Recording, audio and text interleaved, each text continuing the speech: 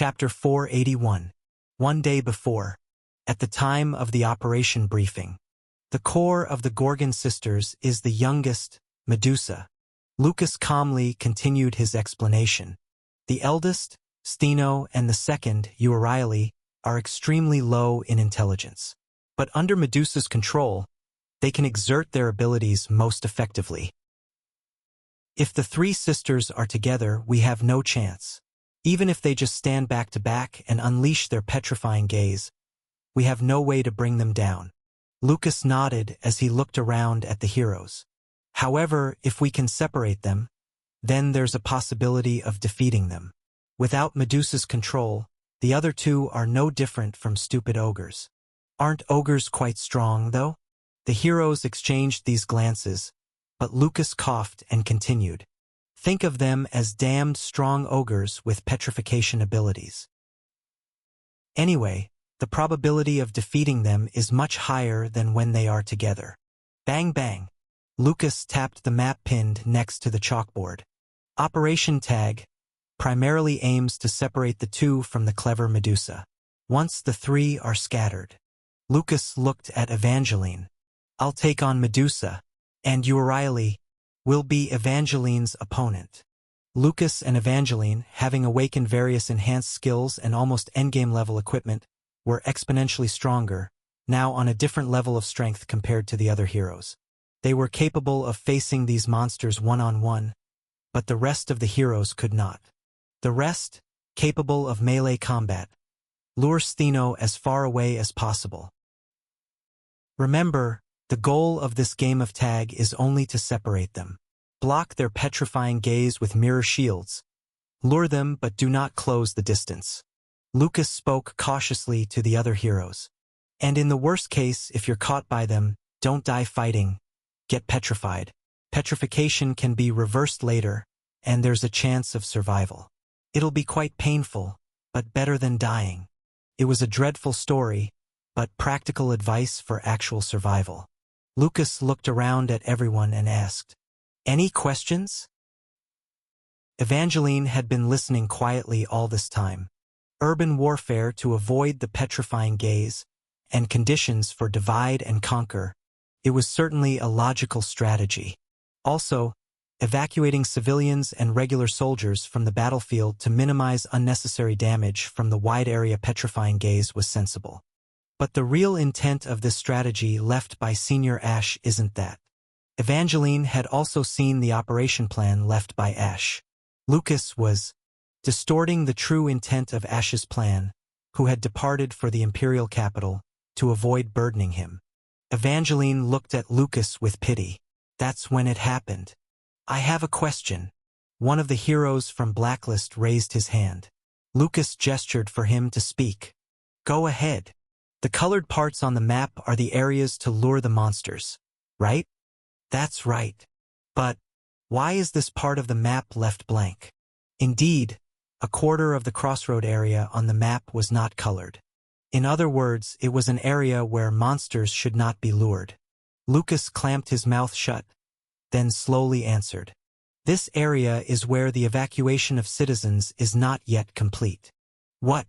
Why? There's a pregnant woman in the temple. She's in labor. The eyes of the Blacklist heroes widened. Lucas just spilled it all out. It's a very difficult childbirth. We can't evacuate her, so a few, including the responsible priest, remain. So absolutely do not lure those monster bastards to this area. Any more questions? If not, I'll proceed with detailed tactical instructions. Lucas let out a faint sigh. And we need to talk about the final trait possessed by these monsters. Present. Thump, thump, thump. The monster walked over the city. Steno, with her mouth wide open, drooling, walked towards the direction of the temple, crushing sidewalks and tossing aside carriages in her path. Watching this scene from the rooftop, the members of Blacklist 5 remained silent, concealing their presence. While the other heroes involved in luring Steno were torn apart and petrified, they only watched the massacre from a safe location. Are they insane to fight risking their lives? One of the 5 heroes, A blind swordsman with his eyes covered in cloth grumbled. They said they'd pay gold just for participating. Just lie down and slink away when it's time. A muscular man with iron plates embedded all over his body and a woman wearing a candlestick crown chimed in. Heh! There's no reason for us to risk our lives fighting, especially not against such a terrifying monster. And to fight something like that? The amount of gold wouldn't justify the risk. That's when it happened. A young child dressed in prisoner clothes and bound in chains frowned as he quietly observed the monster's path. But where is that monster heading to now? The man in glasses sitting in front of the child adjusted his magical prosthetic glasses. That's the direction the acting commander told us not to lure it to during the briefing. That means, in other words, yes, the temple. Silence ensued. The Blacklist 5 frowned simultaneously, looking in the direction the monster was heading. The conspicuous white building the temple was undoubtedly on its path. Shouldn't we do something about it? Aren't there a pregnant woman and priests there? Shit, what can we do? It's not my kid. We're not exactly knights in shining armor. Our lousy lives aren't valuable, but the lives of newborns are? Huh? That's not right, is it? Life is supposed to be fair. Thump, thump, thump. The monster continues walking. The Blacklist 5 had clearly seen how this powerful monster had instantly destroyed several other hero parties. If this powerful monster reaches the temple, the lives of the pregnant woman and priests there are obviously in danger. They will die. Brutally. As the monster moved further away, the 5 thugs felt their mouths go dry. That damned monster has no idea. Don't go that way. Damn it. Is there no way we can do something? Surely there's a way to stop that bastard while we stay safe. These people, whose compassion had long dried up living in the gambling world, still had a minimum level of empathy. But their lives weighed heavier than that empathy, so they couldn't move. That's when it happened. Thump dash. Someone appeared beside Stino. A man wrapped in bandages, his face completely covered by a helmet, armed with a thick square shield and a mace. It was Torkel. Seeing Torkel standing alone against the powerful monster, fearlessly, the Blacklist 5 were taken aback. Who is that crazy guy with no fear? Hey? I know that guy. He's that demon from the Leprosy Extermination Squad. Isn't he? Is he famous? Of course he's famous. Those 5 leprous idiots went around biting and smashing everything. How could he not be? But what happened to the subordinates he used to travel with? Why is he alone? Ah, now that you mention it, I heard a rumor. All his subordinates died here, and he was the only survivor. Unaware of the thugs hidden here gossiping about him, Torkel took a breath and then shouted, "Hey, monster! Over here, dash!" Torkel stood to the side of Stino, deliberately starting to lure her by turning her direction. However, Stino paid no attention to Torkel's provocation. She kept her dull gaze fixed on the temple, just walking forward. From inside Torkel's helmet came the sound of teeth grinding. Torkel continued to shout, closing the distance with Stino bit by bit. Look here, damn monster. There's a living person here. Do lepers not look like people to you? Look at me. Come and kill me." But Stino seemed not to hear Torkel at all. She had already set her sights on the people in the temple, not sparing him a glance. Eventually, Torkel's choice was a charge. With the monster not looking his way, there was no other option. He had to take the risk and close the distance to lure her. Torkel made this decision and charged towards Stino's side. Swish! Suddenly, Stino's head mechanically turned to the side. Her giant body continued forward, but her head turned sharply to the side in a bizarre manner. With that twisted face, Stino impassively stared at Torkel. Screech! A yellow magical light radiated from Stino's eyes. Torkel gritted his teeth and raised his shield in front of him. Crack! Crack, crack, crack. The petrifying gaze was fired, and the entire area around it turned to stone.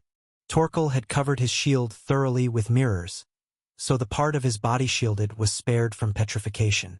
However, Torkel was inherently slow and cumbersome.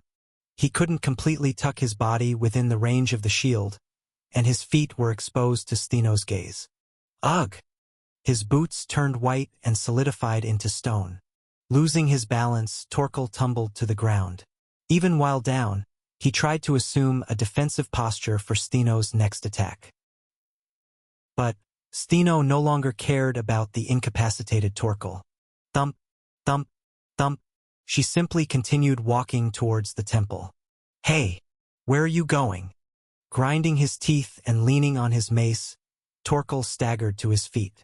I've only lost my feet. I can still catch you. Look here, damn monster. Don't touch the temple. Torkel, with his petrified feet, desperately stepped forward, almost crawling, following behind Steno. People dying there.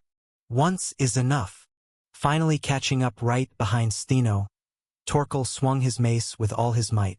But, screech, not allowing the attack, Steno again twisted her head bizarrely and flashed her eyes. Crack, crack, crack. This time, as he raised his mace, his right arm extended beyond the range of the mirror shield. Torkel's right arm solidified, still holding the mace. Ugh!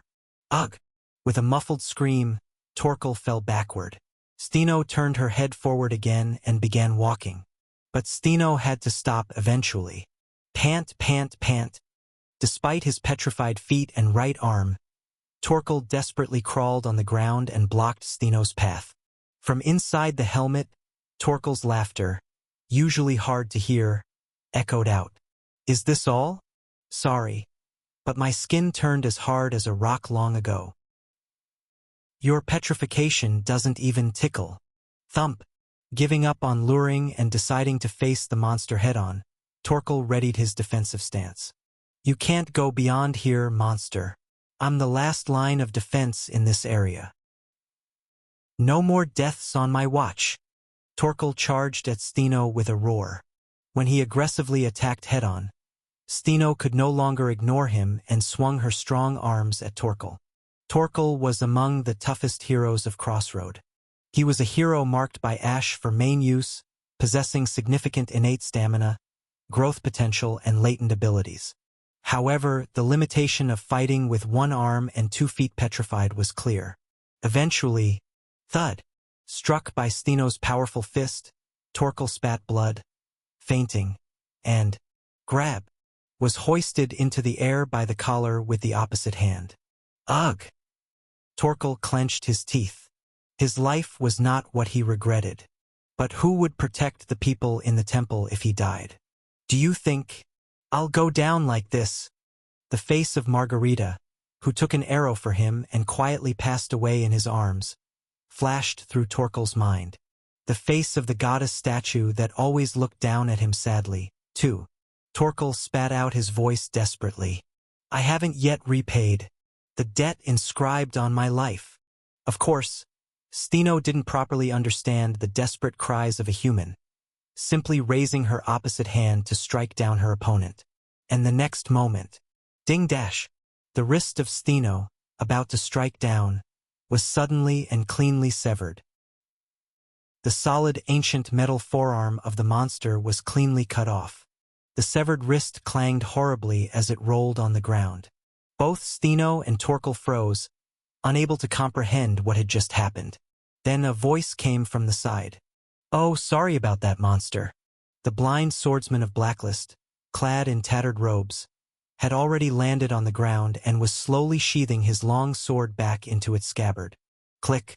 The blind swordsman, having finished sheathing his sword, grinned, revealing yellow teeth. I was aiming for the neck, but as you see, my eyes aren't in great shape. Ended up slicing off the wrist instead. Huh. Chapter 482. Hey, you blind fool. What are you doing? The remaining 4 members of the Blacklist on the rooftop showed evident signs of panic. They had agreed to just watch, but then, out of nowhere, the blind swordsman kicked off his spot and charged at the monster. The Gorgon sisters are not something for us fools to handle. We've already received the advance payment. All we have to do is hide and bide our time. Why suddenly act like a hero of justice? Have you really lost all sense of direction because you're blind? Shut your traps, you damned fools. The blind swordsman spat on the ground, lowered his stance, and placed his hand on the handle of his long sword. Though I've lived a bottom-feeder's life, feeding on dust all my life, though I've lived a wretched life without a thing worth seeing, shit, I know what honor I should keep as a human. The blind swordsman gestured towards the temple, the pregnant woman and the child and also towards the hotel in Crossroad, not far from the temple. Casinos are off-limits. The heroes of the blacklist had incredulous expressions. The blind swordsman again showed his yellow teeth and sneered. It's an unspoken rule, you monster bastard. Didn't your mother teach you? Keying. Instead of responding, Steno activated her petrifying evil eye. Tot. A man with metal plates embedded all over his body quickly rushed towards the blind swordsman, grabbed him by the neck, and rolled on the ground. The petrifying evil eye narrowly missed and petrified the entire alley. Are you really trying to die, you bastard? The other heroes of the blacklist scolded the blind swordsman as they prepared for battle. Your slashing strike takes 10 minutes to recharge after each use. It's a crappy skill. Plus, you can't even aim properly. Don't expect too much from a blind man. Then you shouldn't have stepped in, you damn blind fool. As if your faces are any better. You've never seen them, have you? The metal-plated man gritted his teeth and stepped forward, spreading his arms wide. Magical runes appeared on the metal plates embedded in his body, forming a magical barrier in front. The petrifying evil eyes that Steno rapidly fired were all nullified by the barrier. The metal-plated man trembled at the lips as he laughed. But yeah, that's right. Pregnant women and children, and casinos are off-limits. The others helped Torkel to his feet. The metal-plated man shouted at the bewildered Torkel. Let's fight and slowly lead this bastard elsewhere. You guys. We're all someone's children too. We're not bad enough to abandon a pregnant mother and run away. The metal-plated man gave a sly smile. And the next moment, Quajajijic, Steno viciously rushed forward, tearing apart the barrier created by the metal-plated man. The metal-plated man blinked stupidly, turned his head, and looked straight ahead. Ha! Kaya Wayok! In a delayed burst of rage for losing her wrist, Steno, who had rushed in, grabbed the metal-plated man with her remaining hand and with her widely torn mouth, Quaduk! Wooduk! Kaduduk! She swallowed the metal-plated man's head whole and crushed it. Blood splattered in all directions. The sturdy body of the metal-plated man lost its strength and slumped. The remaining blacklist heroes, and even Torkel inside his helmet, turned pale at the brutal scene. The blind swordsman murmured with a slightly trembling voice. Did we overdo it, us? Kayawea dash. Throwing the decapitated body of the metal-plated man aside, Steno let out a terrifying roar towards the surviving heroes, after successfully luring each of the Gorgon sisters separately. In this situation, who among the three sisters is the easiest to kill? Steno is out of the question from the start. To speak frankly, the heroes positioned here lack the ability to kill Steno. The same goes for Medusa. Lucas, one of the strongest in Crossroad, struggled to take down Medusa, the most powerful of the three sisters, alone. Lucas was positioned alone to withstand Medusa. Therefore, the last one, Euryale, the most agile among the three sisters with high magical defense, but the weakest in physical strength and physical defense. Theoretically, it's easiest to defeat Euryale, and therefore, sigh. Evangeline, positioned on the spire's rooftop, clenched her mouth as she looked down at Euryale, who was lured in front of her. She must be shot down in one go. Heroes tasked with luring the flying Euryale turned to stone one by one, screaming in agony, but Evangeline gritted her teeth and endured. Their sacrifice couldn't be in vain. She had to strike at the perfect timing. Snow White, deploy. Churuk. Scales sprouted from the bracelets and anklets on Evangeline's wrists and ankles, and armor surged up, enveloping her entire body. Click, clang, click. A silvery white armor suited to Evangeline's physique was instantly completed, and a white cape fluttered like feathers behind her. The front of the helmet was a visor made of magical panels, through which Evangeline's face was clearly visible. Snow White, hailed as a powerful armor even in the ancient magical kingdom of the Lake Kingdom, was equipped with corresponding special functions. It visualized and displayed the user's abilities on the helmet's magical panel. And Evangeline possessed a unique trait, Crossroad, which helped her identify the optimal paths on the battlefield. This transcendent intuition, honed over time, had developed almost to a sixth sense level, and combined with Snow White's functions, keying, she reached the realm of foresight. The next move of Euryale was predicted and displayed on the helmet's magical panel, along with the path Evangeline should take. Evangeline, with her emerald eyes opened with resolve, leaped down from the spire. Evangeline cross, deploying dash, tot dash. Evangeline freefell, dropping right above Euryale. The timing was perfect, but there was a slight deviation in the trajectory. However, Evangeline didn't panic and skillfully manipulated Snow White as she willed. The wing bones on her back armor opened, creating a small halo and propelling magic power backwards. Tohack dash. It was a single-use booster function to assist movement on the ground, but Evangeline used it adeptly to adjust her falling trajectory. The path marked on the visor perfectly matched her actual movement. Correct. Euryale, flying towards her next victim, finally sensed Evangeline descending from above and lifted her head, but it was too late. Tyrant. Evangeline's huge cavalry lance, charged with enormous magical power and glowing white-hot, struck down. Pooh awake. The knight's lance charge, propelled from the air, demonstrated tremendous power without reserve. Evangeline's cavalry lance pierced through Euryale's back and protruded from her chest. Kaya Eawayarik. Euryale released a chilling scream, spewing blood, and plummeted to the ground. Bang! Quajik. Kuindandang. Euryale crashed to the ground, destroying all sorts of junk and boxes laid in the alley.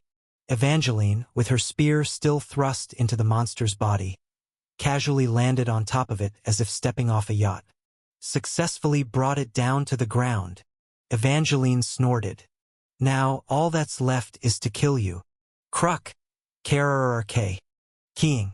Euryale contorted her head at a bizarre angle and used her petrifying evil eye. But Evangeline skillfully covered her left arm's shield with ice, deflecting the evil eye. Kayak. Euryale struggled fiercely, lighting up her eyes. Then, the surrounding stone buildings vibrated all at once, breaking into pieces and hovering above Evangeline's head. Evangeline grumbled as she looked up at the rocks. A whole assorted set of rocks. Kuindandang. The pile of stones that engulfed Evangeline suddenly stuck to each other. It was Euryale's technique to entrap her opponent in rocks. However, it won't work. Kuindandang. Evangeline easily spread her arms and shattered the pile of rocks encasing her. Trait. Unstoppable. Evangeline was resistant to all forms of restraint. This rock entrapment was no exception. Now then. Evangeline coldly chanted towards Euryale, who was still shrieking and flailing. First, the wings. The blacklist was on the brink of annihilation by Steno. Rise, my children. Please, stop that crazy monster. The woman wearing a candelabra crown was a golmancer. She summoned every material she had: blood golem, bone golem, sand golem, even candle golem, etc., but all were effortlessly crushed by Steno's hand. This is my last bullet. The man with half his body modified into a magitech machine was a gunmage. A skilled practitioner of both magic and firearms, his magic bullets and spells failed to inflict fatal wounds on Steno. Having his prosthetic leg and arm torn off by Steno, he loaded the last bullet into his pistol and pressed it against his temple. Should I just kill myself? I don't want to be torn apart by that monster. If you're going to kill yourself, be a meat shield for us first. Damn it. The child in a prison uniform, chained all over, was a dark attribute magician. Using hand signs to cast various evil spells, this child was inflicting some effective damage on Stino but had become her primary target. Torkel, limping, carried the child and barely managed to escape. Eventually, the magician's magic power ran out. There was no chance of winning. Everyone knew it from the start. Damn it! Seriously, why did we have to meddle and make a mess like this? We knew we couldn't win. We knew hiding was the best option. Why did we have to die doing something stupid for a worthless sense of justice? Why? The child needs to be saved, the blind swordsman muttered. Having his leg broken by Stino's kick, he was slumped in a corner of the alley. We need to save the child that's about to be born. What's the use of bringing a child into this shitty world? Huh. What good is it when that monster is drooling right in front of us? Do we really need to show this horrible world to the child? It's for the child to decide. The blind swordsman inhaled deeply, propped himself up on his sword sheath, and shakily stood up. To us, this world is a shitty place. That's for sure. Stino, standing at the other end of the alley, ready to charge. The blind swordsman, leaning on his broken leg, slowly assumed a faltering stance. But we don't know what that child's world will be like. The world being beautiful or terrible, it's for that child to decide. The child should come to a conclusion after experiencing all the sweet and bitter flavors of the world. Hearing these words, Torkel, drenched in sweat and blood, blinked vacantly. I've never seen what this world looks like, but I know this. A shy smile formed on the lips of the blind swordsman. This world usually tastes of sand and dust, ashes, but sometimes, just sometimes, it's incredibly soft and sweet, like cotton candy. Having been born into this world, that child has the right to taste it too. Click. The blind swordsman cocked his sword for the final slashing attack. All right, I'm ready. Just point me in the right direction. Thud dash. Stino began her charge towards them. Then, the gunmage stepped in front of Stino, aiming his pistol forward. This way. Tang dash. The pistol-shaped magic gun fired. Of course, the bullet couldn't stop Stino. The last bullet ricocheted off Stino's metallic forearm in vain, and her charge tore the gunmage to shreds. But the direction was clearly conveyed to the blind swordsman. Huff! The blind swordsman lowered his stance as much as he could, took a deep breath with all his might, and, drawing his sword, unleashed a slashing attack. His attack, which could slice anything if it hit, leaped through space and flew towards Chwack dash. It sliced through a stone wall. In the final moment, his broken leg failed as a pivot, causing his posture to collapse, and the blade veered off in a wrong direction. Ah! The blind swordsman muttered awkwardly. I missed. You useless bastard. You. Screams echoed as Stino charged into the remaining blacklist survivors like a tank. Chapter 483. Just at that moment, Kaiwa dash. A ghastly scream echoed through Crossroad. It was the death cry of Urieli, one of the three Gorgon sisters. The terrible roar resounded through the city's skies, and all living beings had to shrink their shoulders under the overwhelming malice. And then, upon hearing that scream, Stino, who had been rushing toward the blacklist survivors, stopped her charge as if it were a lie. Stino, who abruptly braked right in front of the humans, hurriedly turned around. On the monster's face, intense emotions were boiling like never before. Despair. It was the face of one feeling sorrow. Dash. Responding to the scream with a monstrous howl, Stino began to run toward the direction from which Urieli's scream had come. Thud. Thud. Thud. The ground shook as the back of the monster receded into the distance. Torkel and the three members of Blacklist, having narrowly survived death, stood dumbfounded, sweating coldly. What's that? Good that we're alive, but where is that thing going? Torkel quietly sighed in relief to himself. The final trait of the three Gorgon sisters that Lucas had mentioned earlier had been activated. Hugh. Lucas gasped for breath. In front of the knight, Medusa stood as solid as a fortress. Unlike Lucas, whose armor was battered and falling apart, Medusa was hardly damaged. It's such a headache not being able to meet her gaze. Lucas gritted his teeth. Of course, in a battle between masters, eye power is very important. One must observe the entire movement of the opponent, capture their vulnerabilities, and react to their sudden movements. The movement of muscles, subtle changes in complexion, a single blink of an eye, all this information is gathered by the eyes, and based on this, Lucas had been fighting by moving his body. But Medusa possessed the petrifying evil eye. Unable to meet her eyes directly, Lucas had to fight by reflecting the opponent in a mirror. And this was a significant handicap. Because Lucas's natural eyes were exceptional, fighting Medusa, who forced him to seal his own eye power, was a tough adversary. And this was the result. Lucas could not defeat Medusa in a direct confrontation. He was merely being worn down endlessly, barely managing to keep Medusa at bay. With a forked tongue flicking her lips, Medusa laughed. Really extraordinary, human, to fight me like this, relying on that mere mirror. If you were born in the mythical era, you could have become a legend. But now the world is fading, and even the seemingly endless light and shadow are reaching their end. Who will remember your futile resistance? Lucas, clicking his tongue, firmly gripped his sword and thrust it forward. Quite a long tongue you've got, monster. Oh dear, this long tongue is my pride. Thanks for the compliment. I've adapted to your movements too. Stop the chatter and come at me again. This time, I'll take your head with this sword. HU, knights, always so full of bravado, no matter the era. That's a Jobist remark. Does it matter? I am a monster after all. The brief banter ended. The knight and the monster took their fighting stances, as if by agreement, and both closed their mouths. Lucas and Medusa, both were preparing their lethal moves to finish off each other. And, just at the moment before collision, Kaiwa dash! From the other side of the city, a terrible scream ripped through the air.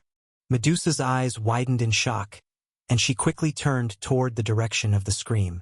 Medusa uttered with a trembling voice, "Sister Euryale?" With a dash, Medusa shot towards that direction, seemingly no longer caring about Lucas. Sister, no. Sister. Lucas tried to stop her, but it was futile. Watching Medusa's receding back, Lucas exhaled a light sigh. It worked, Evangeline. The scream just heard. There was no doubt it was Euryale's death cry. In an alley at a corner of Crossroad, Euryale lay there, shattered to pieces. The wing-torn monster had turned its whole body into a statue just before its last breath. And Evangeline completely smashed even this statue. Phew, that was quite dangerous. Evangeline, having removed her helmet, wiped the sweat beading on her forehead. Thanks to the success of the initial ambush, she had brought this monster to the brink of death at the start of the battle. Still, Euryale resisted to the end with her tenacious vitality. But if it came down to tenacity, Evangeline was no less formidable. She finally succeeded in bringing it down. Though Evangeline had also nearly exhausted her strength. Thud, thud, thud. Then, from the other side of the city, heavy footsteps rushing towards this direction were heard. Alarmed, Evangeline quickly left the spot. Soon, the other two Gorgon sisters arrived at Euryale's corpse. Stheno gazed down at the body with her mouth agape in a daze, while Medusa, wailing, collapsed in front of Euryale. Iowa! Sister! Sister Euryale! Nu! Unable to contain her sorrow, Medusa's eyes erupted with a yellow magical energy. Stheno also let out an incomprehensible wail, shooting out her evil eye. Boom! Boom! Buildings collapsed amidst billowing dust, turning to stone under the influence of the Gorgon sisters' evil eyes. The entire area petrified, crumbled, and hardened again. After the terrible wails and petrification storms swept through several times, the alley had transformed, looking like a bird's nest. In the center of that nest, Medusa, stroking Euryalus' body, muttered in a gloomy voice, "It's okay, it's okay. I'll never lose you, sister. Never." Medusa picked up a piece of Euryalus' shattered remains, crunch, and put it in her mouth. Crunch, crunch, crunch. The sound of Medusa eating the stone statue of her sister echoed chillingly in all directions. Steno, as if protecting Medusa, glared around fiercely with her gray eyes. Crack, snap, crunch. And as Medusa frenziedly devoured the remnants of her sister, both her shoulders, crack, crackle-dash, began to fracture like an old statue, spreading apart, shhhh. And from those fractures wings burst forth. They were Euryalus' battered, cracked membrane wings. The final trait of the Gorgon sisters. Sister cannibalism. The barracks in Crossroad. Rooftop. As Evangeline returned, Lucas, standing at the edge of the rooftop, slowly spoke. When one of the three dies, the surviving ones eat the corpse. In this process, the surviving sibling inherits some abilities of the deceased. The day of fierce battles was drawing to a close. The late afternoon was transitioning into evening, twilight seeping into the sky. Looking at the setting sun, Lucas continued. It would be best to interfere with the consumption if possible. But the Gorgon sisters, during their sister cannibalism, build a nest to ensure their safety. In a location with ample rocks, they construct a rock nest for the cannibalism and enter a defensive state. Evangeline silently listened, staring at the nest constructed in a corner of the city. And that nest is currently impenetrable with our forces. The Gorgon sisters' combat power skyrockets when they enter their defensive state. We have no choice but to wait for them to finish their sister cannibalism and come out on their own. In other words, with each Gorgon sister we kill, the surviving ones grow stronger, and we must defeat the final one, who has absorbed the others to end the battle. Even for powerful monsters, they possess this terrifying gimmick. Sigh. Stretching her stiff shoulders, Evangeline spoke.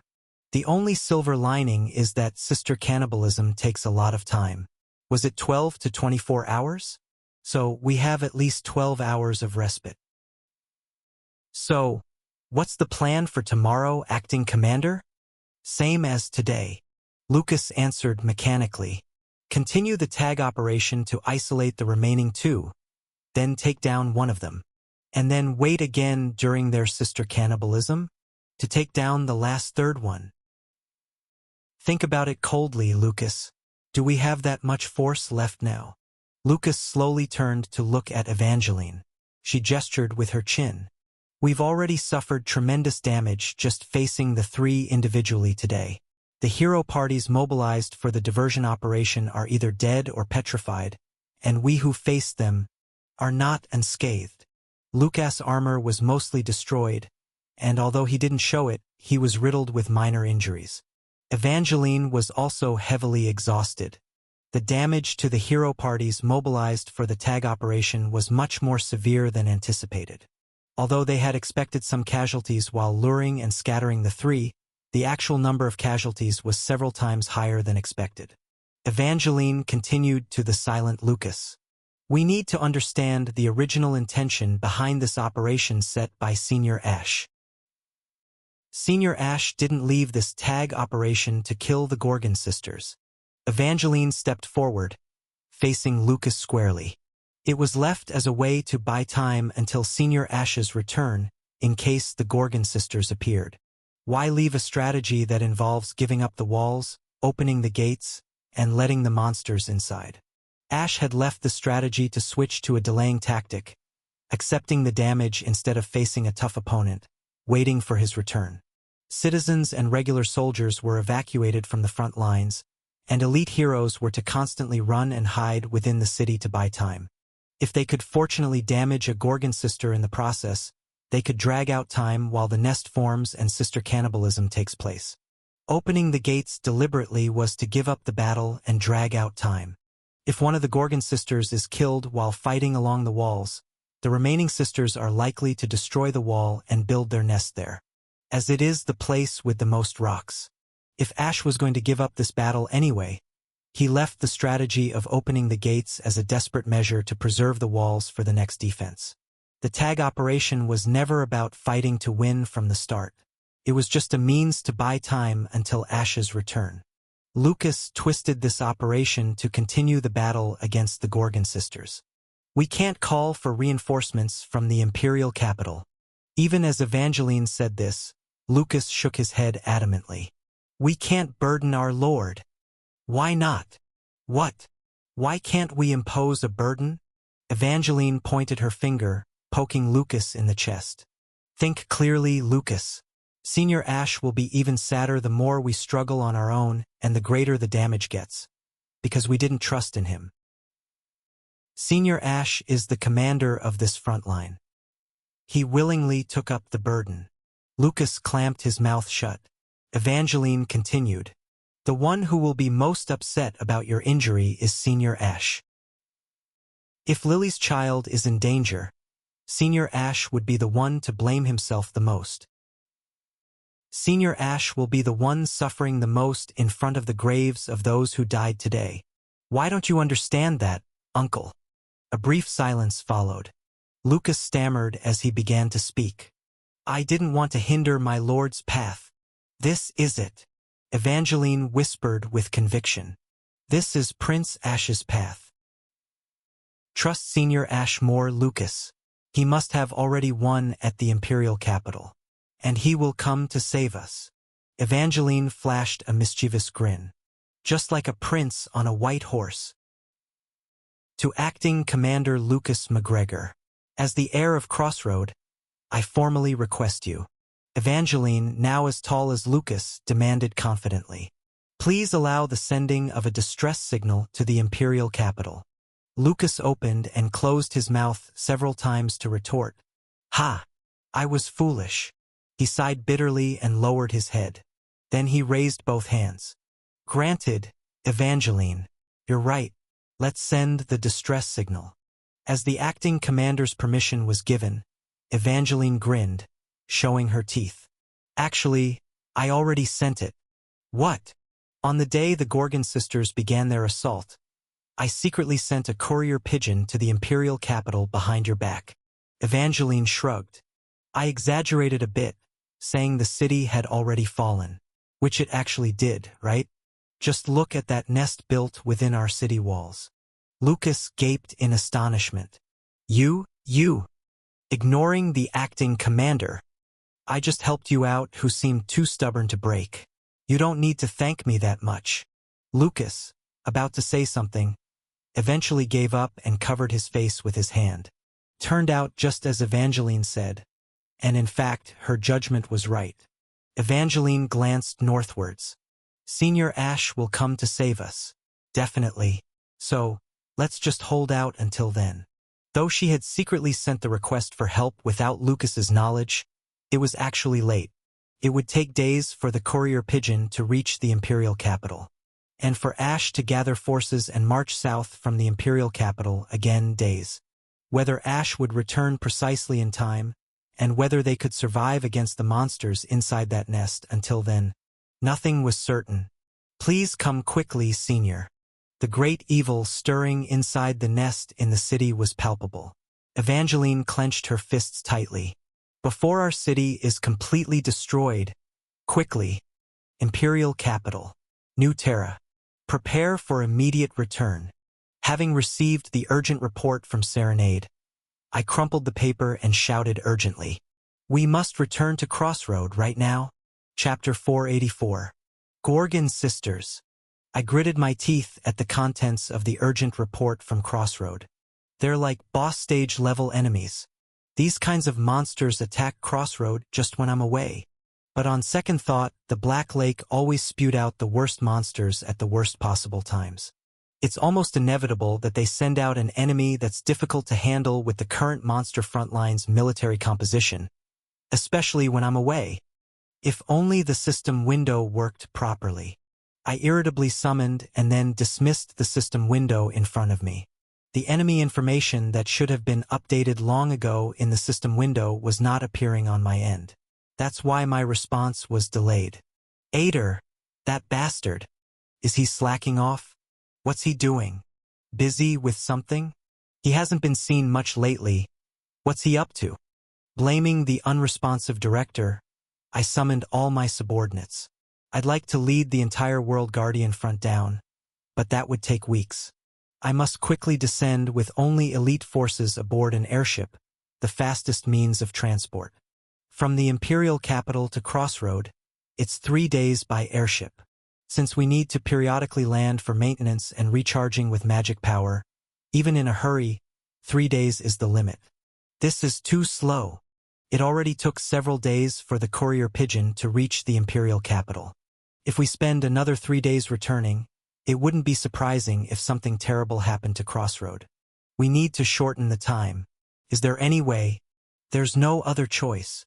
Having thought of a method, I clicked my tongue briefly. Once again, I have to sweet-talk my dear father with some cute youngest son charm.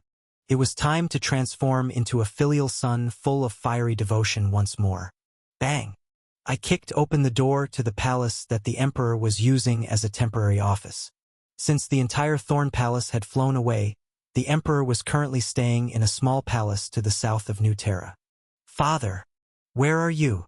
The knights guarding the entrance couldn't stop me and just sweated profusely. Prince, Your Highness, it's difficult if you suddenly come like this. You should follow the official procedures and then come dash.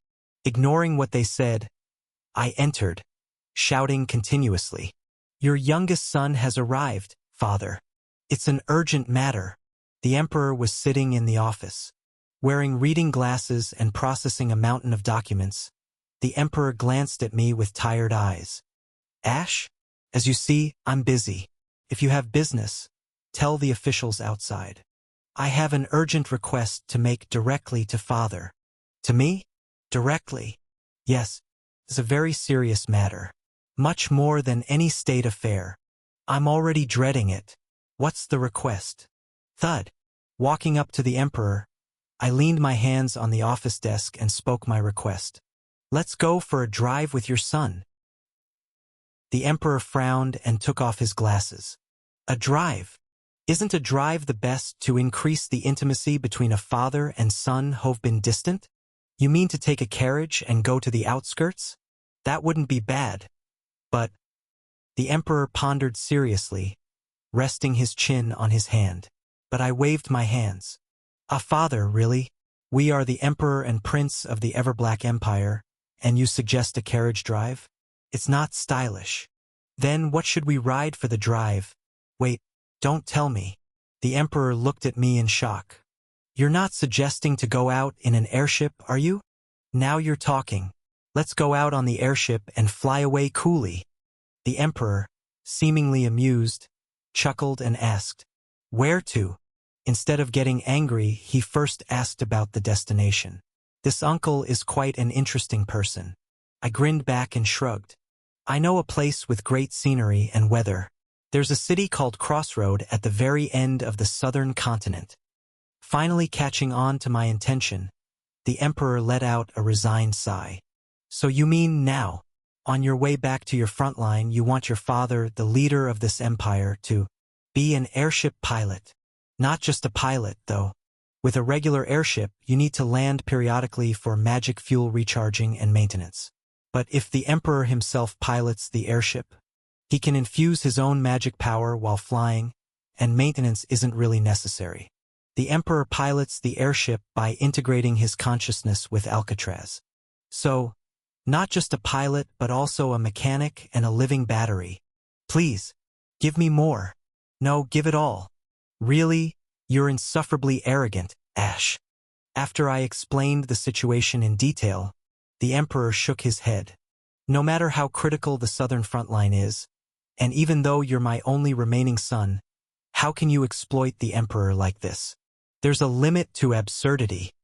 Why not help me just this once, Dad? What? The Emperor looked at me in shock. In front of him, I clasped my hands and twinkled my eyes as much as I could. Your cute youngest son is asking like this? Will you really not help, Dad? Damn it! The Emperor muttered a curse under his breath. Was there really a need to curse and hurt my feelings? He covered his eyes with his hands as if he had seen something he shouldn't have. Stop it. It gives me the creeps. If you don't agree, I'll keep doing this, Dad. Let's get it over with and go. Right now. Just stop it. Please. Not just in words, the Emperor immediately stood up from his seat. Get those who are coming on board Alcatraz. We leave in 1 hour. I jumped up, spreading my arms. Yay! Dad is the best. This is so exciting. A drive with Dad. Didn't I say stop it? It's an imperial command. An order. The Emperor shivered as if he got goosebumps, then rubbed his forearms and left the office as if fleeing, presumably to get Alcatraz ready. Watching the Emperor's retreating figure, I chuckled. Please be a bit more lenient. It's because I grew up without love. Anyway, I've secured the fastest way to return to Crossroad. I'll be there soon, guys. I turned my gaze to the southern sky, towards my front line far away. Just hold on a bit more. Night had fallen in Crossroad. Most of the citizens had evacuated far away, but essential personnel for city operations, including priests, were on standby not too far from the city. They had returned now that the battle had reached a lull and helped with the repairs. The injured were healed by priests, blacksmiths urgently repaired damaged equipment, and veteran soldiers among the regular troops volunteered for the bait unit tomorrow. Soup boiled in the barracks kitchen, and the smell of roasting meat filled the air. The weary ate their meals with difficulty. Crouching at the entrance of the temple, Torkel looked down at this scene. Behind Torkel, Zenny's, looking haggard, was casting healing magic. It's lucky that I have dispelling abilities. What would we have done otherwise? Zenny's had the ability to lift curses. However, it was too exhausting to use so much divine power, so it was impossible to heal all who had been petrified today. Therefore, as a temporary measure, Zenny's was only healing the petrified parts of Torkel. Thank you. Torkel roughly rubbed the parts of his body where the petrification had been reversed. His hands and feet were still stiff, but he slowly started to feel blood circulating again in the numb extremities. This is just a stopgap measure. As long as the source of the curse, that monster, isn't killed, the aftereffects of petrification will remain. What happens if we kill that monster? Then, not only the petrified parts but all the petrified people will be released from the curse. Of course, they'll suffer quite severe aftereffects. Zenny's, sitting next to Torkel, took out a cigarette, then with an sound, crumpled it in his hand and threw it to the ground. It seemed he still couldn't smoke because he had to return to a pregnant woman soon. Torkel, glancing inside the temple, cautiously asked, "How is Lady Lily doing? Is she all right?" "She's in a dangerous state. Lost too much blood and used up all her strength. She keeps fainting and waking up. I don't know why this child is causing so much trouble. But the end is in sight. Don't worry. I'll make sure both the child and the mother survive." Silence fell. Facing death, striving to protect life. The two men, who had fiercely fought on different battlefields, sat quietly side by side for a moment, looking down at the city drowned in darkness. Then Torkel spoke. "Priest Zenny's." "Yes, I'm listening. You once told me that I was like a lost lamb. You said to come to you if I needed to confess." Zenny's, turning to look at Torkel, chuckled softly. "I did, didn't I? Are you finally ready to talk? I always thought that being born into this world was my sin." Torkel fiddled with the helmet covering his face. "That I was born into this world as a punishment for sins in my past life. That's why I contracted leprosy. I believed that. But the previous priestess, the saintess, said there was no such sin. She said that the world is just naturally this cruel." The image of Margarita came to mind. Her noble face as she bandaged her blood-soaked body. She said all we can do is struggle until the end in this cruel world. That's what she told me. What do you think, Priest Zenny's? Was the saintess right? Xennies didn't give a straightforward answer of right or wrong. Instead, he smiled faintly and gestured towards Torkel. That disease must have made your life difficult, Torkel? Yes. Torkel nodded. There wasn't a moment that wasn't hard. Was this world nothing but pain for you? I think so, Torkel affirmed again. I believe it was nothing but pain. He had lived because he couldn't die. His fellow sufferers of the same disease had all died, and the saintess who prayed for him also died. In this city on a grave, he was just struggling as the saintess had said. But, for what? How long must he keep struggling like this? Even with his eyes closed, he could see people's deaths. The guilt of being the lone survivor was clearer than the pain of his disfigured skin. In this cruel world, was suffering like this truly life? I was once dispatched as a priest of the goddess Faith to various parts of the world. Once I went to the very western end of the world. Getting up with an ugh sound, Xennies started to speak. It's a strange coincidence, but the weather there was really messed up. That town was under thick clouds all year round.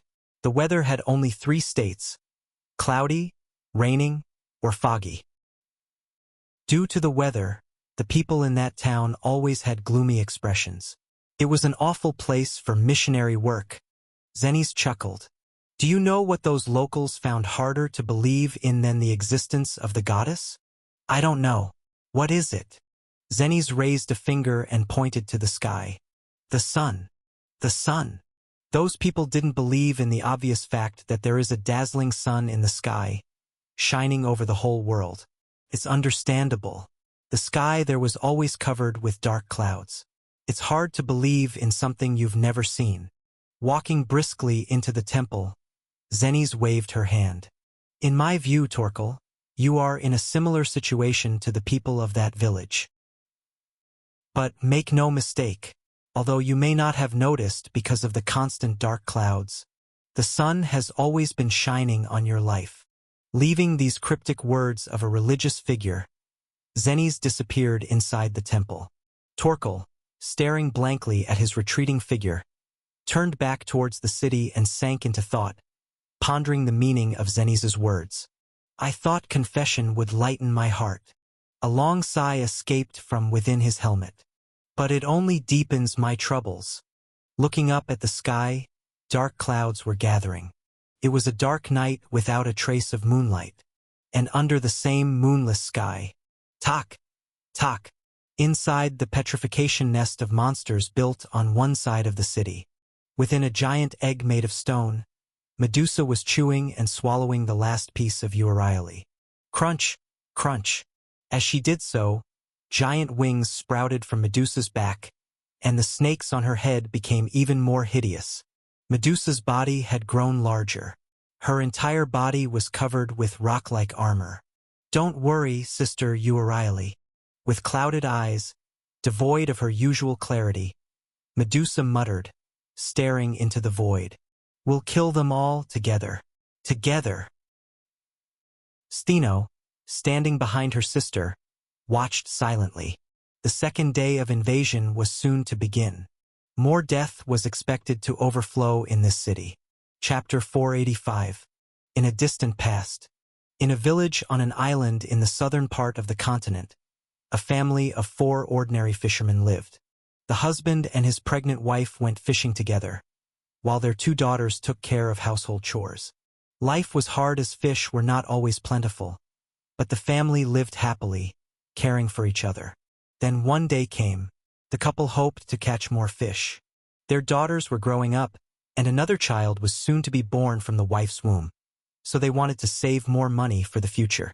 After much deliberation, they ventured into a fishing area that was designated as a forbidden zone by the village. It was a place not fished by the village, as it was considered sacred for generations, and thus was abundant with fish. This was the beginning of their trouble. A sea dragon lived in these waters, and tragically, the couple's net caught the sea dragon's child, tearing it to pieces and killing it. Enraged, the sea dragon appeared before the couple, devoured the husband, and cursed the wife. I cursed the child in your womb, like my child, caught and torn in your net. It will live a hideous life and meet a miserable end. The wife barely made it back to land, gave birth to the child after 10 days and nights of suffering, and then died. The child was born with a grotesque appearance. Instead of hair, snakes were attached to its head. Its body sprouted animal fur, and its limbs were made of metal. Its eyes turned everything they gazed upon to stone. And so, the two sisters did not abandon their horrifically born younger sibling. In place of their deceased parents, they decided to raise the child with care. The sisters' names were Steno and Euryale, and the name of the monster-born youngest was Medusa. Day 2 of the Gorgon sisters' invasion. The weather was overcast. It seemed like it would soon rain, or perhaps snow or hail would fall. Kugugugung. The nest built by the Gorgon sisters in Crossroad had collapsed. Amidst a cloud of dust, stone structures crumbled altogether, scattering like ashes. Then, from within that cloud of dust, the shadows of two monsters slowly emerged. Kung, Kung, Kung. Steno and Medusa. The two monsters stepping out of the nest were even bigger than the day before. Medusa, who had devoured Euryale and absorbed her wings and petrifying skin, and Steno, who had absorbed residual magic power, were even more swollen in size. Even the arms that had been severed were now fully reattached as if nothing had happened. HK.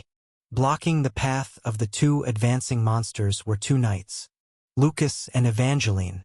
Lucas, hastily wearing mismatched high-quality armors left in Crossroad, draped a black cloak over them.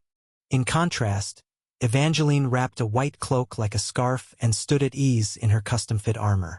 When our Lord returns, Lucas, glancing at Evangeline, grumbled, "I'm going to ask for a set of the best armor for myself too. How unfortunate.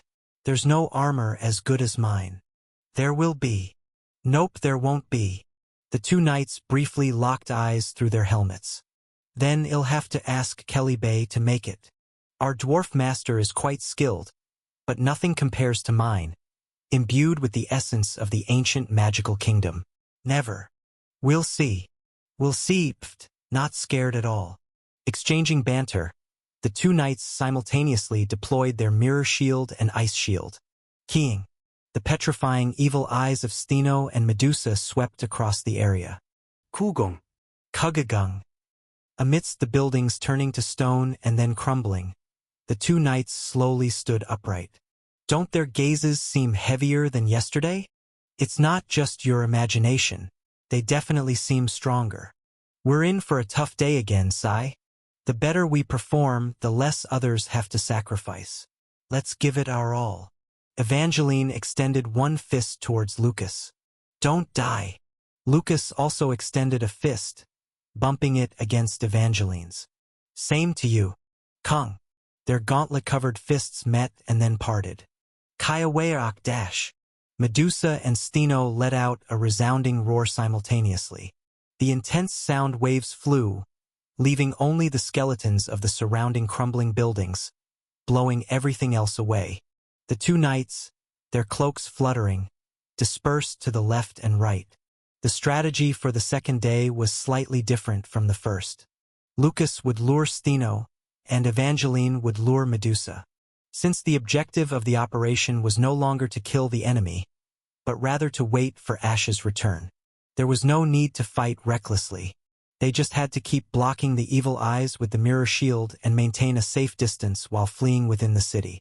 The tactic was set for Lucas and Evangeline to handle the two monsters primarily, but if they became exhausted or endangered, the remaining hero parties scattered throughout the city would intervene and assist, and one of those hero parties deployed. 3 survivors of the blacklist were huddled together on a building's rooftop, holding a meeting. "Let's run away." The golem sorceress, her eyes shimmering, spoke in a low voice. "Seriously, we can't go on. We're not even in a state to fight anymore. Let's run away this time. No, not just let's run away. I'll escape alone if I have to, leaving you behind." "What are you saying? Leave us and escape alone?" The young child in prison clothes, bound in chains, and using black magic, had aged drastically into an old man. As his young appearance maintained by black magic faded, his original appearance emerged. The black magician pointed a trembling, liver-spotted hand at the golem sorceress.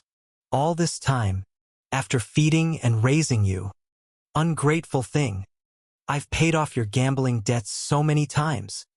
I appreciate that you covered my gambling debts, but that's not a reason for me to throw my life away here.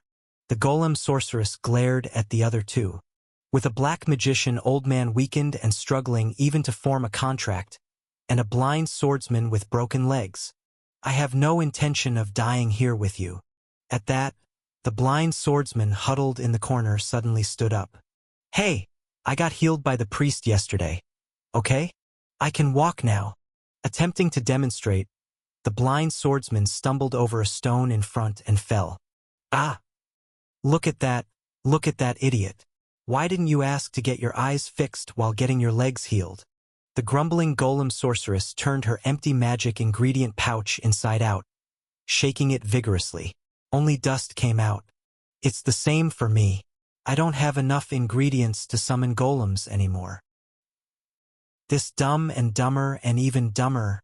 There's nothing we can do against those powerful monsters. Let's stop this nonsense and just run away together. Okay. If I can somehow get the last ingredient, I can summon a golem to carry us and we can flee. That's when it happened. Quag-wag-wag-wang.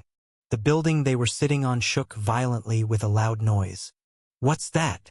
What's happening? The terrified golem sorceress quickly looked down at the building below. Kaya Wayarok. KR. Ugh. It was Lucas and Stino. Stino charged with a frenzied and mighty force, and Lucas tried to block the charge with his sword strike. But Stino, indifferent to the light sword digging into her hand, kept pushing forward relentlessly.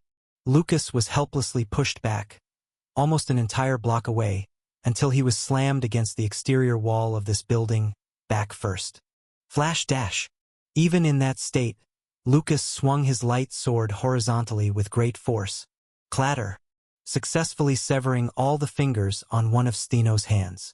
However, Stino, with her fingers gone and only her palm remaining, somehow managed to grab Lucas's neck. The pressure of her palm alone was enough to crush the neck part of Lucas's armor, making it hard for him to breathe.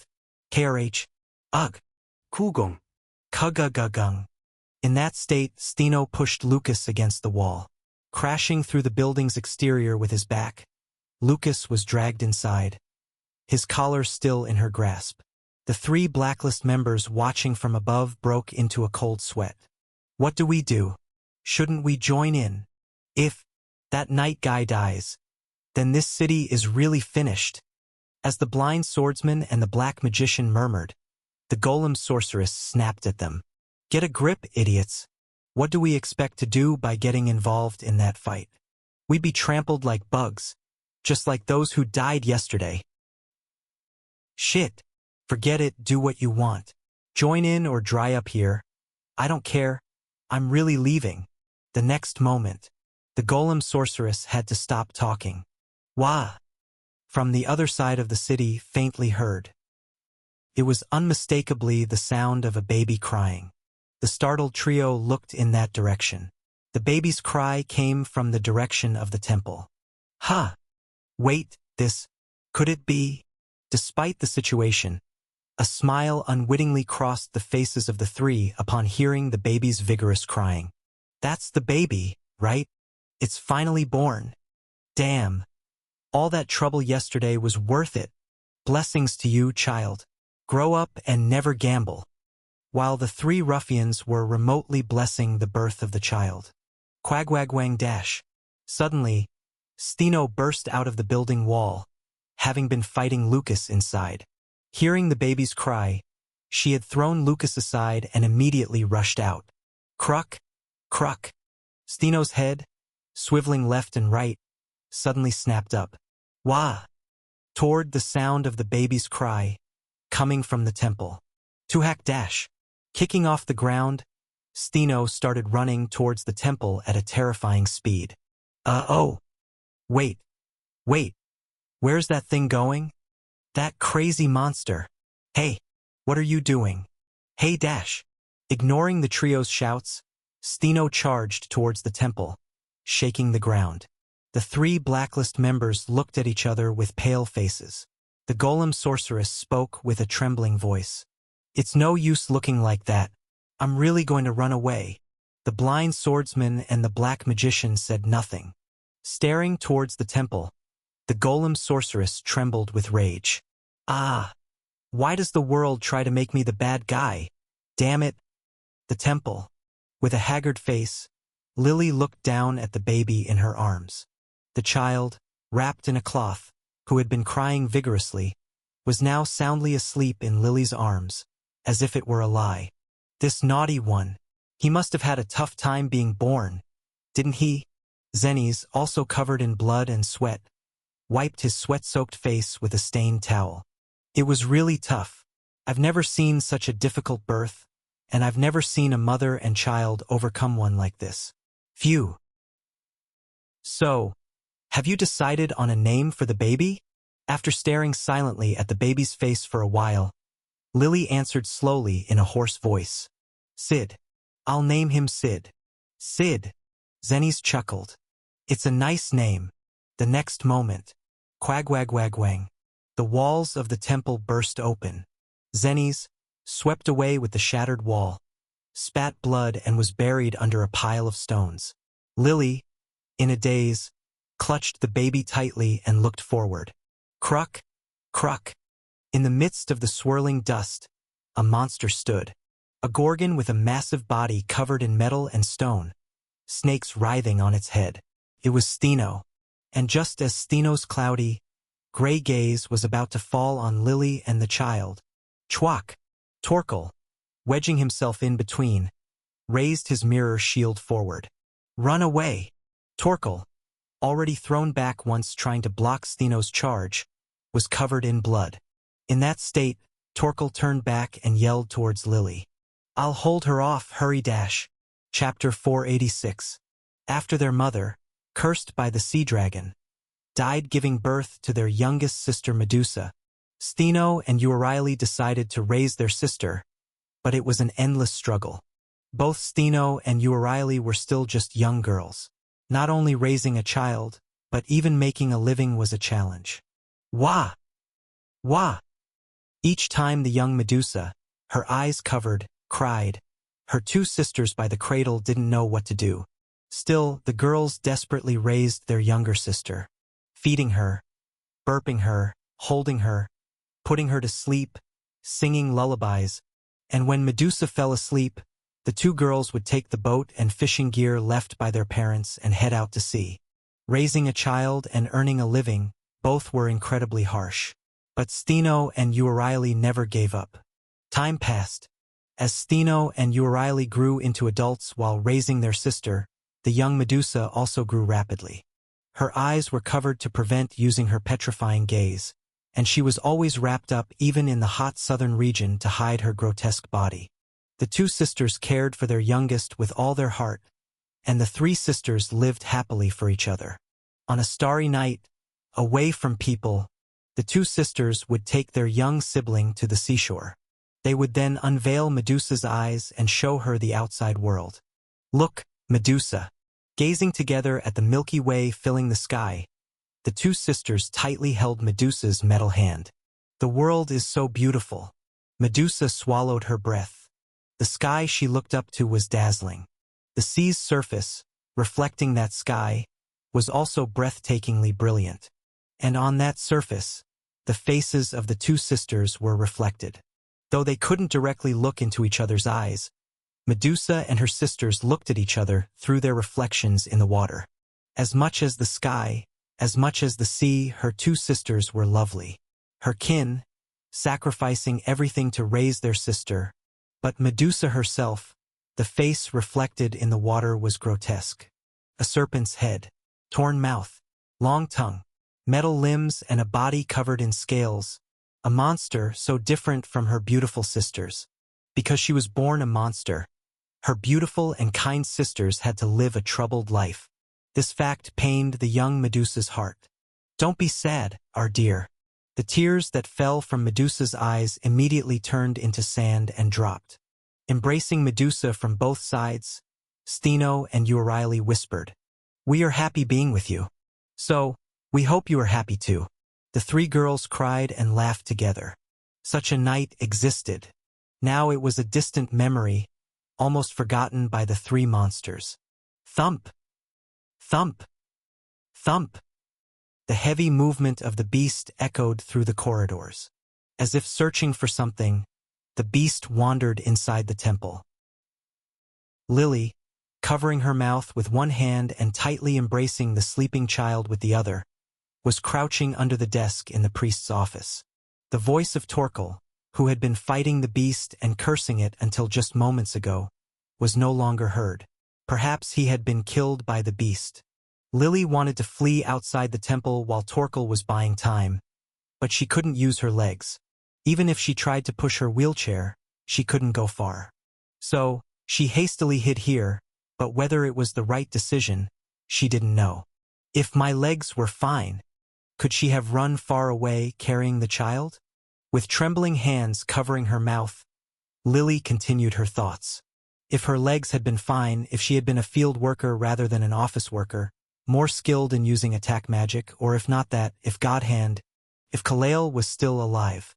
Lily gritted her teeth. What use were these pointless hypotheses? Lily quietly looked down at the sleeping child Sid's face. The boy resembled his mother with red hair, and his currently closed eyes were light green like his father's. He had been a child she had somewhat resented for the pain of his birth. But once this tiny life was in her arms, all she thought about was protecting him by any means. Thump, thump, thump. The monster's footsteps faded away. It seemed to have left to search another section of the temple. If lucky, it might just leave the temple altogether. Lily inwardly sighed in relief, but then Sid in her arms twisted his body. Ah! Ah! Lily tensed up, fearing Sid might cry. But fortunately, after tossing and turning a few times, Sid fell back asleep with babbling sounds. Phew! While gently stroking the back of the sleeping child, feeling relieved. Crack dash! The sound of the priest's office door being torn off resounded. The color drained from Lily's face. Thump! Thump! Thump! The monster that had entered the priest's office approached steadily. Lily slowly bent her trembling body and embraced the child, burying him in her arms. Don't cry, don't cry, don't cry. The words were for the child, but also for herself. She felt like bursting into tears. It was sorrowful, painful, and torturous. But Lily bit her lip hard and held back her tears.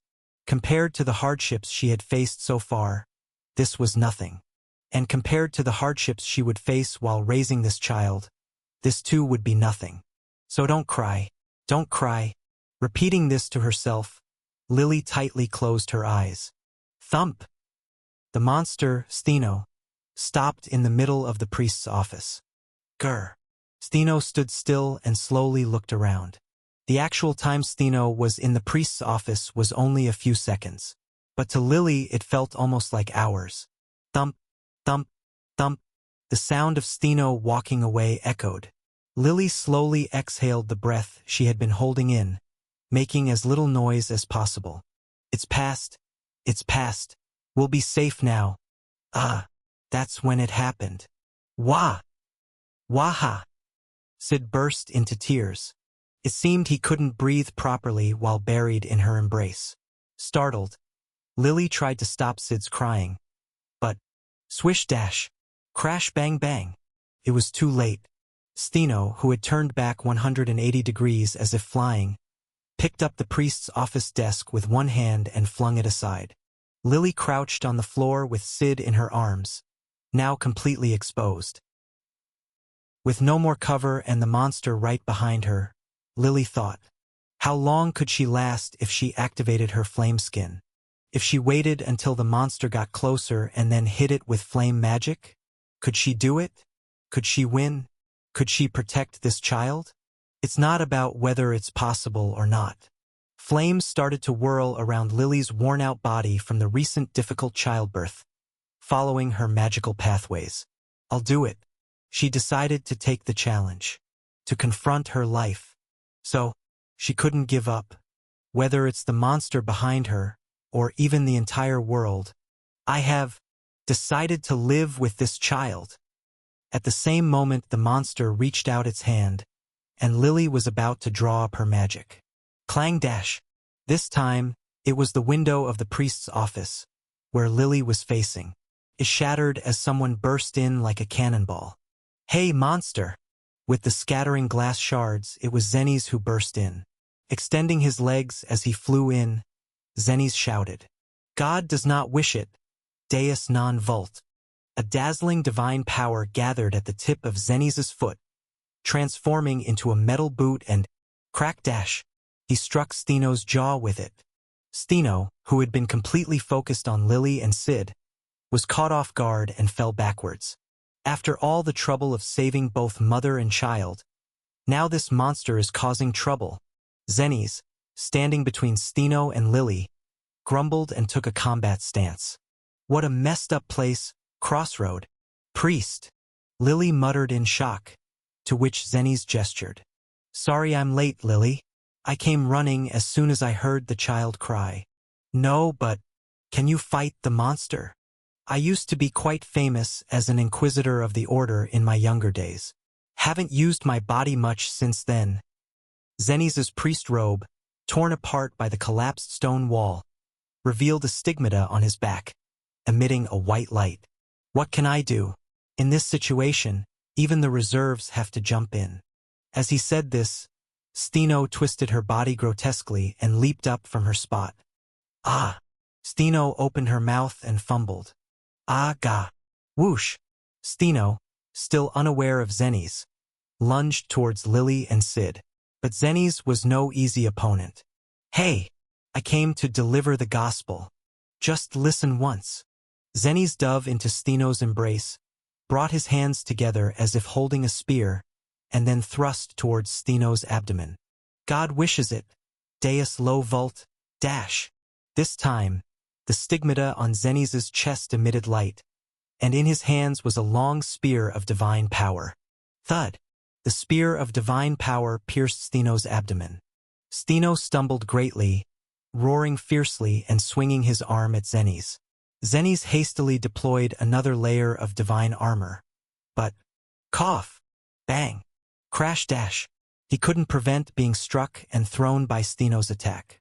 Grr! Having dealt with the interferer, Steno glanced forward. But Lily and Sid were no longer there. Wah-wah-wah! Lily and Sid were suddenly grabbed by a black magic power and whisked out through the broken window. Right. Got you dash. Outside the window, in the temple courtyard, stood a black magician. The sorcerer's gestures controlled the black magic power that snatched Lily out. Go! The sorcerer immediately placed Lily on the hand of a nearby golem. On the other hand of the golem sat a golmancer.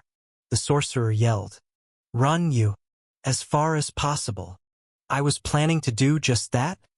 The golmancer retorted and awkwardly smiled at Lily. I've carried many on a golem, but this is the first time with a newborn and its mother. Hold tight. It won't be as comfortable as a cradle. Thump, thump, thump. The golem started to flee hastily. Crack dash. Kai-ah. Steno burst through the wall, roaring in the direction they went, and then gathered strength to give chase. That's when it happened. Flash dash. Piercing flash struck down. The blind swordsman, who had been hiding on the second floor of the temple, struck with a smooth slash from his unsheathed long sword, precisely tearing through Steno's eyes. Kya? Ah! Steno, in agony, covered her gushing, bloodied eyes with her hands. Oh dear! This is unfortunate. I aimed for the neck but ended up slicing the eyes. The blind swordsman, having leapt down and delivered the slash, fell awkwardly to the floor and chuckled with a sneer.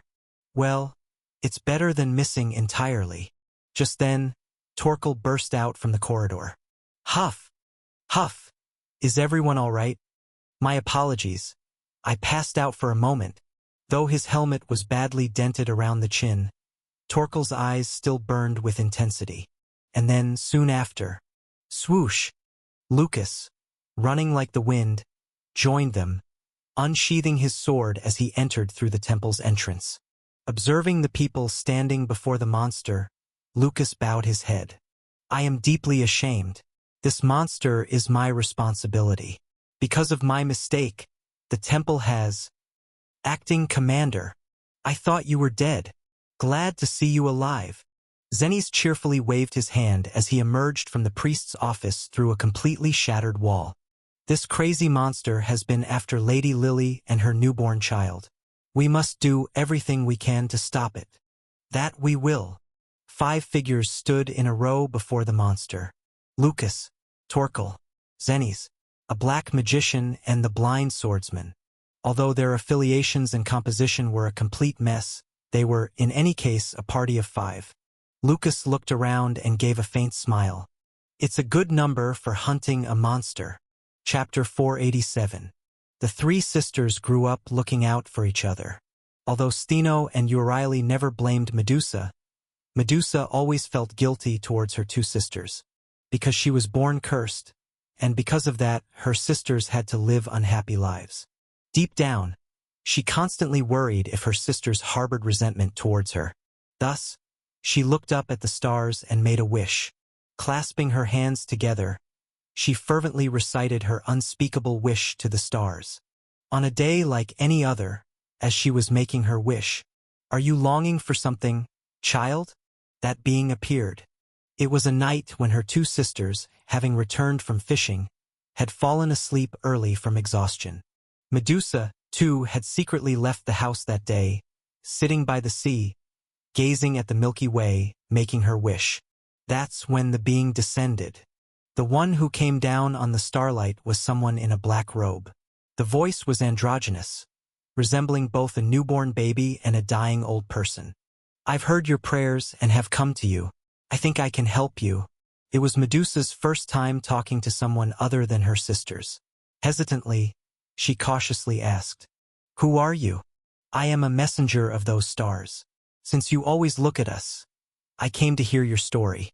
A black shadow inside the robe smiled slightly. "Do you have a wish? Tell me. I can help you." Medusa, staring blankly at him, blurted out as if enchanted. "I want to look like my sisters."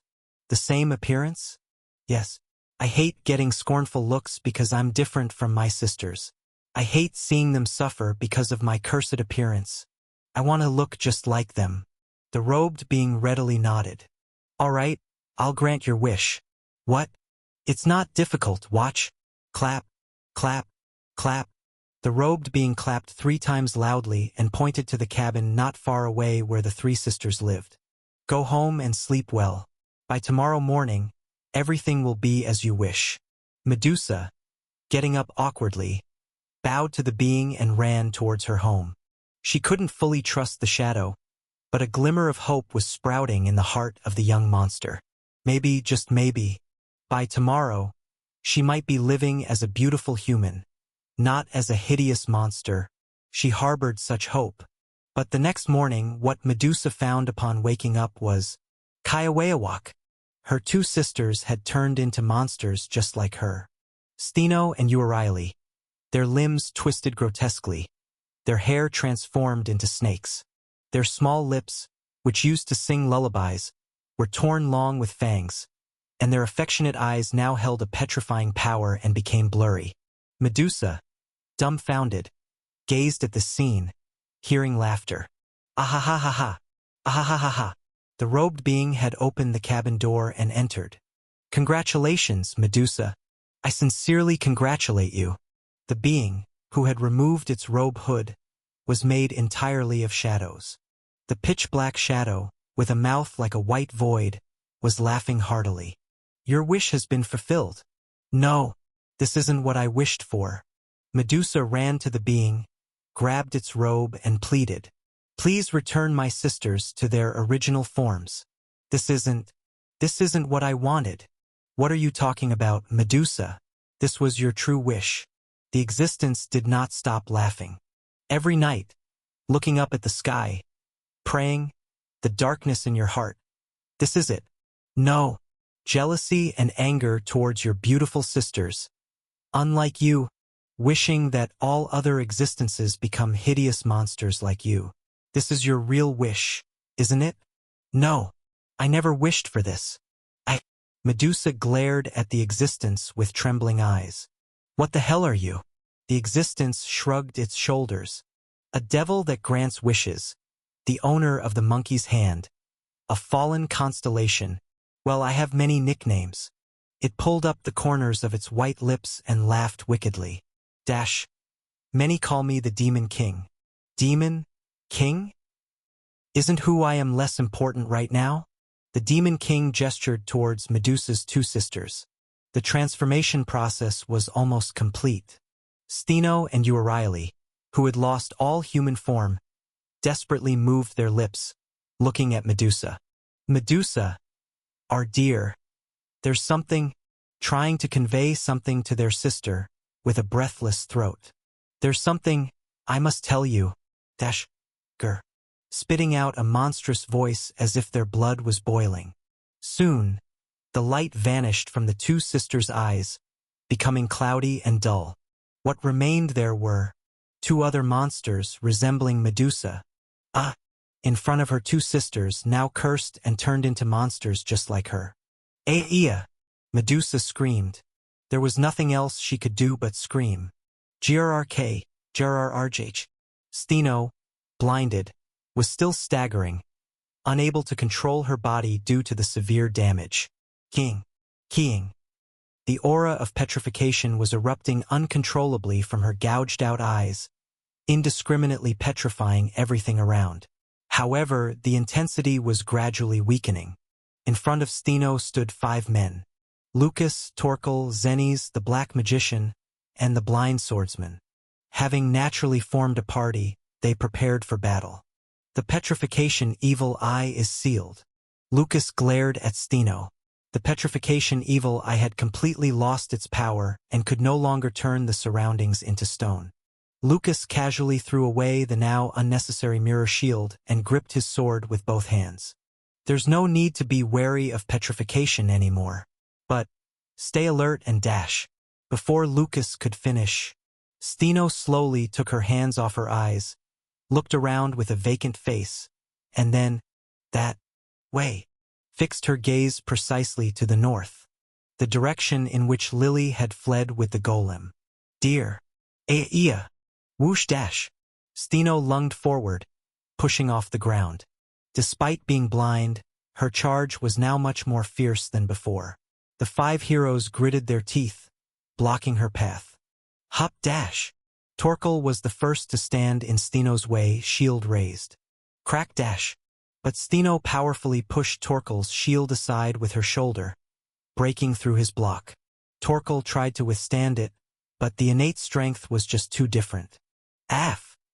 Eventually, Torkel was sent flying with his shield. However, this weakened the momentum of the charge. Next, the Black Magician and the Blind Swordsman attacked Steno from both sides. Can't you see anything, you blind bastard dash? That's not for me, right?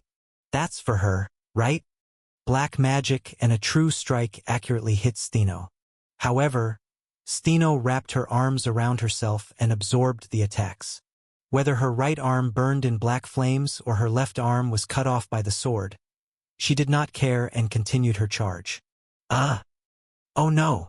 The two standing in the path of the charge desperately tried to roll to the sides to avoid it. But, Steno released a sonic wave, blowing them away. The Black Magician and the Blind Swordsman coughed up blood as they rolled on the ground. Then, Zenes, clad in holy power armor, and Lucas, drawing his sword of light, blocked Steno's path. Wowahak! Lucas was in the state of activating his ultimate skill, Divine Descent. He intended to decisively end Steno here.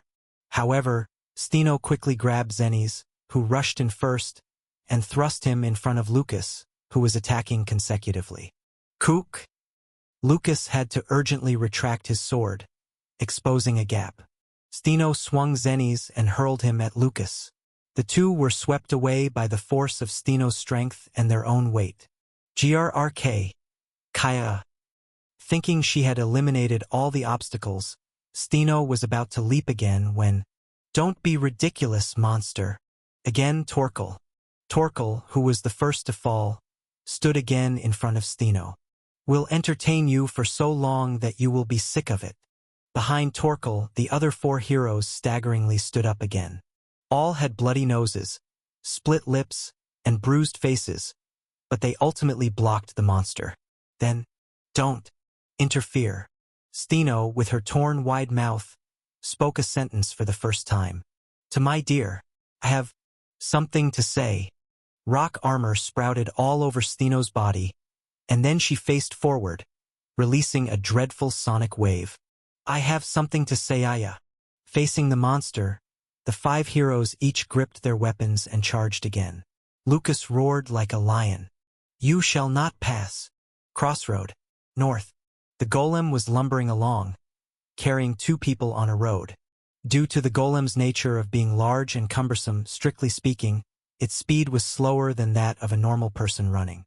However, it was the best means of transportation to move Lily, who could not use her legs. "I originally planned to just run away." The Golmancer had a dazed expression. She gazed at the face of Sid, who seemed adorably asleep. Sid was soundly sleeping in Lily's arms. "But damn it, what's with this human compassion? Seeing a monster going after a newborn, how could I just run away?" Eventually, I joined in. Lily bowed her head deeply. "Thank you so much." "Ah, no need for thanks. It was the right thing to do as a human. Now, let's safely get out of here. Raise the kid well and—" The Golmancer stopped speaking and jerked around to look behind. What? Thud. Thud. Thud. The north gate of the castle they had exited was shaking violently, and then, crash dash, it was effortlessly smashed. And what burst out was Stino. The monster looked ragged from the intense battle. It had no legs, its side was torn off, its chest was deeply gouged, and its neck was half severed, flapping loosely. And with that battered body, it bizarrely balanced itself and charged forward again. "This is crazy. Dum dum dum." In a panic, the Golmancer tried to speed up the golem but realized there was no way to do so. "So, just keep going straight," she shouted, leaping off the golem. The golem continued down the road, while the Golmancer gritted her teeth and stood in the path of the onrushing Stino. Panicked Lily shouted, "Don't do this, get away.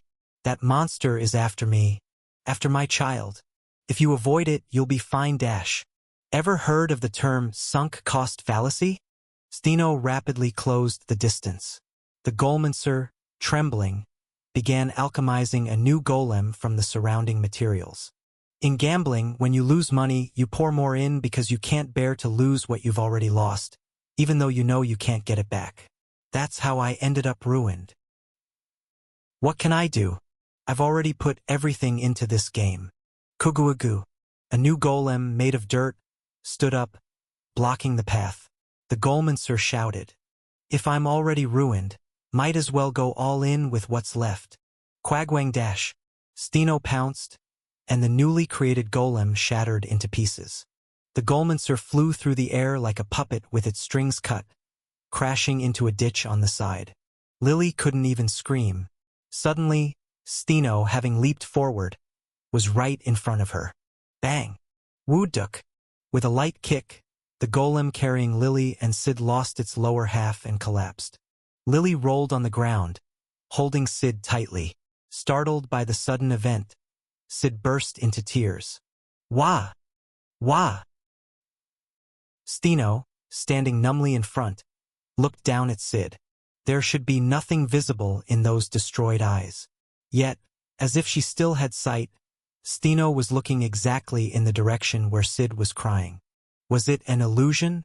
Lily thought that Stino's empty gaze somehow seemed sad. "Little one," a human voice leaked from the monster's mouth. "There's always been something I wanted to say." Lily, about to unleash her fire magic, stopped herself unknowingly. Stino, with unclear articulation but desperately, said, "Your birth is not a curse. We don't Resent you. Lily didn't know to whom this monster was speaking. By coming to us, we were happy. You were a great blessing to us. But instinctively she understood. Dear, this monster was a mother who had raised a child. Thank you for being born.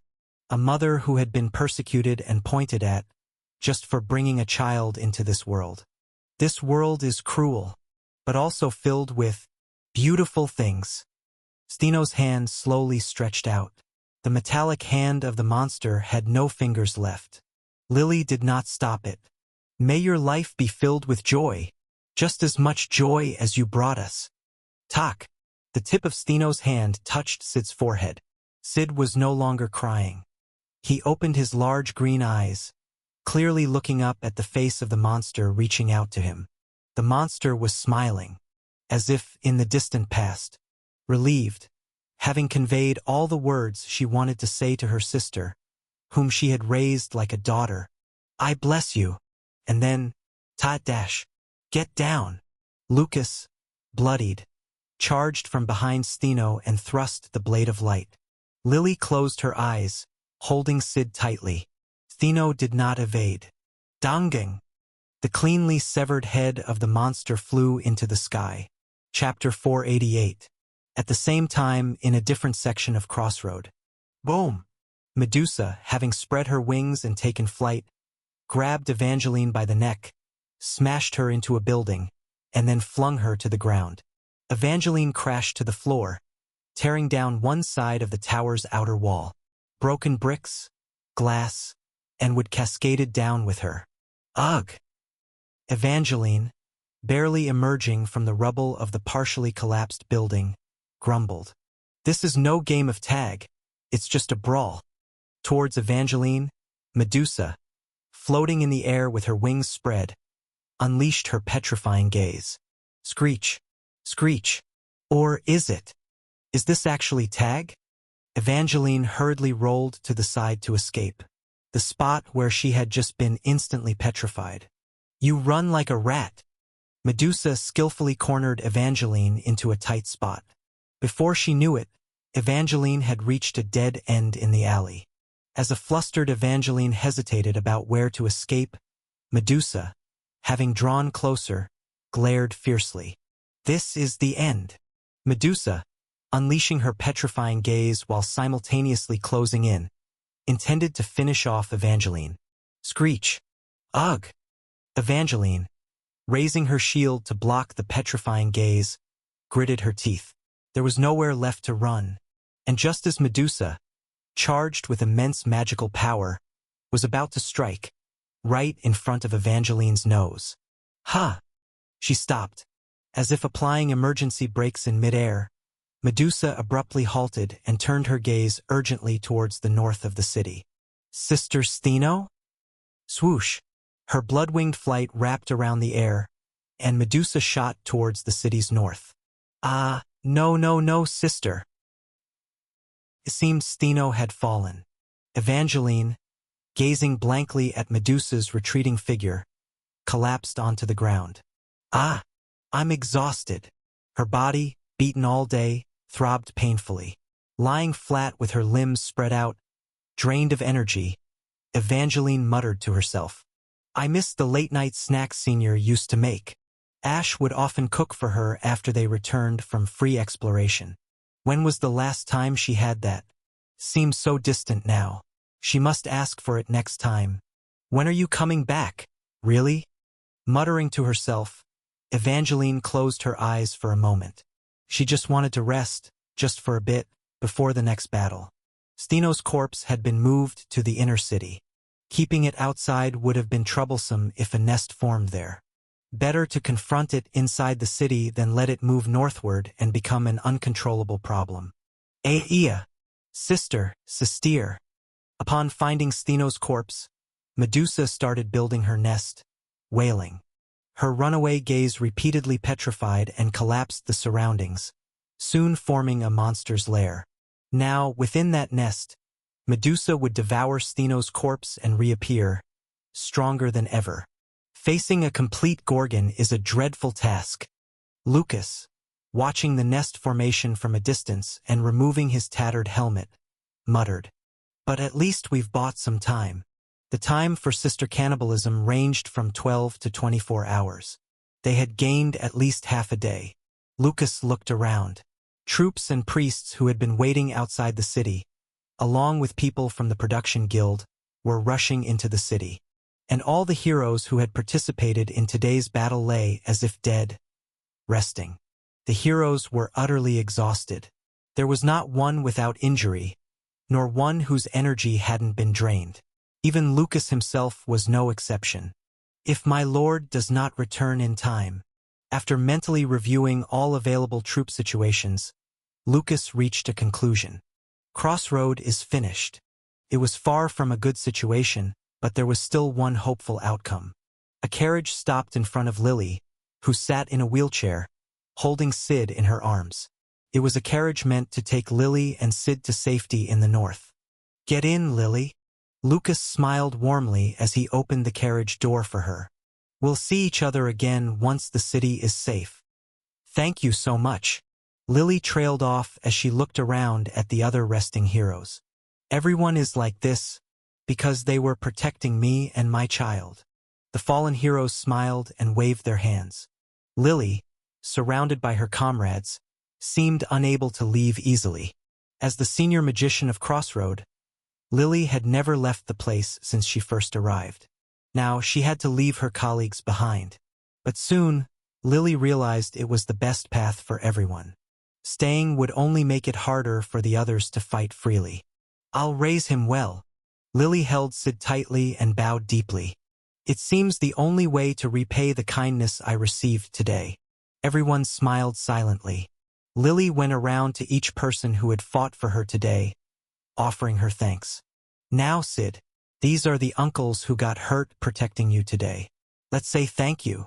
Of course, Sid, too young to understand, was sound asleep. Everyone smiled warmly at the adorable sight. "Uncle?" Everyone but Lucas. "Well, compared to Sid, I'm over 20 years older, so Uncle might be right."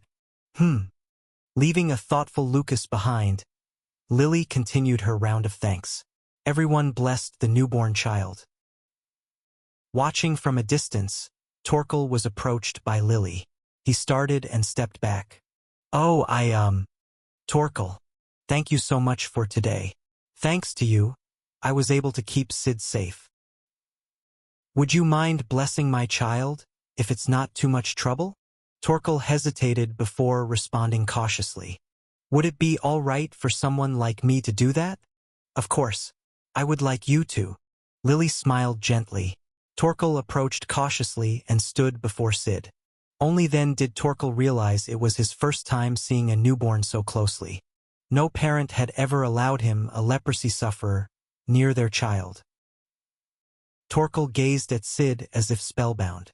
The child, with a clear, innocent face, slept peacefully. A half-elf, half-human. This innocent child would face a lifetime of wrongful prejudice and blameless pointing fingers, just because of his mixed heritage. Pained Torkel's heart, just like he had suffered all his life, simply for having a skin disease. "Ah!" Just then, Sid stretched out his hand, as if yawning.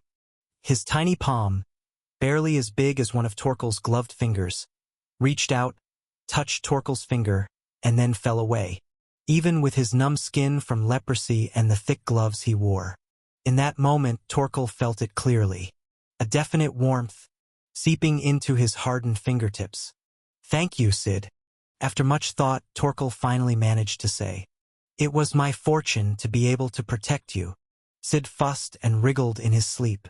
Lily adjusted her hold on her son. Torkel, after a moment of hesitation, spoke. "Lily, if I survive this battle and everything ends well, would you allow me to continue protecting this child?" Lily, initially surprised, soon smiled broadly. "Of course, that's exactly what I would ask of you." "So, Torkel, I sincerely hope you come out of this battle safely." It was time for the carriage to leave. Lily took one last look at everyone and then settled into the carriage seat. Clip-clop, clip-clop, The carriage quickly disappeared from the city. Torkel stood motionless, watching the receding carriage until it was completely out of sight. With the safety of the newborn child and his mother assured, the hero's hearts lightened somewhat. However, the upcoming battle was anything but light. First, as he hung a pot over the newly lit campfire, Lucas spoke. "Let's eat first." Snore puff puff. In a corner of the alley, Evangeline, sprawled out, had fallen asleep, snoring loudly. "Look at this." Lucas looked down at Evangeline with an air of disbelief and nudged her with his foot. "Hey, miss, wake up. Dad, just one more hour. From uncle to dad now, huh? Enough of that. Get up, go to the barracks, wash up, and get some proper sleep." Lucas, clearly annoyed, prodded Evangeline's shin a few more times. Evangeline, half awake, suddenly sat up. "Gah! Recruit Evangeline. I wasn't sleeping." "Sure." Sprawled out and sleeping soundly. Finally awake, Evangeline rubbed her eyes and stared blankly at Lucas. "Oh, it's just Uncle Lucas. You scared me. That uncle thing again." About to grumble more, Lucas instead held out what he had brought. "All right, here. What's this? Everyone else has eaten. I figured you'd be hungry, so I whipped this up." Evangeline saw it was a toast. It seemed a rough attempt at imitating the toast Ash used to make for her, albeit much clumsier. Lucas shrugged. "It won't be as good as our Lord's, but at least it'll fill you up." "Oh, the effort counts. I'll eat well." Evangeline stuffed the toast into her mouth in one go, cheeks puffed out like a squirrel chewing. Lucas cautiously asked, "Is it edible?" "Yeah, it's not bad. I mean, it's not as good as Senior's, but Uncle Lucas' toast has its own charm." Lucas nodded. "Of course it's not as good as our Lord's. His cooking could be served in a hotel." "Not that good. Your exaggerated loyalty." Regardless, it tasted good. Patting her stomach, Evangeline jumped to her feet. "Great. Now let's go back to the barracks for a real meal." "You want more? I've been rolling around with monsters all day. I'm starving. You think that'll fill me up?" Evangeline chuckled as she stood up, then yelped and clutched her leg. Surprised, Lucas examined her leg. "Hey, are you hurt?" "Ow. Maybe I got hit too hard when I was slammed from the building. Not sure if it's sprained or broken. The priests are on standby. Let's get you treated. Come on. I'll help you up." As Lucas moved to lift her, Evangeline shook her head and stretched out her arms. "Carry me." "What? I fought that terrifying monster all by myself. I'm so tired and sleepy I could die. Please carry me to the quarters." "This is. Why let that broad back go to waste? I saw Senior Ash carrying someone easily before." "Oh, just carry me already." In front of the whining Evangeline, Lucas let out a sigh of resignation. But eventually, he obediently turned his back to her. After all, Evangeline, who single-handedly faced Medusa, deserved this much for her efforts. "Ah, this is comfortable. Should have asked to be carried sooner." No wonder Senior wanted to use this as his personal transport. Evangeline, now comfortably nestled on Lucas's back, rested her relaxed face on his shoulder. As he adjusted Evangeline on his back, Lucas offered some overdue praise. "You did a great job today. If you hadn't kept Medusa at bay, the city would have been gone by now." "Hee. You worked hard too, Uncle." "That uncle thing again." As Lucas turned to retort, "Zzz." Evangeline had already fallen asleep again. Lucas, examining the young knight's face marked with scratches, sighed and moved forward. "All right. Rest well. More toast." Carrying Evangeline to the barracks, Lucas glanced up at the sky. The sky was still clouded with dark clouds. Not even the moonlight was visible. My lord! The current front line was as precarious as those ominous clouds, ready to unleash hail at any moment. Please come soon. There was nothing left but to trust and wait, believing that Ash would arrive in time, just as he always had. However, Lucas did not know. He did not know that both he and Evangeline would fall, unable to hold out until Ash's arrival. Chapter 489. The next day, afternoon. Thick dark clouds completely obscured the sun, casting a gloomy shadow over the day. Boom! Boom! In this darkened time, the Gorgon's nest was preparing to bloom again. The entire nest vibrated thinly, scattering sand dust in all directions. Soon, Medusa, having finished devouring her sister, would appear. Human heroes gathered in front of the nest.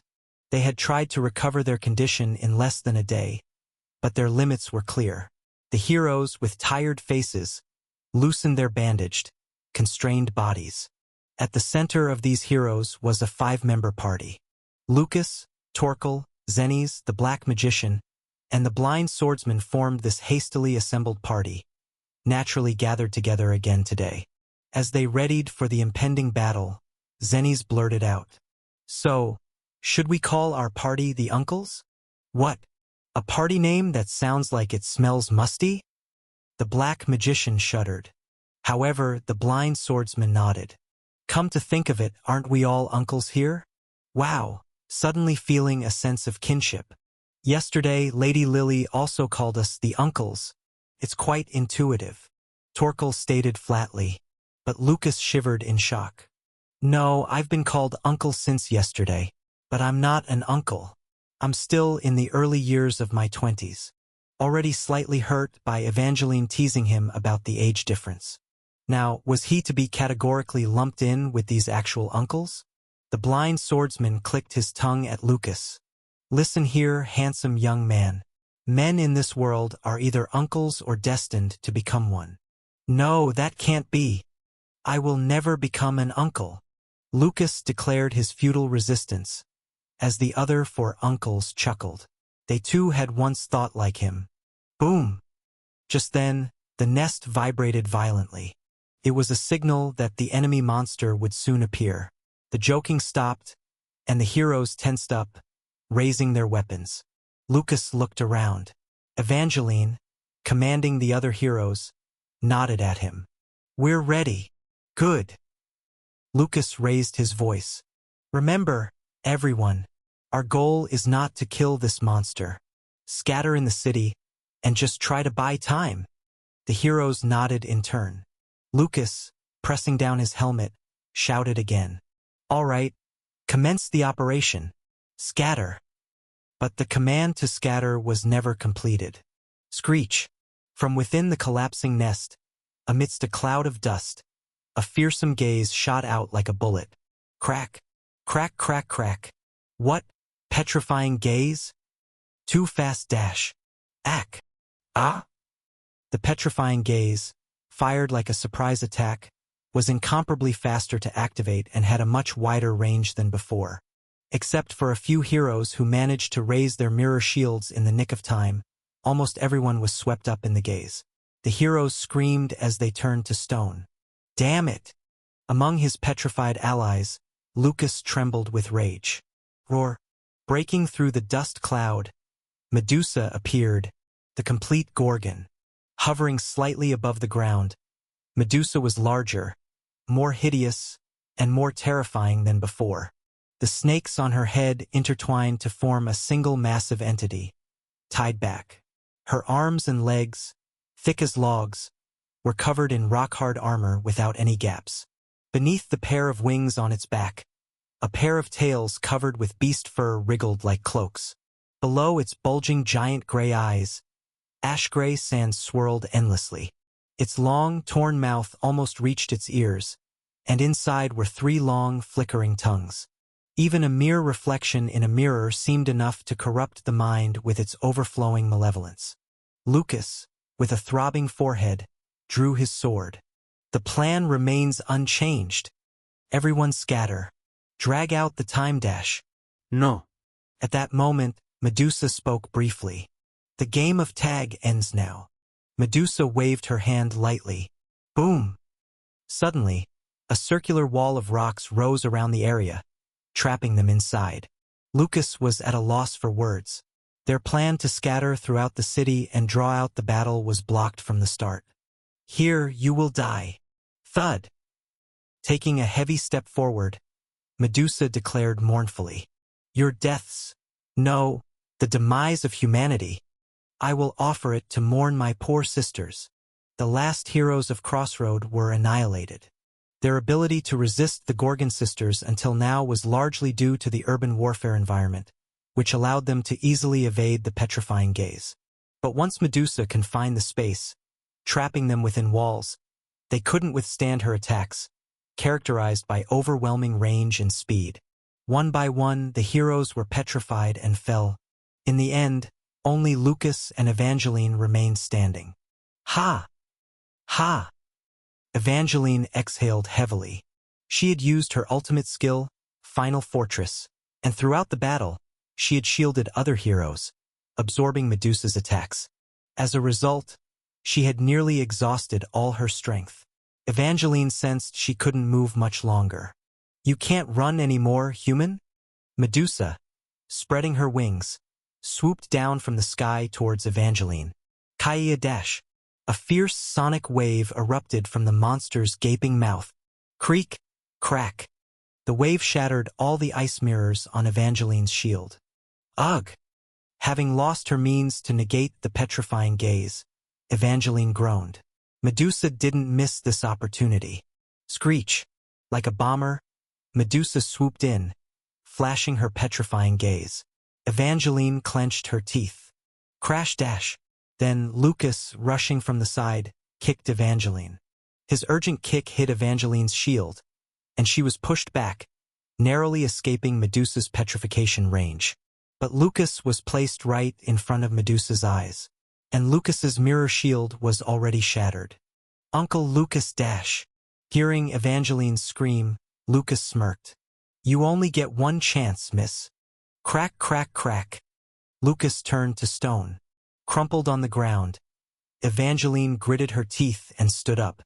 Medusa had soared into the sky again, circling overhead. "Taking your place into becoming stone." Such touching camaraderie. Medusa taunted, to which Evangeline responded with a sharp, defiant grin. "No worse than you feasting on your sister's corpses, right? You insolent little brat." Shaking with fury, Medusa roared and plummeted down. "Don't you dare speak of our sisterhood without knowing anything dash." Evangeline, not losing her smug smile, covered her shield with ice again, thrust it forward, and planted it firmly into the ground. "You try to destroy us without knowing anything about us. Why wouldn't I know? I know disgustingly well about you humans dash." Kaya dash. Medusa used the same tactic as before, firing a powerful sonic wave. Creak, clang. The ice on Evangeline's shield shattered all at once, creating a fleeting rainbow in the air as it exploded into pieces. Screech. Medusa again activated her petrifying gaze, approaching Evangeline closely. First turning the now useless shield into stone, she intended to petrify the small human hiding behind it next. But there was no one there. Behind the instantly petrified shield, no one was to be found. What? Confused, Medusa quickly scanned the surroundings and found her. Swoosh dash. The human knight was burrowing into her side. Evangeline had planted her shield in the ground as a decoy, and when the sonic wave shattered the ice, blurring vision, she quickly moved to the side. "This is what I've been waiting for." Evangeline's green eyes shone brightly. The giant cavalry lance in her right hand glowed dazzlingly white. It was damage payback. Storing the damage inflicted by the enemy with damage save in the shield, then releasing it through the lance with damage payback. This was the combat style of Evangeline, the Shield Lance Knight, combining offense and defense.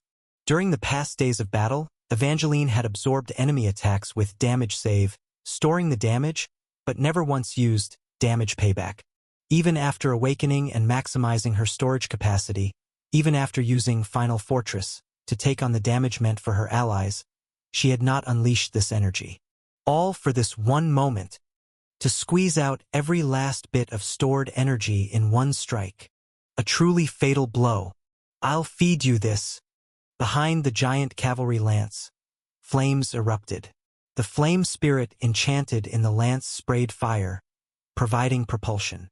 Evangeline was certain this attack would hit. Slip. What? At that moment, Evangeline's stance faltered. She hastily looked down. A piece of ice from her shattered shield lay under her foot. She had slipped on it. Her ankle twisted. Her posture crumbled. Evangeline staggeringly. Did you think I'd make such a mistake? Did not fall. Shattering the ice, Evangeline stepped forward forcefully. Already in her late second year, Evangeline had long outgrown her rookie days of mistakes, and her skills were at their peak. Miraculously regaining her balance, she gritted her teeth and thrust her lance. KRHH, Medusa, in a hurry, spread her wings to escape the attack range. Whoosh! Evangeline's cavalry lance, like a guided missile, followed and pierced Medusa's abdomen. And then, boom! It exploded, literally burst. All the damage stored to maximum capacity during this battle with damage save erupted in one damage payback. With the explosion, Medusa's abdomen turned to dust. Her cracked upper and lower halves completely separated from each other. Evangeline was certain with overwhelming satisfaction. I've taken her down. If it were a normal creature, that would have been the case. The power and wound were more than enough to be fatal. But Medusa, now a complete gorgon composed entirely of rock, was still floating in the air, pouring out dirt powder like blood from her cracked upper body. There were no spilling intestines, no shattered bones. There was just a hole. What is this? Quite impressive, human. Medusa twisted her long mouth into a smile. If I hadn't devoured my two sisters, that attack might have killed me. This monstrous bastard dash.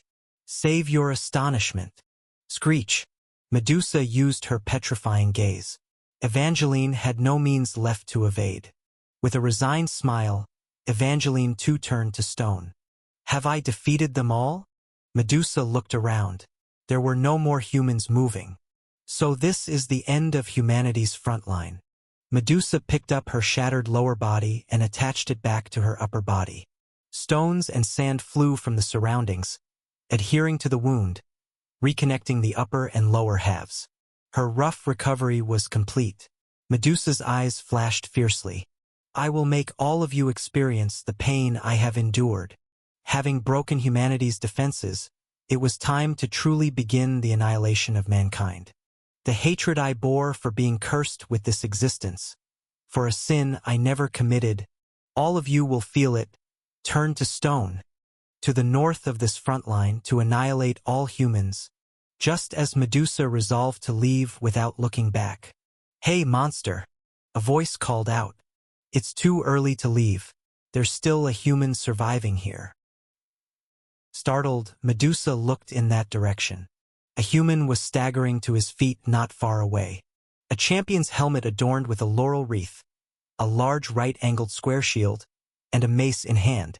The sole survivor of the leprosy extermination squad. It was Torkel.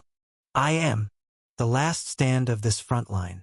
With a body half turned to stone, forcing out a dry voice due to inhaling dust, Torkel declared, Crossroad is still opposing you. Chapter 490.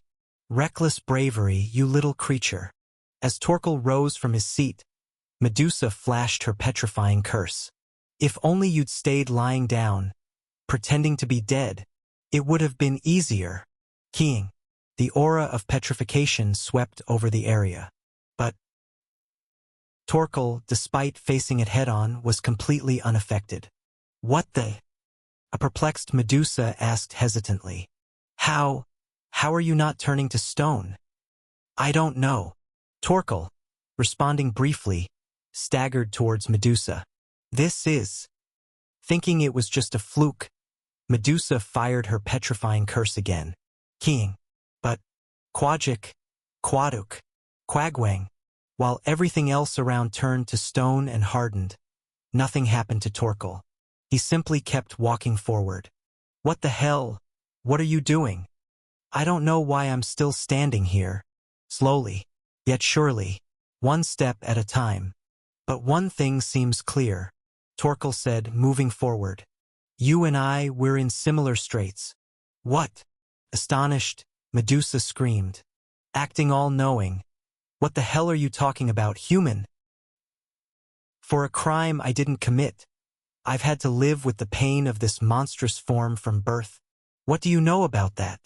Why do you think you're the only one? Torkel slowly grabbed his helmet and took it off. I'm the same. His face, marred by leprosy, was hideous. Even Medusa flinched in surprise. I've had my fill of being treated like a monster. You, Torkel, putting his helmet back on, reflected bitterly. I thought I was being punished for sins committed in a past life. That being born was my crime, and I was paying for it. Feeling unjust and hating the world, it was hard to endure. I wouldn't have been surprised if I had turned into a monster like you. His rage and resentment towards the world were unbearable. He wanted to punch the faces of those who looked at him as if he were a bug. He wanted to kill those who spat and cursed at him simply because he was a leper. Countless nights he couldn't sleep, consumed by relentless humiliation and injustice. Yet, what kept Torkel from giving up his humanity were the other lepers. The people living together on that narrow island. The adults who taught them letters so they wouldn't be oppressed for other reasons. The children who shared whatever sweets they could find.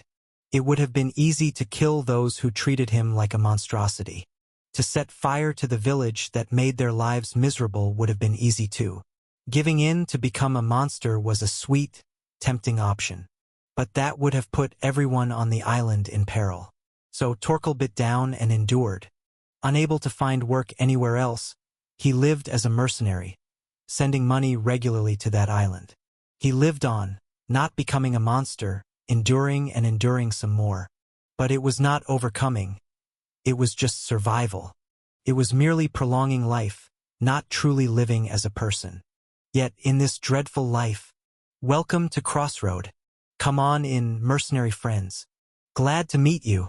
There were moments that shone like stars. Torkel remembered it as if it were yesterday.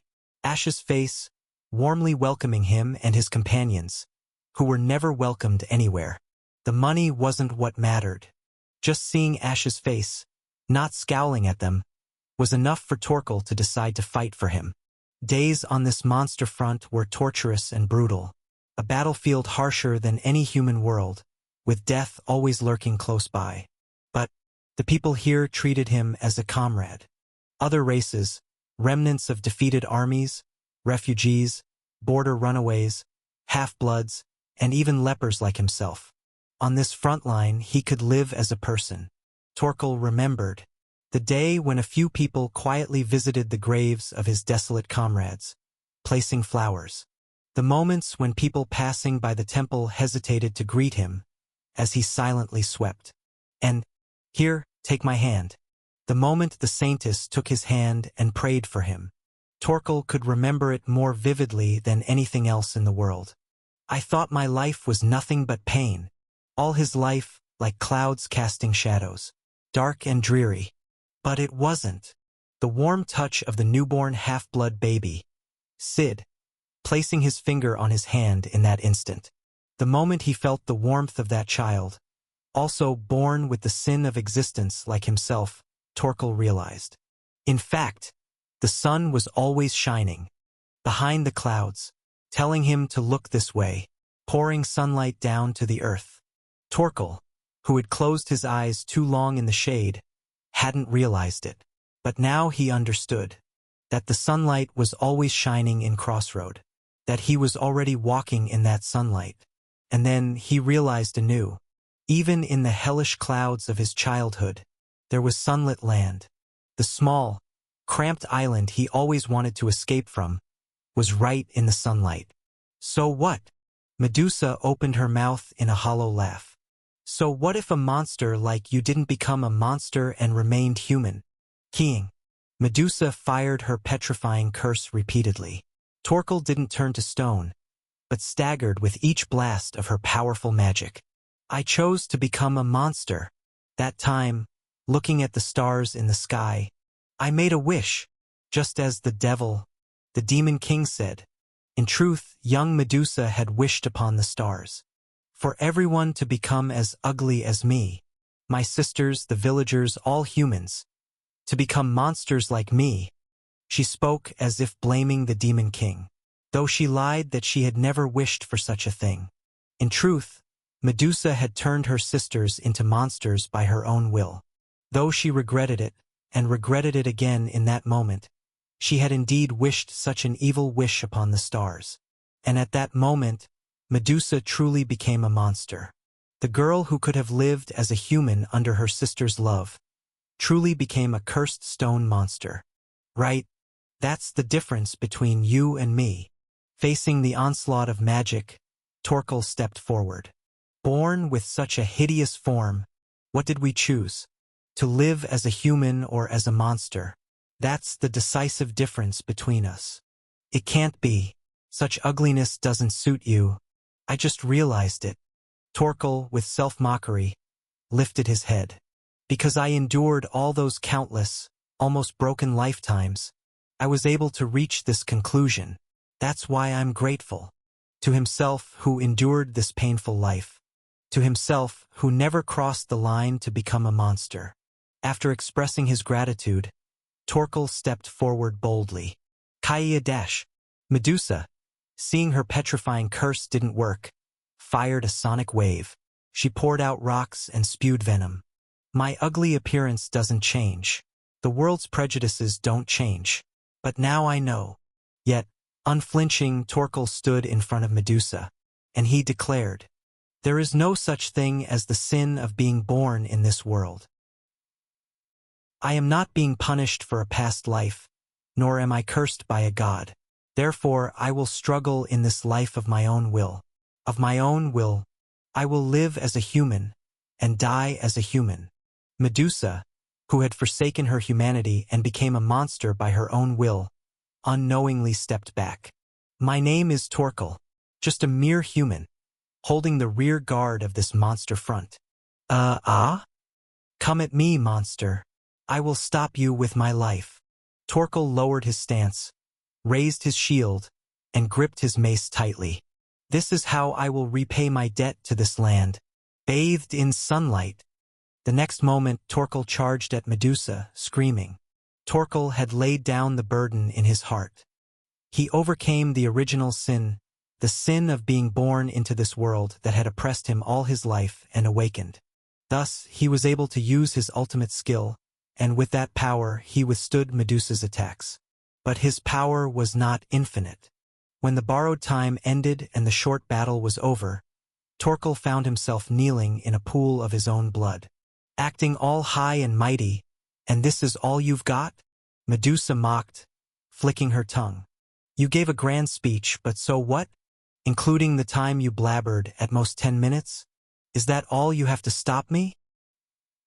The sun is always shining, you said? Ha! So, where's your sun now? Pointing to the dark, cloud-filled sky, Medusa screamed. Now, human, if you have no more means to use, beg for mercy from the gods, like I did. And realize, there may be plenty of devils in this world, but there is no God to save you. I don't know about God. Torkel, spitting blood, smirked. But there's a human, the master of this land. What? Thump! The rock wall Medusa had created shook violently. Thump, thump, thump, rumble. With a series of impacts, the north side of the rock wall collapsed. There stood the regular soldiers of Crossroad. Armed with cannons and other defensive weapons, they had breached Medusa's wall with crossfire and approached in a lined formation, holding up mirror shields. To stop the monsters on this front line. Following the heroes, the regular soldiers too had stepped up, risking their lives. Yeah, you should have shown up like this earlier. Medusa sneered with a twisted smile, her lips torn wide, as she flashed her petrifying gaze. I'll turn all of you to stone. Every last one of you. So you'll regret your choice forever as eternal statues. Curse and resent your God who stuck you here. Your king, for an eternity in this petrified hell. I won't resent or curse, Torkel calmly declared. This is our choice. Ha! Pretending to be noble to the very end. Keying, activating her petrifying curse right in front of him, turning even the kneeling Torkel into a stone. Medusa looked up at the sky and sang in a high-pitched, eerie voice, full of mockery, scorn, and ridicule. Mercy, mercy, O heavenly God! King of kings, aid the king. Look, foolish humans, see with your own eyes. As Medusa was loading her petrifying curse towards the soldiers, she roared, Where the hell is your king while you sacrifice yourselves to hold the front line like this? That was the moment. Cuckoo. The sky trembled, the atmosphere rippled, and the mass of dark clouds vibrated. Medusa, perplexed, raised her head to look in that direction. And then, whoosh-dash, ripping through the dark clouds, backlight by the dazzling sunlight, colossal airship revealed itself. It was the flagship of the imperial family, the Alcatraz. As a baffled Medusa opened her mouth in shock, a clear voice emanated from the Alcatraz. The commander of the monster front, the third prince of the empire. It was the voice of ash-born hater Everblack. Here I am, you son of a bitch. Chapter 491. Ru'o'or. On board the imperial flagship Alcatraz. Gazing down at the looming sight of Crossroad, I clenched my teeth at the monster standing there. The complete form of the Gorgon. The final phase of the Gorgon sisters. The last of them, having devoured the fallen two, transforms into the complete Gorgon. This entity, possessing the strength of Stheno, the flying ability of Euryale, and the magic of Medusa, becomes a monstrously powerful boss monster. Had I been here from the start, I could have used a trick to dispose of it before it reached its complete form, but that's a pointless assumption. I had left for the Imperial City, and during my absence, these monsters had invaded, gruesomely destroying the city in various places. However, it's not all a tale of despair. The walls have held. It seemed Lucas had quickly given up on fighting along the walls and lured them into the city. Thanks to that, the walls were safe. This meant that the fortress retained at least its minimum functionality, forming a basis for the defensive battles to come. Above all, the casualties are few. The fallen were mainly concentrated among the hero characters. This was because Lucas had excluded not only the citizens but also the regular soldiers from the front lines. It was a wise decision. The petrifying evil eye of the Gorgon sisters was an area of effect attack, so ordinary soldiers caught in the range would inevitably fall in droves. In the worst case, all the ordinary soldiers would have been sacrificed, and the southern front would have been breached. But that was averted with minimal damage. I bit my lip as I looked over my petrified comrades. Hang on, guys. They'll save you all soon. Of course, before saving the kids, I need to take down that damned monster first. The complete Gorgon Medusa seemed disconcerted by our arrival. Dare to wreak havoc in my city. I'll make you pay. Resolved, I shouted to the Emperor seated in the cockpit. We're almost at our destination, Father. Just a little more strength, please. Ash. My father was driving the airship with a pale face. Empty magic potions were rolling around on the table beside the cockpit, and he was drinking a new one with a straw. He looked like an office worker struggling through days of overtime, sustaining himself on Americano doping. My heart ached at the sight, and I couldn't help but tear up. The sight of Father, dedicating himself like this to protect the lives of the soldiers and citizens on the southern front. No, all lives on this front. It's truly a model of a ruler. I am deeply moved. Damn it, stop it. This old man feels like dying. The Emperor hadn't rested for a moment since setting sail from the Imperial City. Actually, I was the one who didn't let him rest. When he suggested landing for a moment to get some sleep, I fervently massaged his shoulders to keep him awake. I forcefully fed him magic potions, and when he still seemed tired, I whispered in his ear, "If you stop now, I'll give up my right to the throne." What madness is this? I'm not sure what he finds so regrettable about my abandoning the throne, But anyway, after hearing that, he suddenly found the strength to focus on driving. And so, Alcatraz, having made the fastest journey in history from the Imperial City to Crossroad, is now drawing a gentle landing trajectory towards Crossroad. With tired eyes, the Emperor struggled, and I prayed with folded hands. "We're almost there, Father. Just land near Crossroad and we're done dash." That's when it happened. Kayawayak dash. The monster's sharp scream rang out. Immediately afterward, Medusa leaped into the air, blocking the airship's path. Simultaneously, keying, the monster's eyes emitted a chilling yellow magic light. Originally, the Alcatraz cockpit didn't directly look outside but used a state-of-the-art magical engineering system that projected images from magic panels installed outside onto internal screens. Thus, the petrifying effect didn't reach the cockpit. But the exterior armor of the airship was not so lucky. Quadoodaduk, Alcatraz vibrated violently. As Medusa unleashed her petrifying evil eye at the airship, the protective armor attached to Alcatraz's exterior began to harden. Then, sleep vanished from the Emperor's face, replaced by deep anger. "That son of a bitch has lost it." The Emperor frantically manipulated the controls in the cockpit, yanking forward a device that looked unmistakably like a gear. Tuhack dash. Suddenly, the thrusters at the rear of the airship increased their output. "Father!" Cold sweat ran down my spine. "What is he doing?" The Emperor's face was filled with intense anger. Road rage. He had fallen into a state of driver-specific rage. Like, "You son of a bitch! Why do you drive like that? That mere monster dares not only to block the airship in piloting but also..." The Emperor pushed the control handle he held firmly forward. "To scratch it dash?" Qua dash. Alcatraz began to accelerate, diving straight towards the ground. "What the hell is he doing?" "Wait, Father. You're not planning to crash into it, are you? One must show a lesson to such creatures. Snap out of it. This is the Imperial flagship. Are you really going to ram with this expensive thing?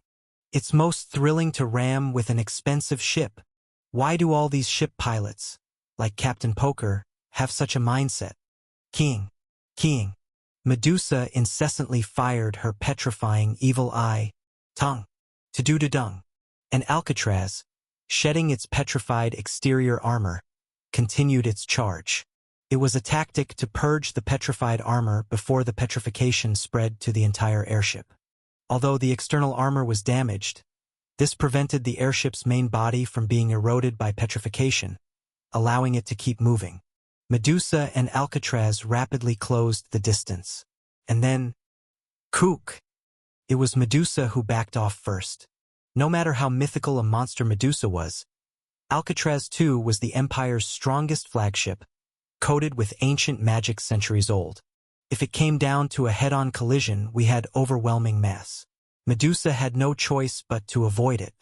As Medusa barely escaped Alcatraz's charging path, the Emperor showed his teeth in a grin.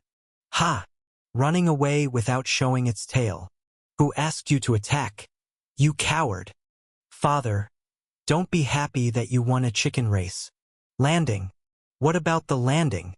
The ground rapidly approached. I covered my eyes and screamed, while the Emperor strapped me into the chair and fastened the safety belt. Then, hop, raised his hand. Then, the emblem on the back of the Emperor's hand sparkled, and he began to directly control Alcatraz's massive body. Alcatraz, firing flames from the thrusters on its front and bottom, rapidly decelerated, kugagagung, and barely managed an emergency landing, scraping the ground. Fortunately, it somehow changed course and landed on the southern plains instead of inside Crossroad. Cheek. In this place swirling with dusty clouds, Alcatraz slowly opened its rear hatch. The Emperor, pointing towards the opening door, gestured to me with his chin. "Landing successful. We've arrived, my son." "Thank you, truly, Father." Despite nearly dying from the sudden acceleration, we thankfully made it here without too much delay. I sincerely thanked the Emperor. "I am completely drained now." The Emperor leaned back in the pilot's seat and pulled out a sleep mask from his pocket, placing it over his eyes. I shall take a rest. The rest is up to you. He then slumped over and, in a matter of seconds, truly fell asleep. It's understandable he's exhausted. To keep such a massive airship running without maintenance, the Emperor had poured all his magical power into it. It wouldn't have been surprising if he had passed out earlier. As much as you've strived, I'll take responsibility for the defense of Crossroad. After unbuckling my safety belt, I staggered out of the cockpit. Then I saw my elite heroes, all pale as if they had all been seasick, seated in the passenger area. Everyone might be feeling queasy, but our comrades in Crossroad are in a life-or-death situation. Every second is critical. We don't have the luxury to regroup. Hearing this, the lifeless faces of the heroes hardened. The fate of our comrades and the city was at stake. We must grit our teeth and endure, no matter the discomfort of flight sickness. The tactics to confront Medusa are as I explained on the way. There was no need to reiterate the strategy or emphasize it again. They are the elite of the elite. When I say one thing, they understand 10, and when I order 10, they execute 100. They are reliable and trustworthy. I nodded and shouted. We start the operation. Let's go. Thump. Medusa, flying across the sky, landed in front of the airship. My heroes and I, already outside through the airship hatch, were ready for battle. Medusa, eyeing us, flicked her tongue. You're quite late for reinforcements, human. On the contrary, monster. I smirked. Now is the fastest time. It's better to move even a little than to regret being late. I understand that very well. You're quite optimistic. A leader should bring hope, after all. Shrugging my shoulders, I extended my hand forward. And also to present solutions. That's it. There are dozens of tactics to counter Medusa, but ultimately it boils down to one condition. How to seal the petrifying evil eye.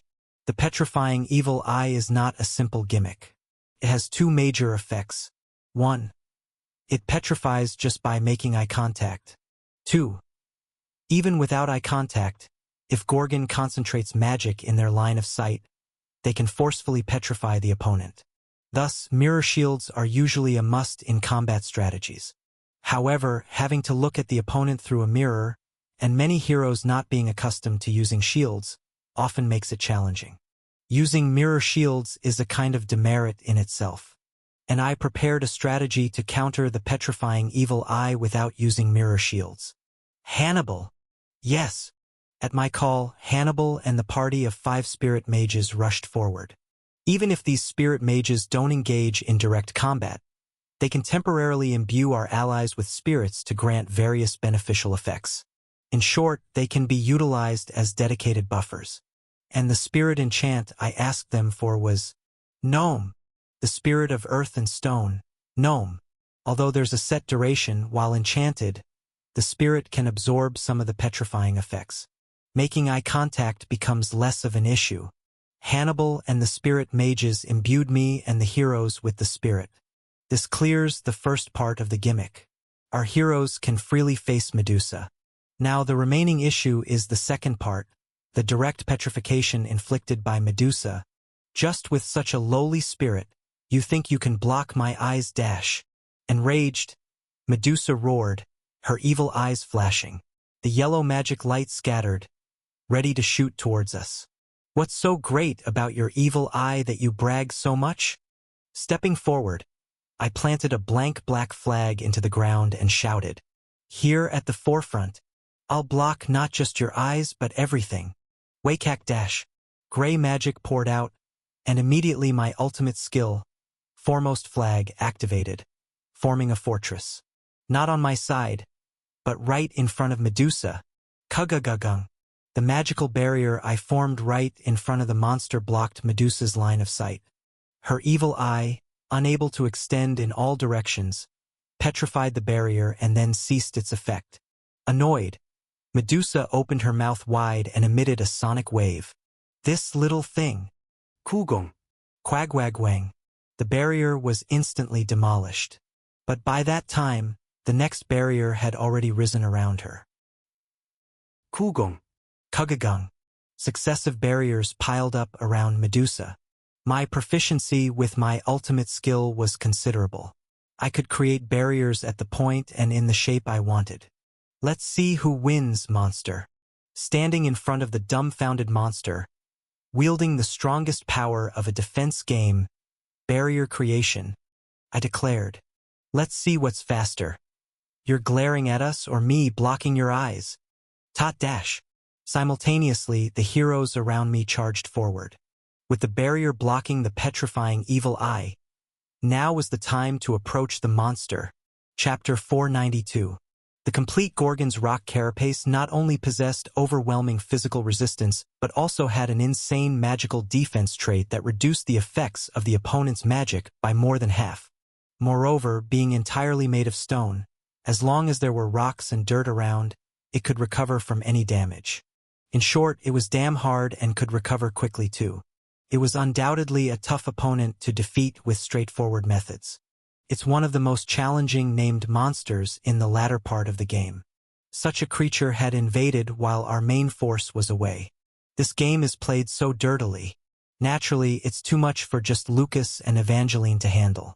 No matter how endgame their specs are, this knight duo is essentially a straightforward vanguard class.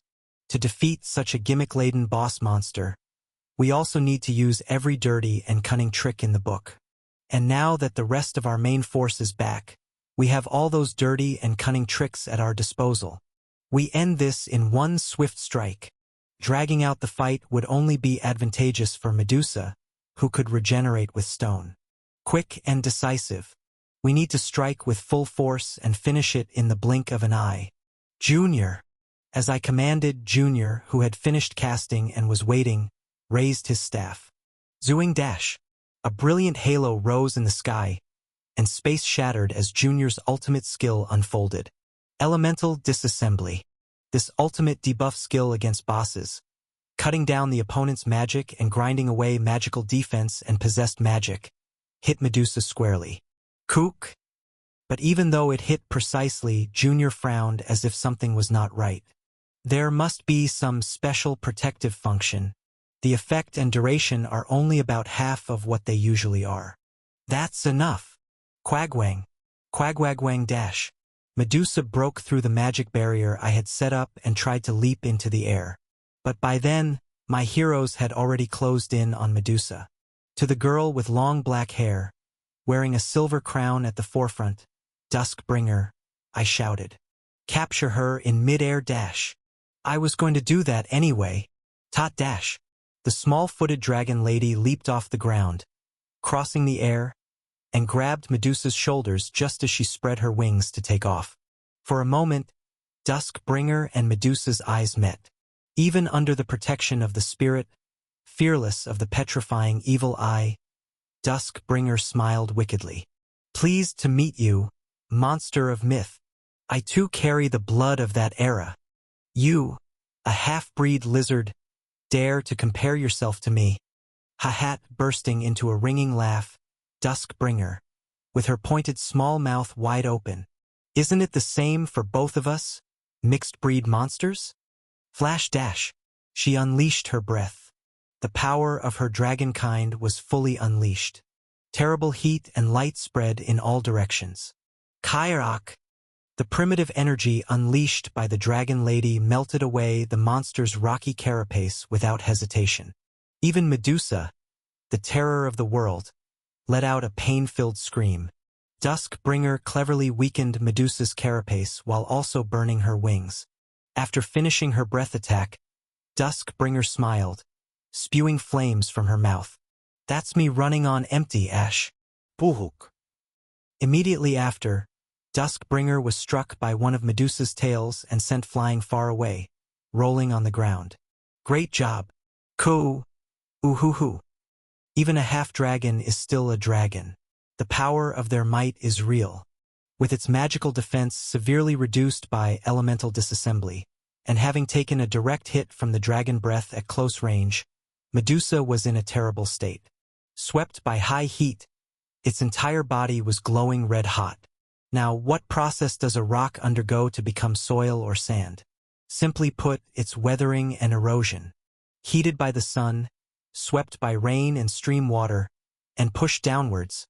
Rocks that are beaten by the forces of nature gradually break into smaller pieces. The same principle can be applied to break the rocky carapace of the rock monster Medusa.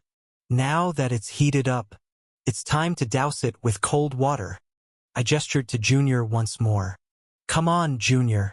Let's push even harder to celebrate your recovery. Is it right to work me this hard right after I've recovered? Even while catching his breath, Junior cast the next spell. After all, a mage is a crucial strategic weapon and is naturally destined to be overworked. But don't worry, I'll take good care of you during non-combat times. Hot! Junior's staff tip flashed with blue light, and the next moment, dark clouds gathered above Medusa's head. And then, sasa, a water bomb was released. The rainwater in the swirling dark clouds came together under high pressure, creating a literal water bomb. The cold water bomb, falling precisely on Medusa's heated body, cooled it down instantly while its massive weight slammed the monster to the ground. Medusa, trying to fly even with its damaged wings, ended up not just kneeling on the ground but also having its head smashed into the earth. How do you like the newly opened water park? Whisk puke. And now, seizing the opportunity with Medusa down, a small dagger flew towards it and then, flash. Immediately after grabbing the handle of that dagger, Verdandi, with her long green hair fluttering, teleported next to Medusa. Blink knife, commonly known as the flash dagger. Using this dagger that teleports the user to its thrown location, Verdandi, who had approached Medusa from behind, drew 2 more daggers in each hand and then, chalk dash, cross-sliced them. Medusa's hair, the mass of snakes. The artistic sword strikes left blue trails in the air, and the snakes, entangled like a single creature, were cut apart, spraying purple venom as they fell. Kook! It was a fatal strike for Verdandi too, as the daggers she used broke, and blood gushed from her torn hands. You insolent elf! The water stream soon ceased, and Medusa, staggering to her feet, opened her mouth to unleash a sonic wave. Verdandi twisted her body to dodge but couldn't completely avoid it and was flung backward. Well done, Verdandi. The complete Gorgon, once it loses a certain amount of health, uses the snakes on its head for a 360-degree petrifying evil eye barrage pattern.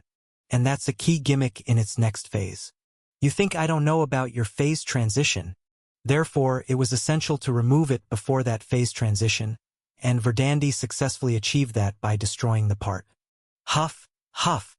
Medusa, drained of magic, hit by the breath, the water bomb, and now having its snake hair cut off, looked disoriented. But what a pity! The real fight starts now. Tuhak dash. With a loud noise of hitting the ground, a muscular man charged towards Medusa's side. The red-maned martial artist. The leader of the punishment squad, chief of the Leaf Wolf tribe, and now should be called the Beast King Kuilin. We've melted the rock with heat and eroded it with water. So what should we use to shatter this now frail rock? Of course, a physical attack with impact properties. And undoubtedly, our best striker is Kuilin, who has completed his king's training. Chak! Hop! With a fierce step, Kuilin closed in on Medusa and fired his fists like cannonballs. Puck! Puck! Puck! Quadric dash. Kuilin's violent combination relentlessly struck Medusa's entire body. Body blow, hook, uppercut, jab, straight. With each hit, Kuilin's fists sent shockwaves in all directions upon impact with the monster's body. Quadric, quadrigigic. The rocky carapace, already weakened by the dragon lady's breath and Junior's water bomb, began to shatter hopelessly. Yeek! Medusa, trying to shake off Kuilin, swung its massive tail and limbs wrapped in enormous strength. But Kuilin smoothly stepped and dodged, ducking and weaving, narrowly avoiding all the attacks. This rat-like thing. Quite a big rat, aren't I? Kuilin, wryly smiling and flicking his eyebrows, provoked Medusa, who was charging her petrifying evil eye. Keying. However, Kugagugung. I'll block that. I created a magic barrier first, protecting Kulin from Medusa's evil eye. The petrifying evil eye is powerful. The complete Gorgon activates it rapidly. However, due to its immense power, there's a noticeable delay before activation, what's called pre-delay, and my barrier creation could fit right into that gap. Keying. Medusa, like having a seizure, kept grinding out the petrifying evil eye, but I blocked all those attacks with my barrier creation. After all, the evil eye is just a linear skill that works where the sight reaches. Block the sight, and it becomes useless. Phew. Thanks, boss. While I was blocking the evil eye like this, Kulin behind the barrier gathered his strength and secret technique, unleashed his special move. Heart-piercing wind wolf dash. Cheek dash. Seizing the gap between the evil eye barrages, Kulin lunged forward, delivering a powerful punch, and his ultimate move exploded right in the center of Medusa's chest. Chi-jejejejek. Kai-rock? Starting from the chest, the rock carapace covering the monster's body cracked vividly. And I see it. Beside me, the strongest cheat character, Damien, had been waiting quietly. Damien was aiming his rifle at Medusa all this while, waiting for the moment when the monster's core, usually protected by layers of rocky carapace, was exposed. And then, in an instant, as Kulin's ultimate move exploded and the rocky carapace was momentarily neutralized, Damien caught sight of it. The enemy monster's weak point. Emitting a white flash from his round brown eyes, Damien didn't hesitate to pull the trigger. Tukong dash. In his hand, the Nightmare Slayer, Black Queen, spat out tremendous muzzle flames. The bullet shot straight into Medusa's neck and chest. The thick rock carapace shattered, scattering dust in all directions. The complete Gorgon's rock carapace took Damien's shot. But for a moment, as the carapace shattered, even I could see clearly. A core resembling 3 overlapping circles like a Venn diagram was ominously flickering inside. And Medusa, or rather the other 2 sisters she absorbed, tried to regenerate their carapace instinctively to block the bullet. Kuduk, kududuk. With a gruesome sound, the rock carapace from all over its body gathered around the monster's chest. But Damien was relentless. Tukong, Tukong, Tukong dash. Unyielding, sharp sniping continued to pierce Medusa's chest. The rock carapace was holding on somehow, but with constant regeneration and destruction, it became thinner and more fragile. And Damien continued to hit its center with unerring aim and shooting. Don't laugh. Its entire carapace stripped off, snake hair cut off, and wings and tail tattered. Would I, carrying my sisters' lives, fall in such a place? Refusing to give up, Medusa attempted to fly away, seemingly trying to escape the situation. Tot! Medusa leaped off the ground and soared into the sky. I was about to take urgent measures to stop the monster's flight, but it wasn't necessary. This is the southern plains of Crossroad. And suddenly, on the southern wall, the regular soldiers of Crossroad were densely lined up, aiming their cannons at us. Our eyes met with the soldiers. They nodded, and I, smiling faintly, energetically swung my hand down and shouted, "Fire dash! Show it the crossfire of Crossroad!" Bang! Pa-baba bang! Cannons fired from the wall as if they were waiting for the command. We could have been caught in the bombardment since we were in the southern plains, but I wasn't worried. I knew and trusted my artillerymen's shooting skills more than anyone, having faced monsters for the past 2 years. Quagwagwang dash. Incredibly precise cannonballs hit Medusa in midair. Kairok!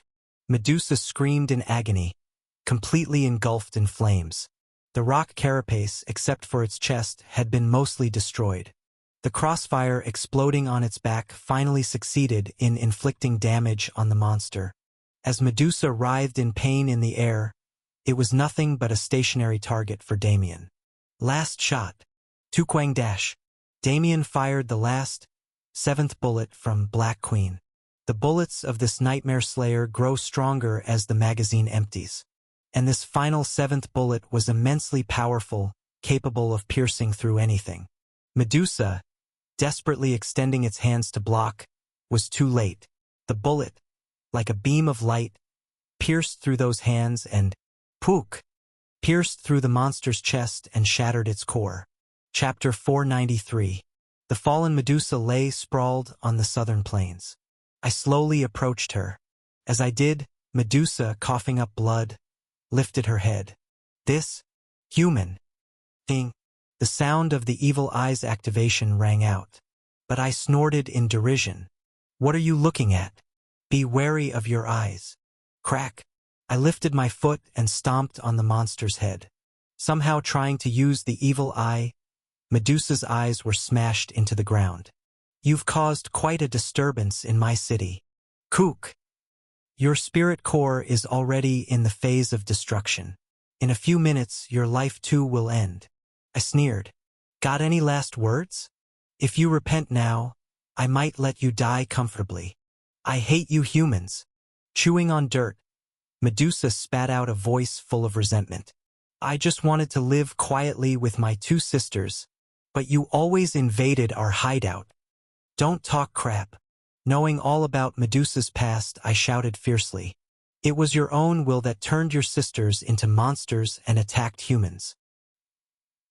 A distant past. Medusa had wished to the devil to transform her two sisters into beings like herself. And for the sake of protecting them, and to find a way to lift their curse, she used all sorts of reasons. Medusa massacred all the humans in the region. She then occupied an area with frequent ship routes, indiscriminately killing all humans who approached. That's why she became a legendary monster and was ultimately subdued. Don't make excuses. Don't justify. Don't play the victim. In the end, you willingly plunged others into misery. A true monster. I had my reasons for becoming this way. There's always a reason for everyone. Medusa was cursed due to her parents' wrongdoing. She was indeed born into a tragic and sad fate. But that doesn't justify forgiving a monster. There's a reason for everyone to give up on humanity. But not everyone becomes a monster. Where exists a being without flaws? Where exists a life without misfortune? Yet, despite all these adversities, there are those who struggle to live as humans. That ordinary everyday life is truly great. You tried to trample on others' great ordinariness using your own misfortune as an excuse. That's why you die here, monster. What do you know about pretending? Medusa screamed in rage. You don't understand my heart. Forced to hate the world. If you were born like me. Mid-sentence, Medusa closed her mouth. The monster's trembling gaze turned towards the north of the city. Ha, Torkel, was it? A hollow smile appeared on the monster's lips. A counterexample, painted like a picture, exists right in this land. You're right. I became a complete monster, not just in body, but in heart too. In front of my silent self, Medusa weakly bowed her head and slowly died. Ah, Sister Steno, Sister Euryale, I'm sorry. The light gradually faded from her venom-filled eyes. In the previous life and this one, I failed to lift the curse I passed on to my sisters. To White Knight, that damn thing, I was deceived, and caused my sisters to die again. Click, click. The monster's entire body turned into solid stone. I want to return. With a dry voice, Medusa uttered her last words. To that Knight of the Milky Way. As her snake hair drooped and turned to stone, including her wide-open eyes. The next moment, crash, shattered to pieces, it crumbled. The petrifying monster that wreaked havoc in Crossroads returned to mere dust and sand. You're right, monster. I silently gazed at the remains left by the monster. I can't know or heal everyone's inherent misfortunes. Stepping away, I declared with resolve. But if there are those who still try to live with their misfortunes, I'll help them, within my reach. That is what I intend to do as a leader. With Medusa, the source of the curse, defeated, those petrified were also freed from the curse. My lord! Senior! Lucas and Evangeline ran towards me from across the city. The two knights, freed from petrification, stopped in front of me with bright faces. Kuhuk! Kook! They fell down, making bizarre sounds. The two knights, who fell disgracefully, hurriedly saluted me. Sorry, my lord. We're still not quite able to move properly. Is it because I've just been freed from petrification? My body isn't moving as I want it to. Ah, you guys. I understand, so take some rest.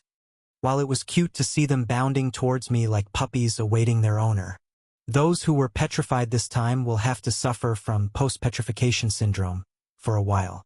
Naturally, their movement will be impaired. Post-petrification syndrome is a debuff where movements become restricted and painful, proportional to the duration of petrification. Combat is impossible while this debuff is active. Roughly, a day's petrification requires a month of recuperation. Luckily, Lucas and Evangeline were petrified for less than an hour, so their after-effects would be brief, but rest is still necessary. We rescued those freed from petrification throughout the city. In severe cases, some were petrified for nearly 3 days. Such people would be out of action for about 3 months. Observing the bustling city, I nodded. We'll be short of hospital rooms. Looks like we need to expand the temple too. Then, observing the chaos inside the city, I corrected myself. No, it's not just the temple. The interior of Crossroads suffered dreadful damage. Buildings collapsed by sections, and the roads swept by petrification needed complete reconstruction. The worst-hit areas were the two where the monsters had nested, literally regressed to a prehistoric state. All traces of civilization were obliterated, leaving only piles of stones. As I sighed at the horrific state of the city, Lucas hung his head in embarrassment. I have no words, my lord. It's my inadequacy that... No, man. The very invasion by the Gorgon sisters was an abnormal situation. Besides, I was the one who ordered urban warfare. Operation Tag was a strategy one had developed. The plan was to drag out the battle and send for reinforcements to me. Of course, it was a contingency, and I never expected the Gorgon sisters to actually invade and cause such havoc. Stopping the casualties at this level is no small feat. As I consoled Lucas, Evangeline nodded vigorously at his side. That's right. Uncle Lucas did all he could. Most importantly, he preserved the crucial city walls. That's true. But why this sudden change? Usually, you'd lightly jab at Lucas in such a situation.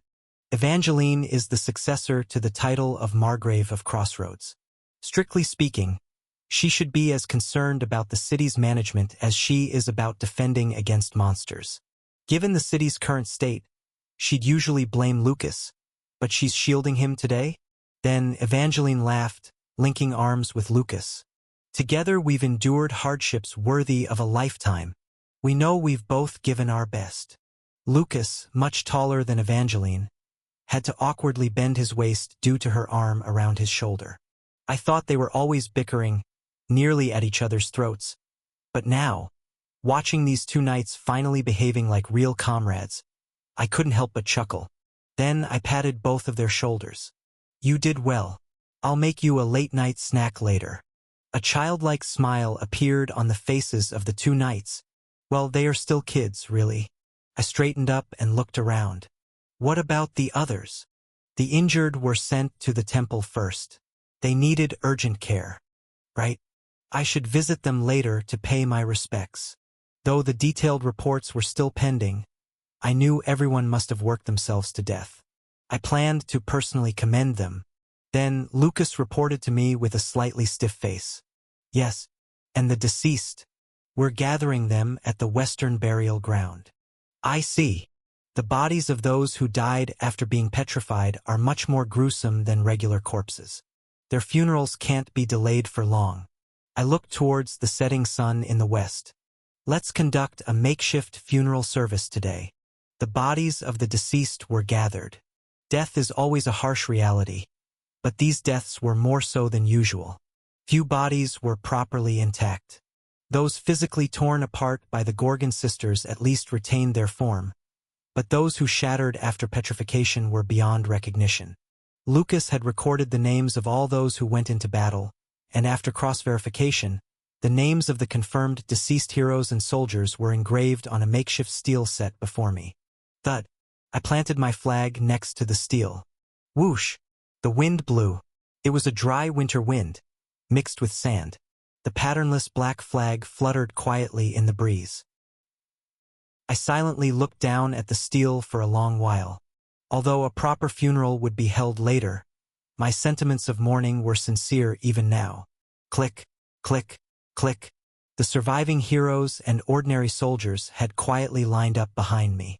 What must be going through the hearts of those who lost comrades with whom they shared life and death?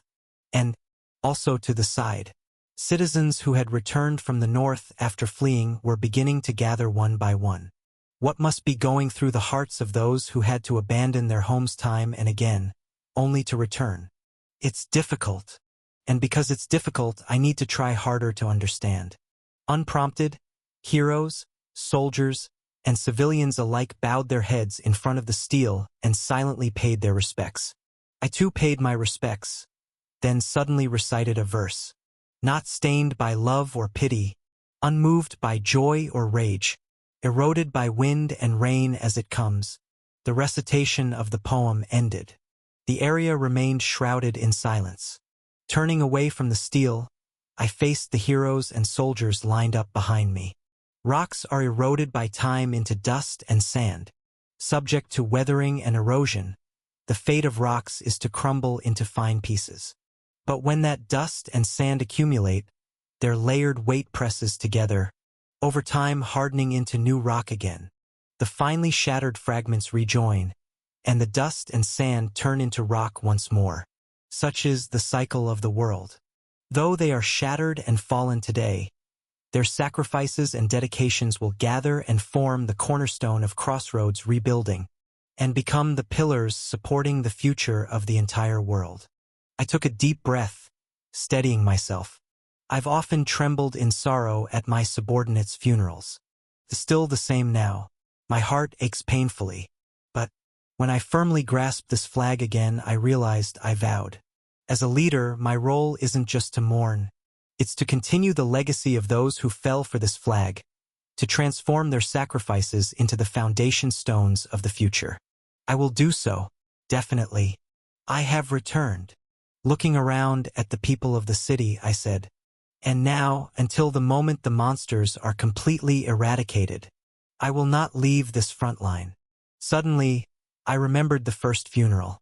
After suffering near annihilation at the hands of black spiders at the forward base, we held a funeral here. It was a grand and solemn ceremony, rare to see in Crossroads. Yet, even so, the eyes that looked at me then were full of doubt. But now, in this unadorned, makeshift funeral, the eyes of everyone looking at me were filled with firm trust. Yes, our past time, all that pain and sacrifice, have bound us together like sand, weaving us firmly into one. At the very front of the citizens was Lily, seated in a wheelchair. In her arms, she held a newborn baby I had never seen before. Smiling at the child, I said, "Raise the flag over the city. Begin reconstruction. This place is a city built on graves." It's a derogatory term for the high death rate, but it also signifies that even on top of graves, people continue to live. My people, with the number of graves increased today, with the size of our sorrow grown larger, I prayed that I could bring joy and belief to them. With that hope, I exclaimed, "Let's live on together, once more." Chapter 494. That night, the temple.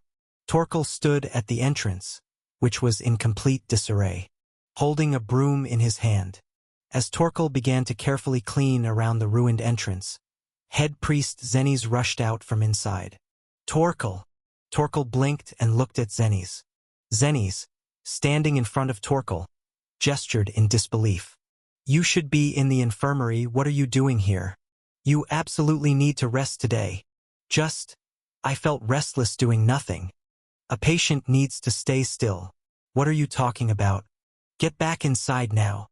Both Torkel and Zenes were covered in bandages, suffering from unhealed post-petrification symptoms. Despite not being in perfect condition herself, Zennies had rushed out worried about Torkel.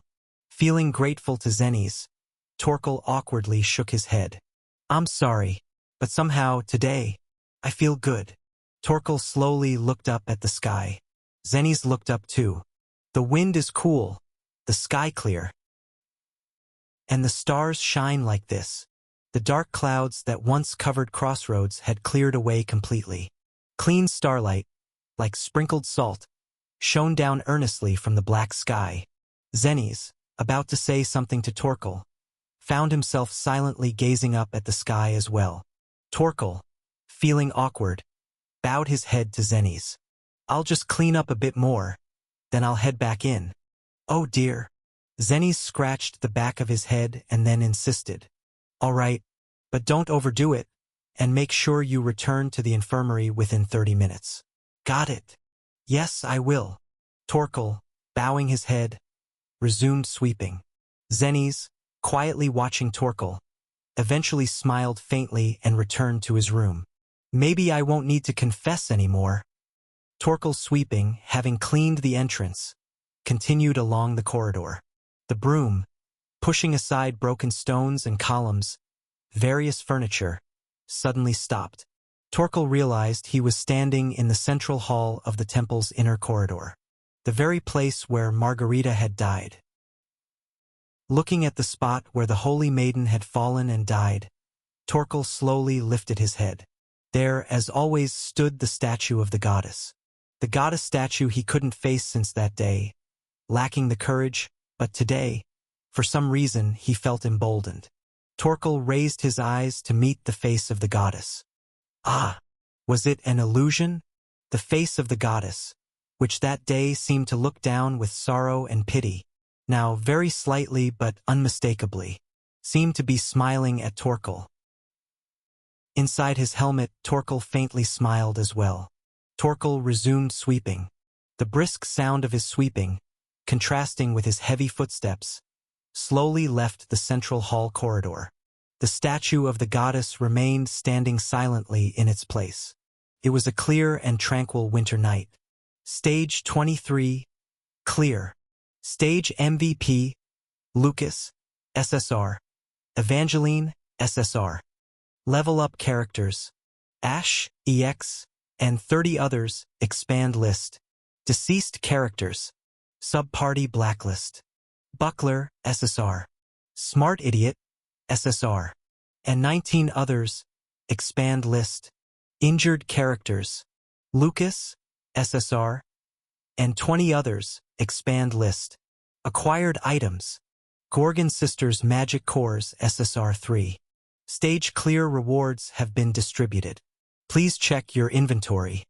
SSR grade reward boxes 3. Get ready for the next stage. Next stage. White Night. About a week passed since then. Crossroads was bustling with reconstruction efforts. Not only the members of the production guild, but also most of the citizens who had evacuated had returned to participate in the rebuilding. I was reviewing the names of those who would be the new occupants of the graves, with the official funeral ceremony approaching. Among them, the names of those who had been newly hired and sent to the front lines caught my eye. Blacklist 5. I originally built the casino in this city to attract high-ranking heroes. And these members of the Blacklist were the representative high-ranking hero party lured by this casino. Especially 2 of them whom I had wanted to recruit. The SSR-grade tank Buckler, who could freely deploy a force field shield. The specialist in both demonic arts and magic, SSR-grade dealer, Smart Idiot. They were promising characters with potential to be first-rate until their 3rd year, but they fell in this battle. Make sure they are honored properly. It was their first time participating in the monster frontline, but I instructed that they be given the same funeral honors as those with long service. They, too, had sacrificed their lives for a greater cause. After giving the instruction, I handed the rest of the paperwork to Lucas beside me and said, "And for the 3 survivors, try to persuade them well. See if they'll stay on the monster frontline. SR-grade Black Magician. Chain. SR-grade Golmancer. Candler. SR-grade Swordsman. Nobody. These 3 are currently recuperating in the temple. Reading the reports, it seemed they fought quite bravely, and I wanted to keep them recruited if possible. Especially Chain and Nobody, they fought in your party, right? What do you think?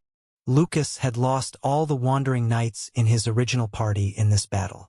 He had organized a temporary party with the remaining heroes to fight Medusa, and apparently they had worked well together. Lucas, Xennies, Torkel, Chain, Nobody. A versatile knight, combat priest, pure tanker, magic dealer, physical dealer. The combination wasn't bad. An all-weather party composition that could be deployed anywhere. The front line is solid, but the dealers are a bit unstable. Chain is a black Magian who converts life force into magical power to fight. When not in combat, he restores his life force and stays in the form of a child. However, during battle, as he depletes his life force, he ages progressively, turning into an old man when it's exhausted. The problem is that, while black magic is immensely powerful, it also consumes a lot of magical power. It's a character that requires careful timing and management of magic.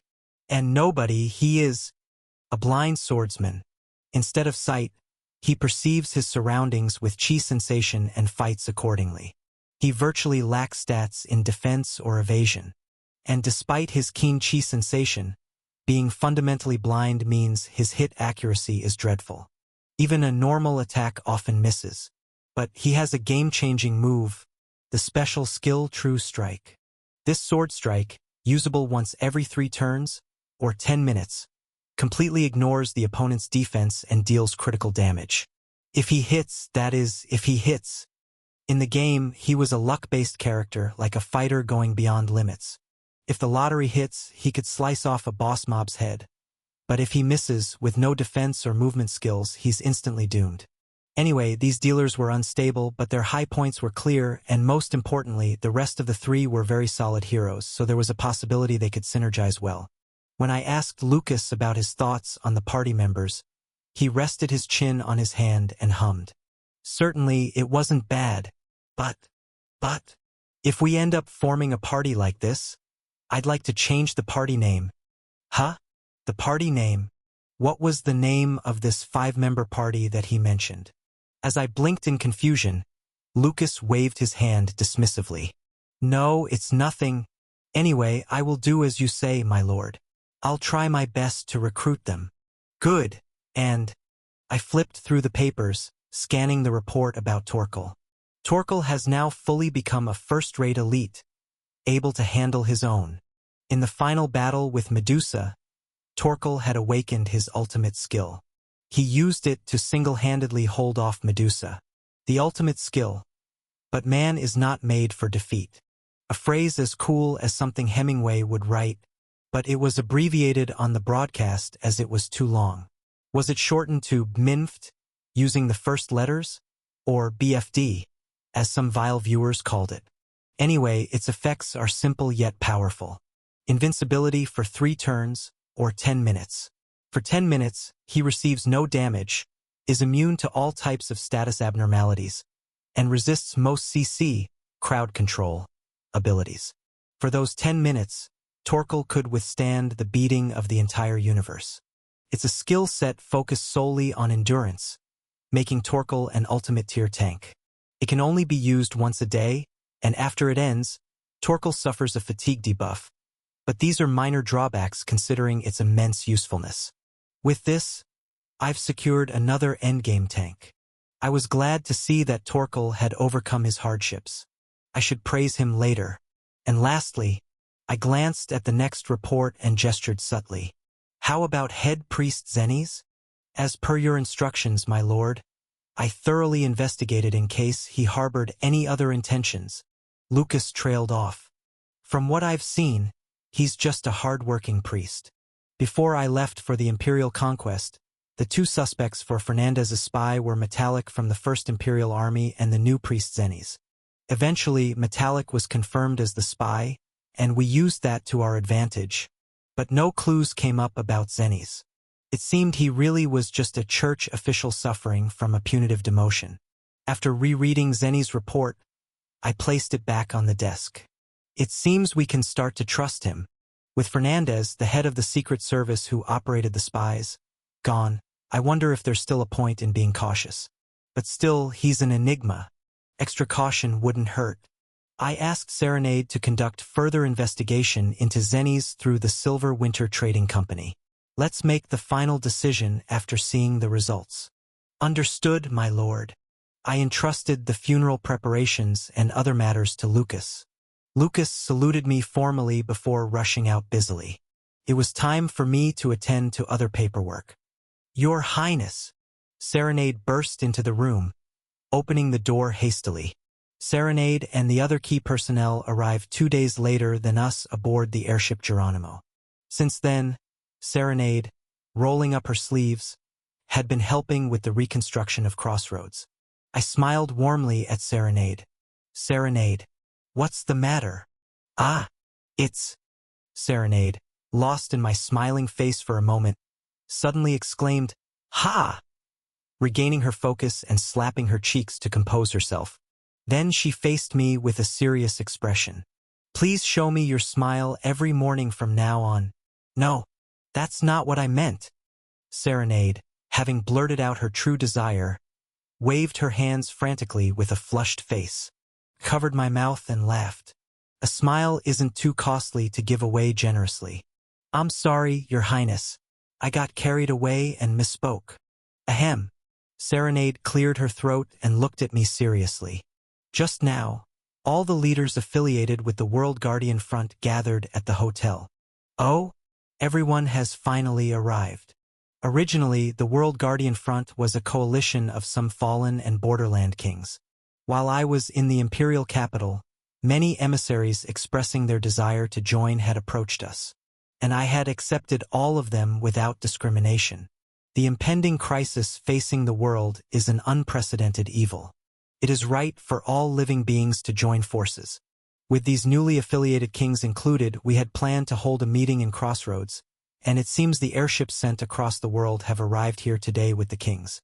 Yes, and as soon as those kings gathered in the hotel lobby, Serenade, with her sharp silver eyes, rolled them from side to side in confusion before speaking hesitantly. They started a brawl. For a moment my thoughts stalled. What? Exactly as I said. The gathered kings, regardless of age or gender. Serenade looked like she herself couldn't believe what she was saying, but she related anyway. They've started a huge fight.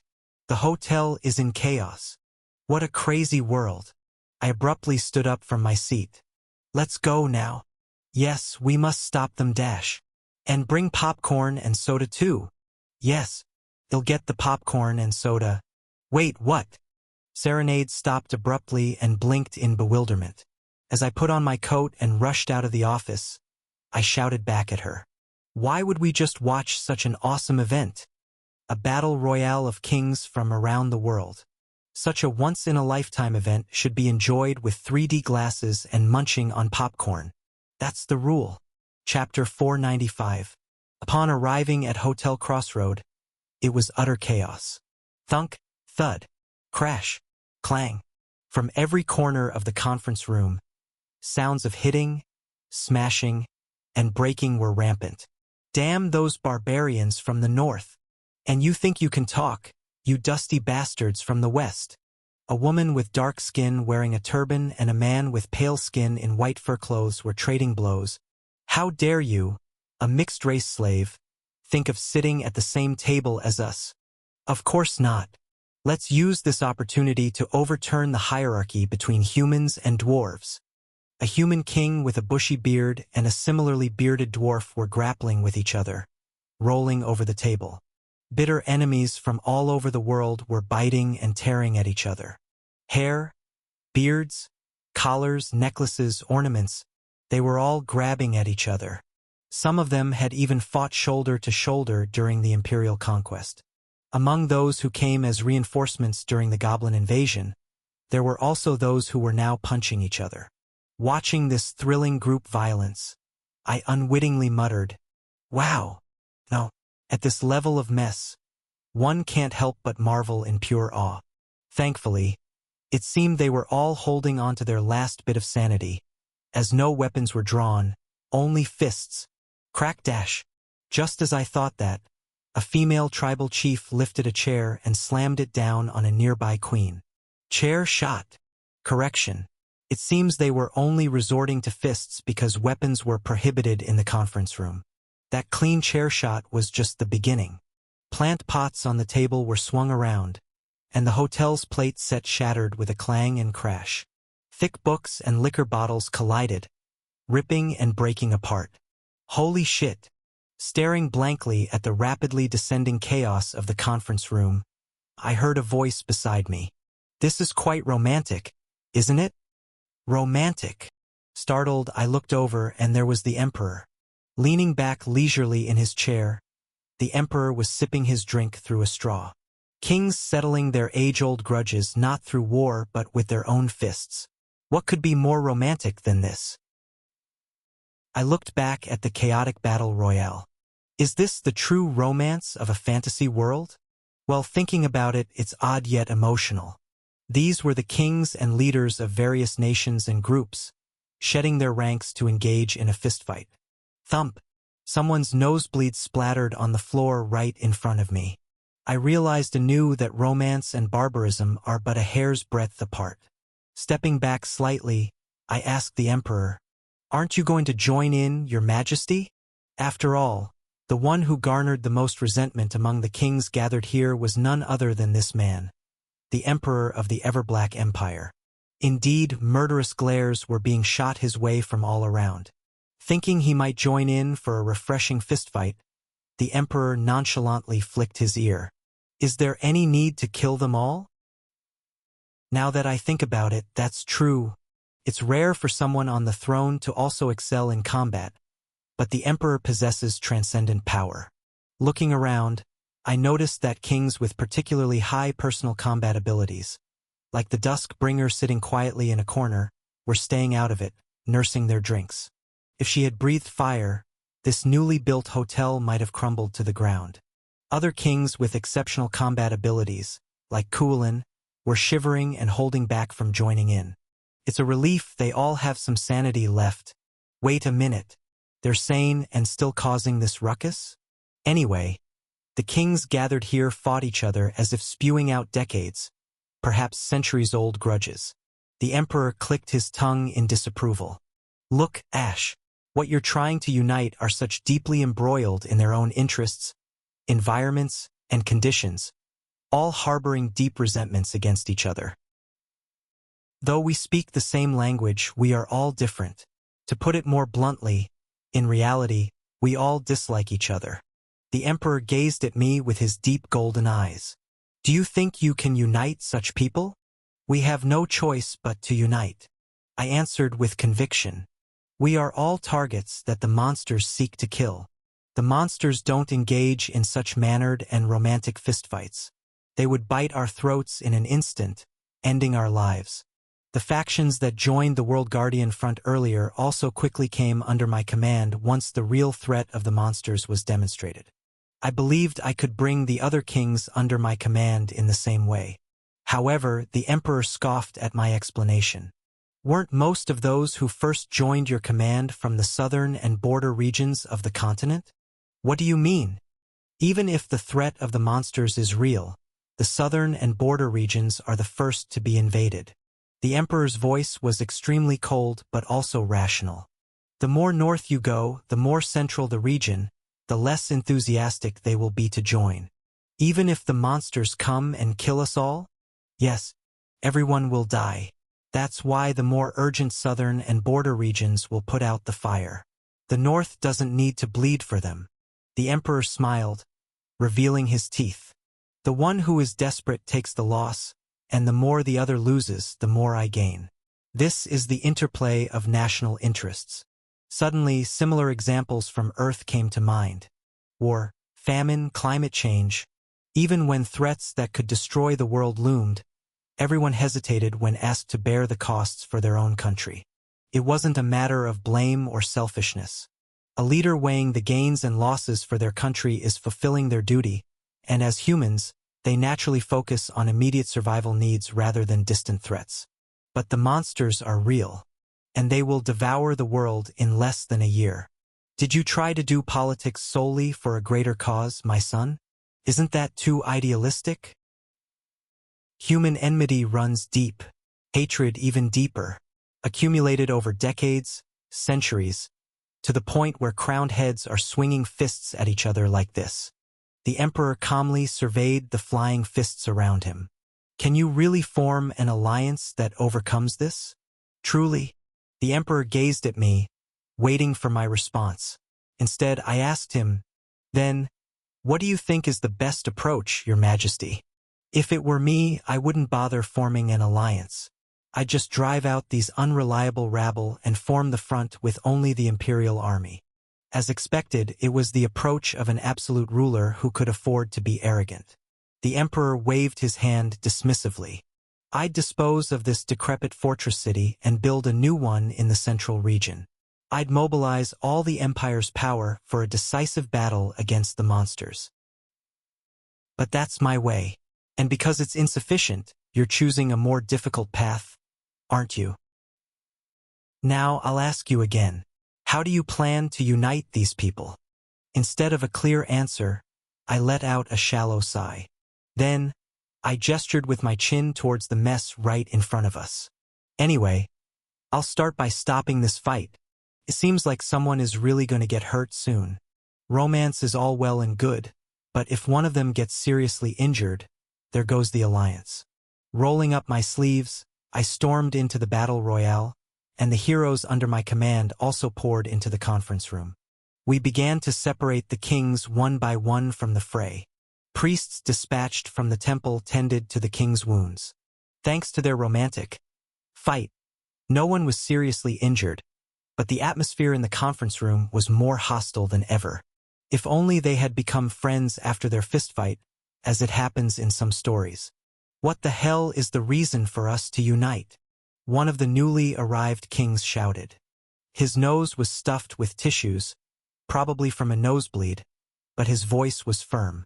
You want us to send troops, funds, and supplies to this remote southern wilderness for more than a year? Why should we bear such losses? Most of the kings seem to have intended to just lend their names to this grand-sounding World Guardian Front and reap the honors. That's why they had all willingly come to this remote place in the south. They didn't want to miss out and suffer losses, but I demanded their actual participation in the battle. Then, the faces of most of the kings who had come here willingly changed. To fight together meant, in other words, to bear losses together. The kings did not agree easily.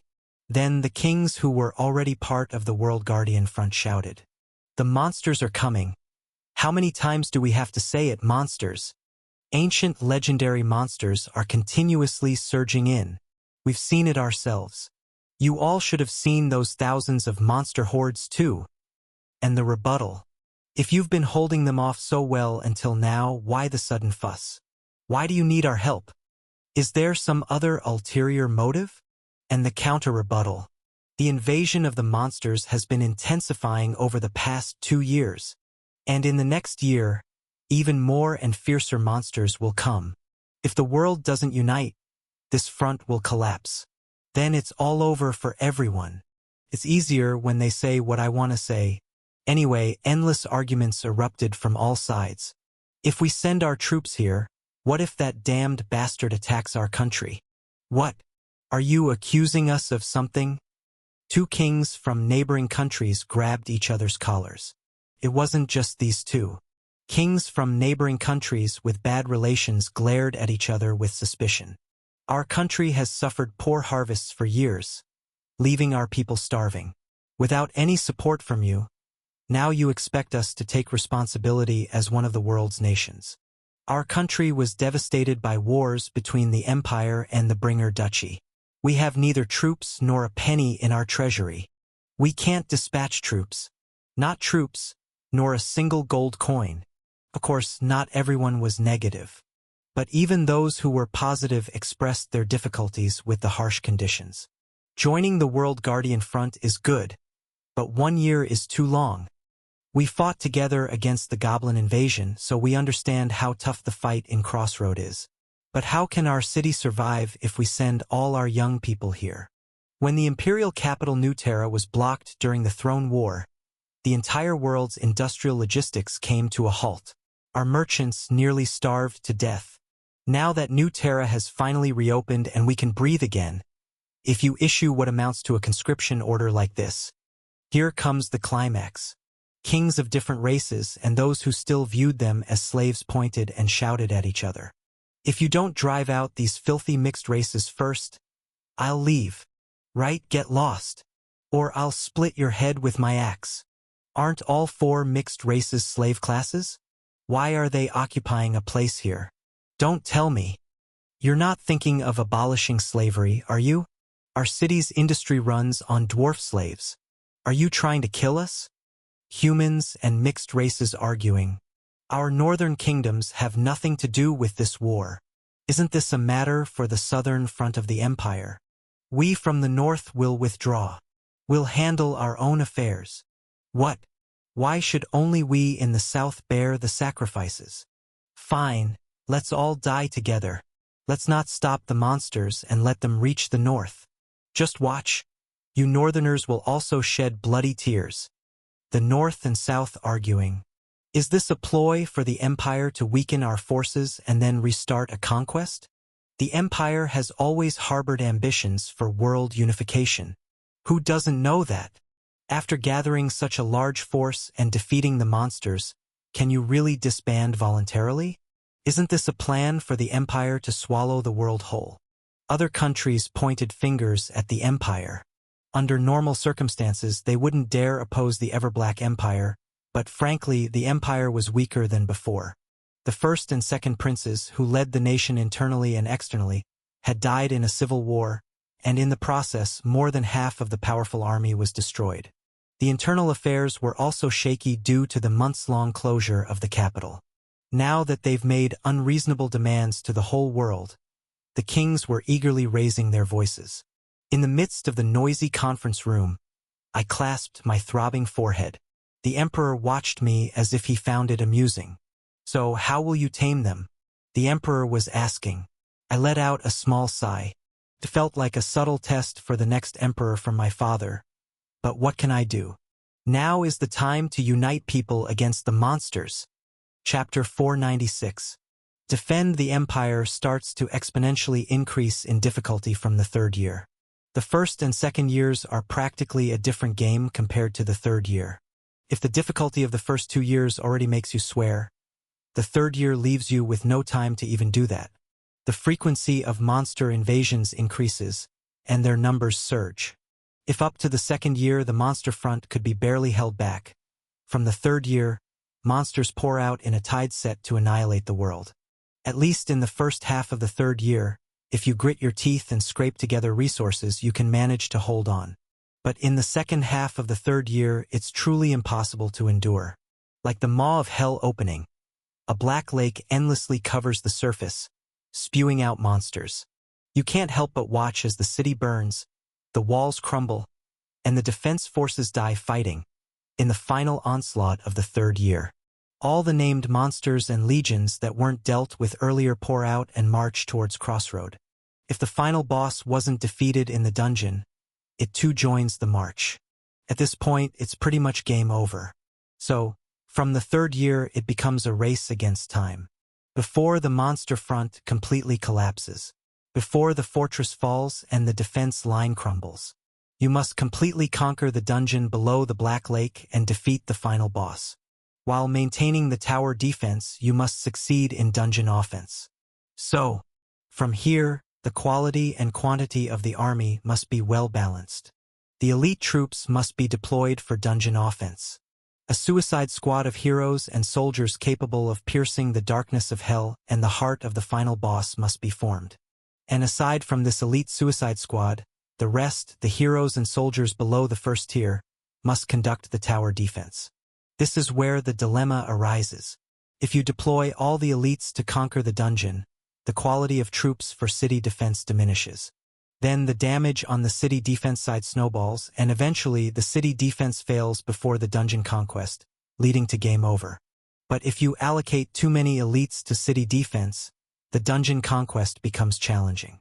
Ultimately, you must succeed in the final boss raid to eradicate the source of the monsters, but if you focus too much on city defense, the dungeon conquest fails. If in the first and second years dungeon conquest and city defense were compatible goals, in the third year you must strategically choose your priorities. So my choice is, succeed in both, not giving up on anything. The number of troops that can be deployed for dungeon offense is limited, but the number of troops that can be deployed for tower defense is not. The more, the better. You can push through with sheer numbers. I will deploy the elite heroes and soldiers I've trained so far for dungeon conquest, and use the heroes and soldiers of the World Guardian Front for city defense. That was my goal for the third year. Fallen kings and the leaders of various countries and their elite guards already possess a certain level of talent and strength. They are much more powerful than recruiting new troops and training them from scratch. If used correctly, they can definitely defend the city well. The problem is uniting them into a single army. The situation is different from when we attacked the imperial capital. Back then, it was enough to intimidate, persuade, and pressure the fallen kings to unite them into one group. We needed the numbers then. But the upcoming third year is not a problem that can be solved simply by uniting. You can't turn them all into a real crossroad army by offering them interests, pouring in gold, or scratching their political itches. Initially, I thought that would be enough. Show them the real fear of the monsters, provide what each force needs, and if that fails, exploit their weaknesses and threaten them. I thought they would all come under my control.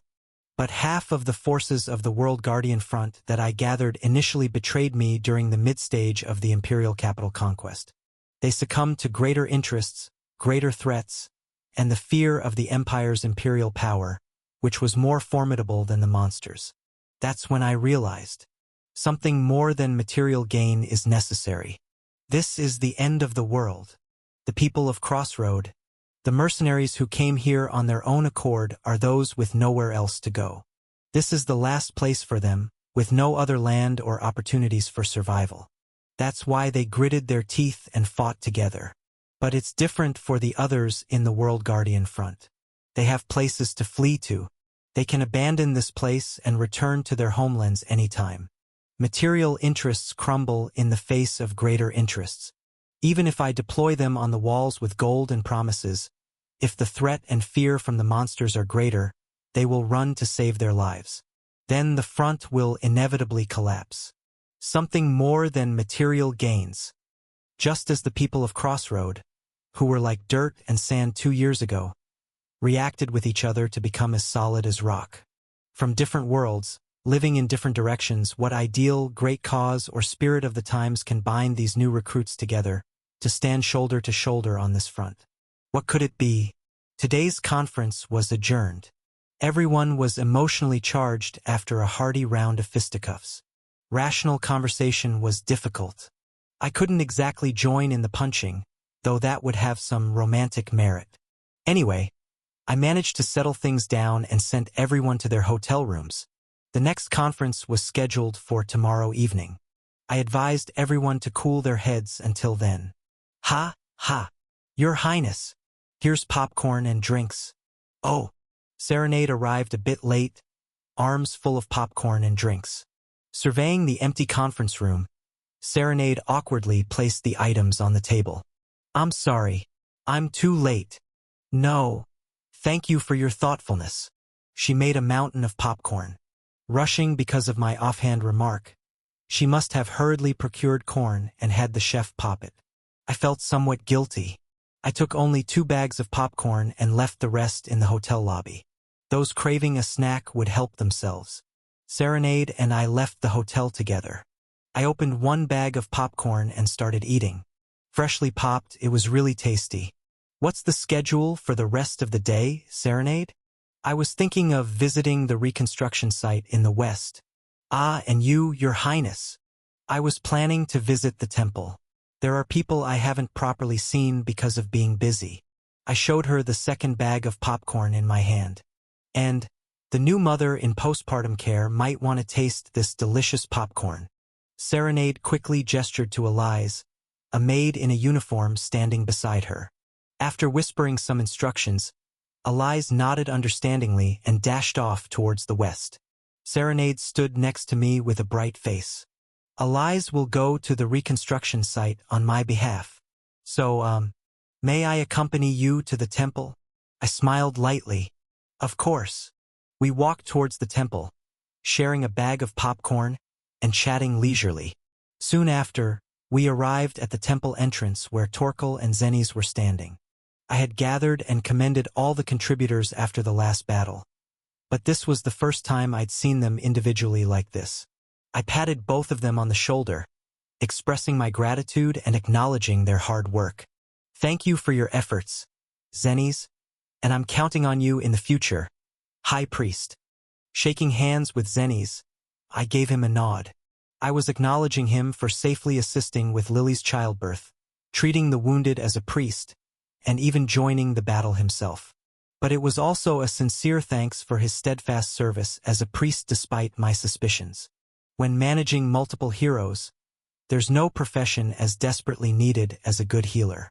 I was genuinely relieved that Zenes was not a traitor. And Torkel, his face still hidden under a deeply pulled-down helmet. Yet, the glimpse of Torkel's eyes through the gap in his helmet seemed much more at ease. The look that was always tense and rigid now undoubtedly had peace in it. You've worked hard. Instead of long words, I firmly grasped his gloved hand with both of mine.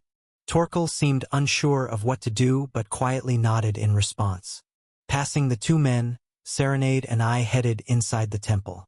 Lily's room was a single room at the very back of the temple. It wasn't hard to find which room it was. Apart from us, there were many visitors. I brought precious northern fruits. Here's freshly squeezed goat milk. Drink it up for strength. After such a hard ordeal, it's definitely meat. I've got seafood from the east, especially this seaweed, called mayak. It's so good for pregnant women. Make a soup with it. Guests with their hands full of various gifts had piled them up in front of the room. Oh my, it's too much. It'll spoil before I can eat it. Are you all trying to fatten me up? And Lily, who had eaten well and rested in the past week, looked much better, sitting up in bed. After the extreme labor and monster attack, she had been gaunt and haggard, but now her face glowed with health. The baby, Sid, lying in the crib next to her, had chubby cheeks. Incredibly cute. TL note: originally I named the baby Sid, but on further thought, it makes more sense that its name is actually Sid, which is pronounced as seed. Serenade and I stood outside the room, quietly observing the mother and child surrounded by guests. Especially Serenade, who stared intently at Sid. Babies, they're really adorable. Indeed. Seems like he got all the good traits from his mom and dad. But why does she keep sneaking glances at me, Serenade? Suddenly, I remembered the request Serenade had made when we first met. Ahem. Then, a priest came and asked the first visitors to leave, saying visiting time was limited to 30 minutes. The guests reluctantly but obediently left the room. Oh, Your Highness? When did you arrive? Lily, finally noticing me, widened her eyes in surprise. Stepping into the now quieter room, I smiled broadly. Just now. How are you feeling? As you can see, completely energetic. The temple has been overly kind to me. Of course, they should be. It's the birth of my comrade's child. Sitting in a chair next to the bed, I looked into the crib. Sid, awakened by the noise, was not asleep. Looking into his big, sea-green eyes that resembled his father's, I whispered, "Hello, Sid. I'm your godfather." I playfully shook my fist in the air. "If anyone ever bothers you, you tell me right away. Okay? Your godfather will take care of it." Sid, not understanding a word, laughed heartily. Then, suddenly scrunching his face, he burst into tears with a wail. "Wah! What's this? Did I do something wrong?" Right, my baby. Mommy's here." Lily, with adept hands, embraced the crying Sid, patting his back to soothe him. Sid stopped crying in his mother's arms and began to babble. I watched this scene, immersed in indescribable emotions. I remembered the day I first saw Lily 2 years ago. Surrounded by black spiders at the forward base, she tried hard to lighten the mood of the party with a smile. And 2 years later, unable to use her legs, having fallen in love with another companion, giving birth to this child, Lily, the senior sorceress, a living history of this monster frontline. Suddenly, a thought crossed my mind. I slowly faced Lily. Lily. As she patted Sid's back, Lily smiled brightly. Yes, Your Highness. What is it? This is sudden, but can you do me a favor? A favor. Lily, puzzled at first, soon nodded willingly. Of course, just say the word. How can I help? The next day afternoon. Hotel Crossroad. Lobby hall. Conference room. A tense silence pervaded. All the kings who had gathered the day before were clustered again, staring at each other murderously, wrapped in bandages and gauze, just like yesterday. In this bleak atmosphere, creak, creak, I made my entrance. In front, I was pushing Lily's wheelchair. Hundreds of pairs of eyes immediately turned towards us. More precisely, not at me, but at Lily's wheelchair that I was pushing. And then at Sid, cradled in Lily's arms. Hiccup. Lily hiccuped. Ah. And Sid raised his big eyes, looking around. The gazes that had been on Lily and Sid shifted again, now piercingly at me. The look in their eyes seemed to ask, who is this child and mother who suddenly appeared in the conference room? I started with a bright smile. Before discussing the future of the world, may I have a moment to tell you a story? The ideal I was seeking, the cause, the spirit of the age. It was with this little woman and child. Chapter 497. Lily, standing before the kings, showed evident signs of tension. Continuously swallowing dry saliva, Lily turned to look at me. Your Majesty, do I really have to do this? Of course, and you will do it very well. I gently patted Lily on the shoulder. Please, Lily. Understood. Wheeling her chair forward, Lily stepped up. The dense gazes of the kings poured onto her. One of the kings, an old man with a long white beard, asked in wonder, who are you? I am Lily. From which royal family? Or, are you a leader of some faction? I am a commoner of the empire, and the senior mage at this front line. A commoner? And a senior mage at that? So, essentially a mercenary, is that it? Anger crept across the king's wrinkled face. This is a gathering of leaders from all over the world to discuss the future of the world. It's not a place for an ignorant commoner mercenary to step in. Can't you just step back? Ugh. Lily, her shoulders hunched, tried to step back. Thud. But I stood firmly behind her, holding onto her wheelchair. After smiling gently at Lily, who looked back with a pale face, I faced forward. This mage, Lily, has been a precious companion since my first battle.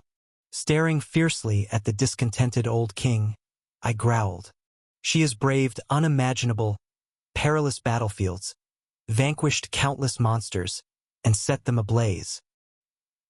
She is a commoner mercenary, but she is also a hero who has achieved great feats. Please treat her with the respect she deserves. Reluctantly, the old king turned his head away. I smiled at Lily once more. Lily, it's okay. So, please. Lily's face grew a bit paler, but she bit her lip hard, held the seed in her bosom, and then, slowly, she began to speak. It has been 2 years and 6 months since I first came to this front line. Lily began her story calmly. What I had asked of Lily was to tell the kings about her experiences at this monster front line. That was all. Initially trembling, Lily soon found stability and continued her story in peace. Slowly, without exaggeration, just plainly, how she ended up in this southern backwater. Jumped into battle with a prince, parachuted into a commander's position, only to be severely wounded in the back. Becoming unable to walk for life, confined to a wheelchair. Wanted to retire, but the commander wouldn't allow it, so she worked in the alchemy workshop, battling pouring monsters while seated in a wheelchair, going down to the dungeon below the lake.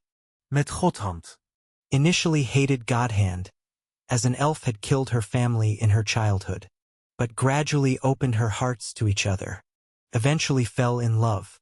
Through brutal battles, heartbreaking misunderstandings, and the festive nights that came, passing through fleeting happiness, then came winter.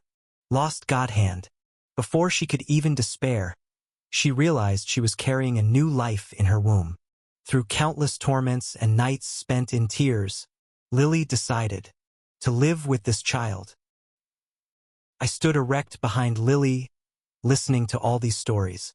The 2 years of stories were long, sometimes disjointed, and occasionally emotional. But all of it was true. Initially, the king's faces, not understanding why they had to listen to such a story, gradually turned serious. Past the Spider Queen, the Vampire King, the Wolf King, the Goblin God King, up until the Medusa just a few days ago. Facing the countless legendary monsters that had poured forth, she, a mere human, had done remarkable deeds. The battles her companions had fought, and how this child, Sid, in her womb, came to be. Her not-so-short story came to an end. Lily gasped for breath, her face pale. "Thank you, Lily." In the silent meeting room, I gave Lily a warm smile. "Sid, and you seem tired. Take a break."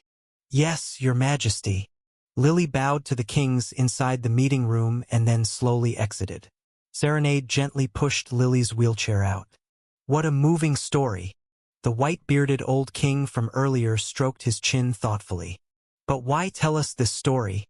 Because the banner that this monster frontline and the World Guardian front to be launched here must hold was in that story. I looked around at the kings and smiled. Everyone. And then I asked, what makes us human? Faced with this sudden question, the kings were unable to respond. I continued, what makes us human? What differentiates us from those monsters? What makes a person human?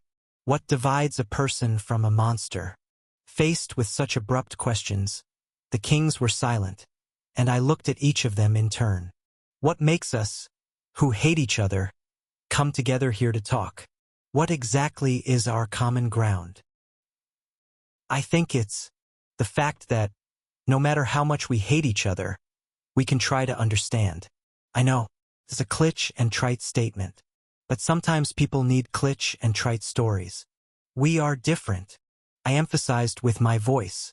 Just by listening to Lily's story, can we, who walk on 2 legs, understand even 1% of what it's like to be Lily, who must spend her life in a wheelchair?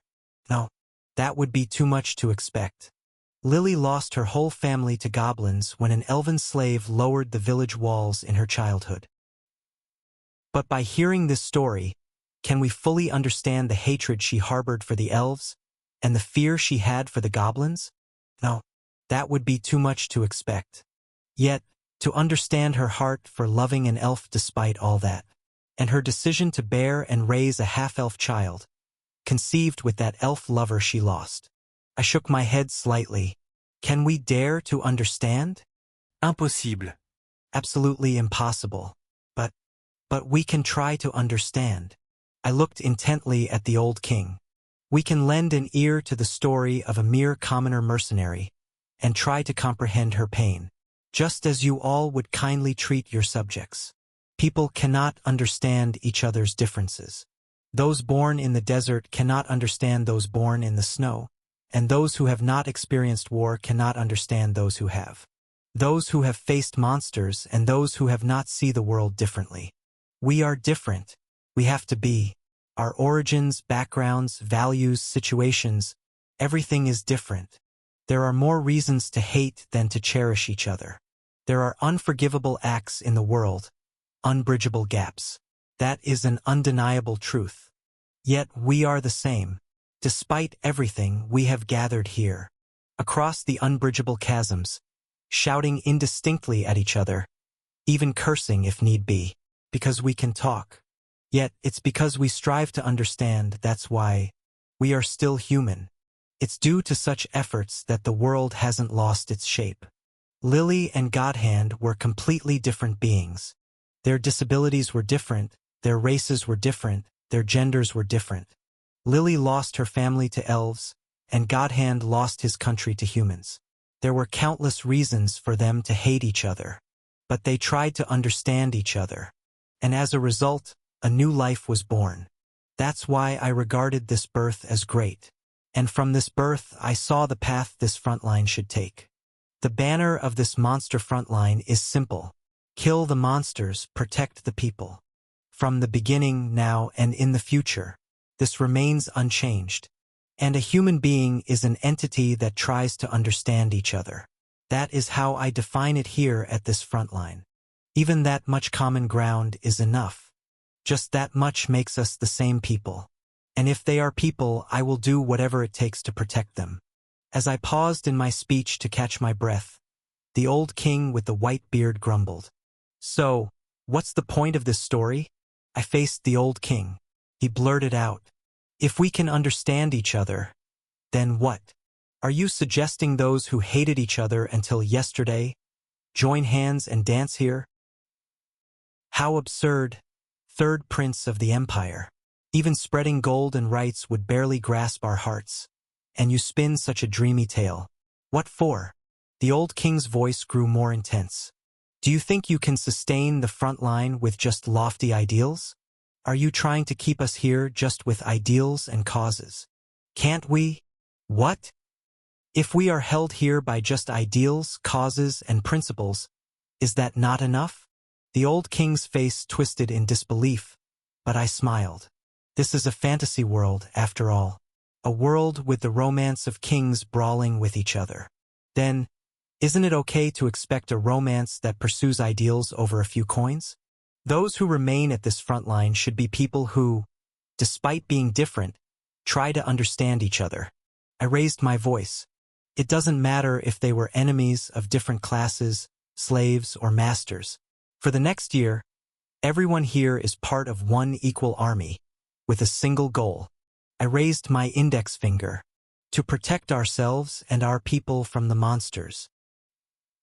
If anyone here disagrees with this objective and this banner, please leave this front line immediately.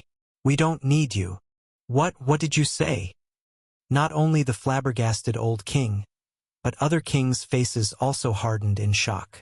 I snorted. What, did they think I would prostrate and beg them to join the World Guardian front?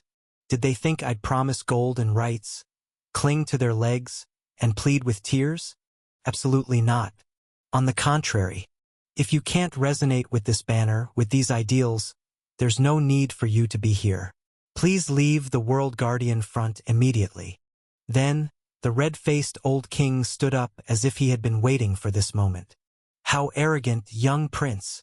Do I look so foolish to stay after hearing such words? As he turned to leave, I smirked at his back. But it will be quite a sight to see the prestige of the countries that didn't join this front line after the world is saved. What are you waiting for? Please go. Turn your back on the war to save the world. Curse for not receiving gold and rights. And leave quickly. The old king's shoulders tensed abruptly. I grinned. That cowardice will be remembered for generations. The international community will mock you forever.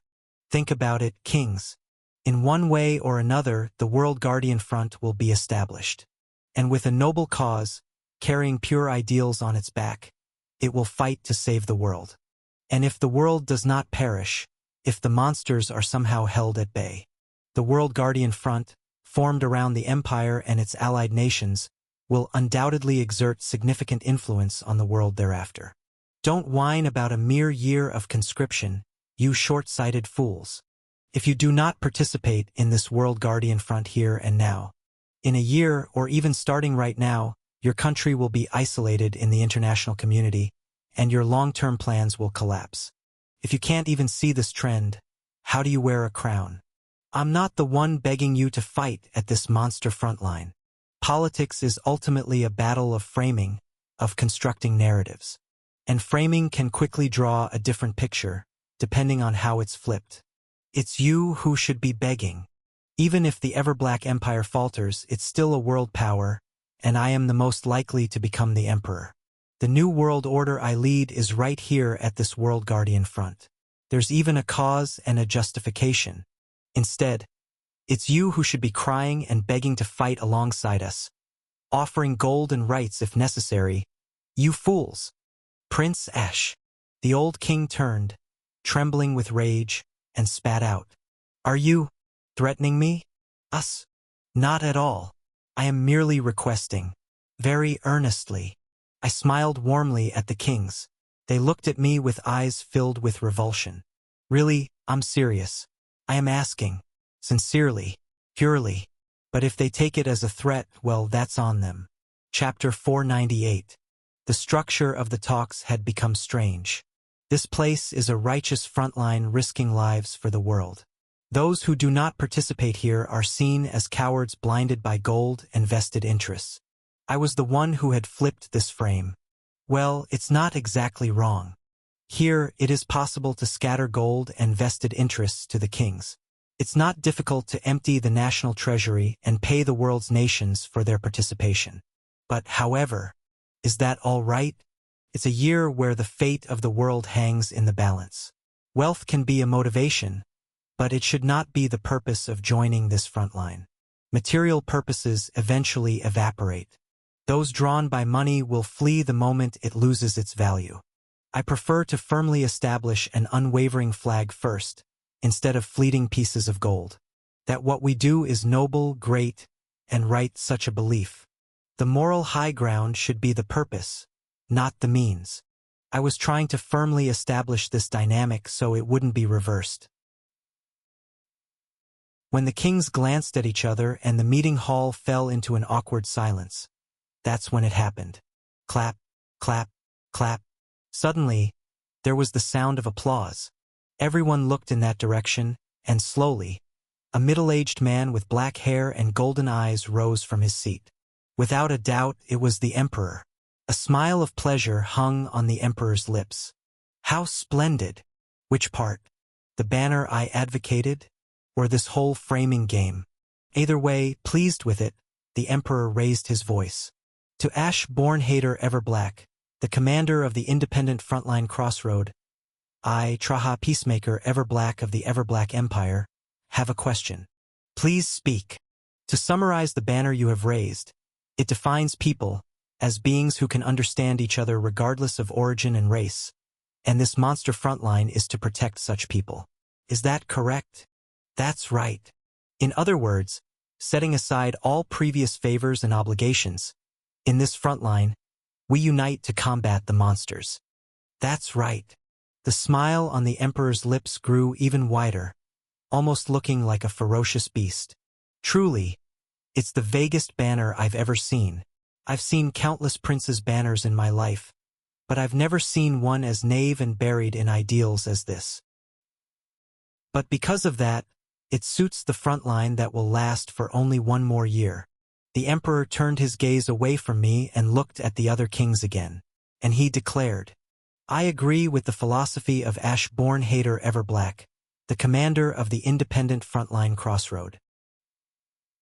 The Everblack Empire will formally join the World Guardian Front. We will also provide full support.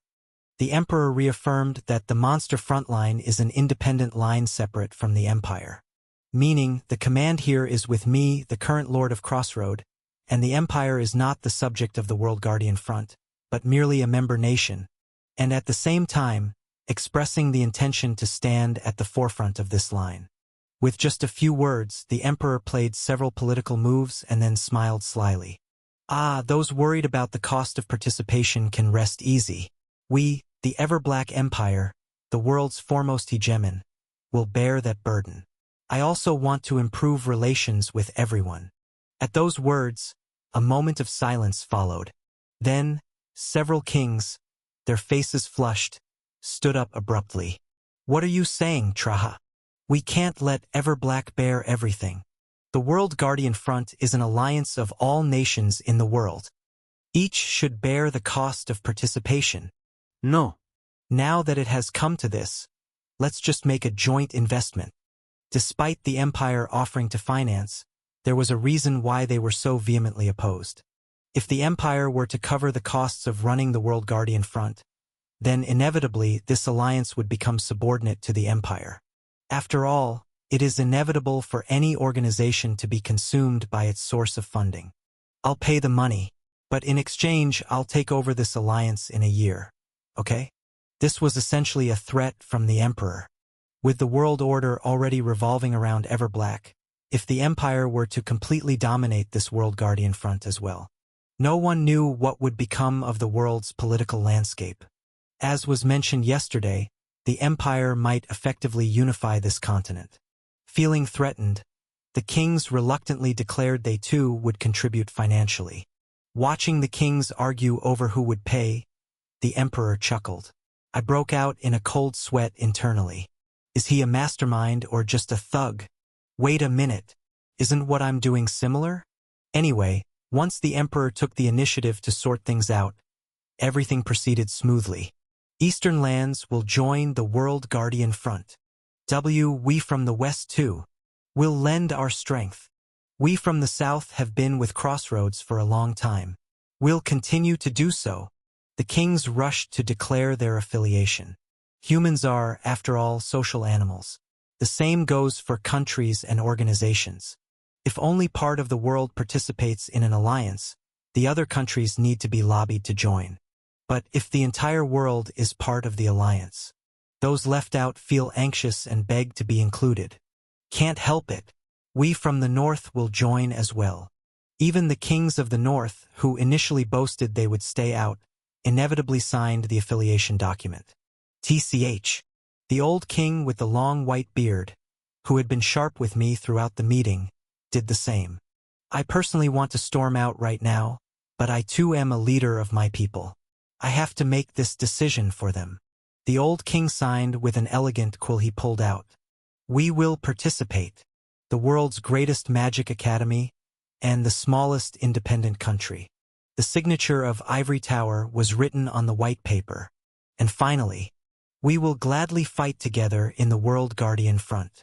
The 4 kings representing the major different races signed.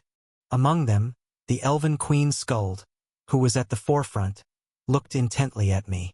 Not just our 4 major races, but many from other races also wish to fight here. Will you accept them too? I have only one standard to set. As I received their signatures, I smiled slightly. As long as they follow that standard, anyone is welcome. The Elven Queen smiled back. So, you've decided to raise that flag again, Prince Ash. Haha, I made a fool of myself before. I tried to break it, but it didn't work out. I scratched the back of my head. This flag is no longer just mine, but belongs to everyone who follows me. As a standard bearer, my duty is to wave this flag higher and bigger. We will follow that flag. The Elven Queen bowed to me. The 3 other kings did the same. I too bowed back and then said with emphasis, let's all go together. To the future, to the ending, and to the world beyond. The meeting was adjourned. Almost all the countries and organizations in attendance joined the World Guardian Front. Those already members re-signed the new affiliation document. Those who did not sign also said they would return to their countries for discussions and respond promptly. Once caught in a major current, it's not easy to go against the trend, especially in international relations. The kings, after shaking hands and greeting me, left the conference room. It took a while before the room finally quieted down. Phew!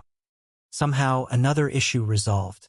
I exhaled a long breath and started loosening my collar when a familiar baritone voice came from beside me.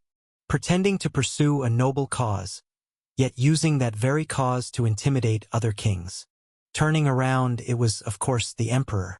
You're more skilled than I thought, my son. Just as you said, father. It's impossible to do politics with just ideals. I chuckled lightly. So, I framed the ideals, and when I swung it around, it turned out to be quite heavy and useful. Impudent child. The emperor grinned, showing his teeth. Not bad at all. Standing next to me, The emperor looked around the now empty conference room with me. However, as I said earlier, your flag is too soft. Didn't I tell you before? The more you pursue an untarnished goodness, the more you yourself will suffer. I listened quietly. The emperor continued. Like everything in the world, forming an alliance is easy, but maintaining it is much harder. It's easy to gather people, but ruling them is a complex task. Your ideals are beautiful, but enforcing them is a different and difficult challenge. Bringing together people from different walks of life to focus on a single front. Blending people who have hated, despised, and fought each other into one army. This is not something that gets resolved just because the kings dipped their pens in ink and wrote their names. Certainly, in its third year, Crossroads will face even more challenging trials. But there's a greater difficulty ahead, and people tend to unite in the face of greater crises. Monsters and survival. I have seen it over the past 2 years. The process of small, selfish, and disorganized individuals relying on each other, fighting together, and becoming heroes. Realizing the noble value of life in the face of imminent death. The great will of ordinary people fighting together for one another. The miracle of hatred turning into understanding. I have seen it countless times on this front. Therefore, I believe the people boiling inside like a furnace will come together again to face the external monsters. We will survive. I am aware, Father. Ideals alone cannot save the world. But without ideals, it's equally impossible to save the world. I smirked at the emperor. I will wield power and conviction along with my ideals. And I will show you, I can save the world. Really, whose son are you? Such an impressive talker. The emperor patted my shoulder and then slowly walked out of the conference room. Just remember this. The structure you devise today will not function merely as a frame for your ideals. The name of the frame you define today according to your tastes, and reshaped with your will, is exactly. Standing at the entrance of the conference room, his face shadowed by the bright lights outside, the emperor whispered, "The world." You've come this far, Ash. With a sly smile, the emperor's golden eyes gleamed eerily in the shadows. Go on and do well. There's no toy more fun to play with than the world itself. The emperor walked away, his broad back soon disappearing from view. He speaks frightening words so casually. Now alone in the completely empty conference room, I took a deep breath. It's an obvious truth. To save the world, one must first be able to grasp it. Slowly, I raised my hand and gathered the empty air into my grasp, as if holding something very small and precious, carefully. In my third year at Crossroads, the alliance is formed. The ingredients are sufficient. The final showdown with the monsters is just around the corner. Chapter 499. Right after the conference ended. Hotel Crossroads. The backyard garden. Shoo shoo. Seated in a wheelchair, Lily gently rocked the sleeping Sid back and forth in her arms. Sid, drooling a little from the corner of his mouth, was peacefully asleep. He used to trouble me so much when he was in my belly. Lily chuckled without realizing. Why are you so calm now that you're out in the world? Sid, who had troubled his mother a lot during birth, seemed almost angelic since he was born. His calm and dignified nature was a great help to Lily, who struggled with her disability. Lily thought back to the story she had poured out in the conference room.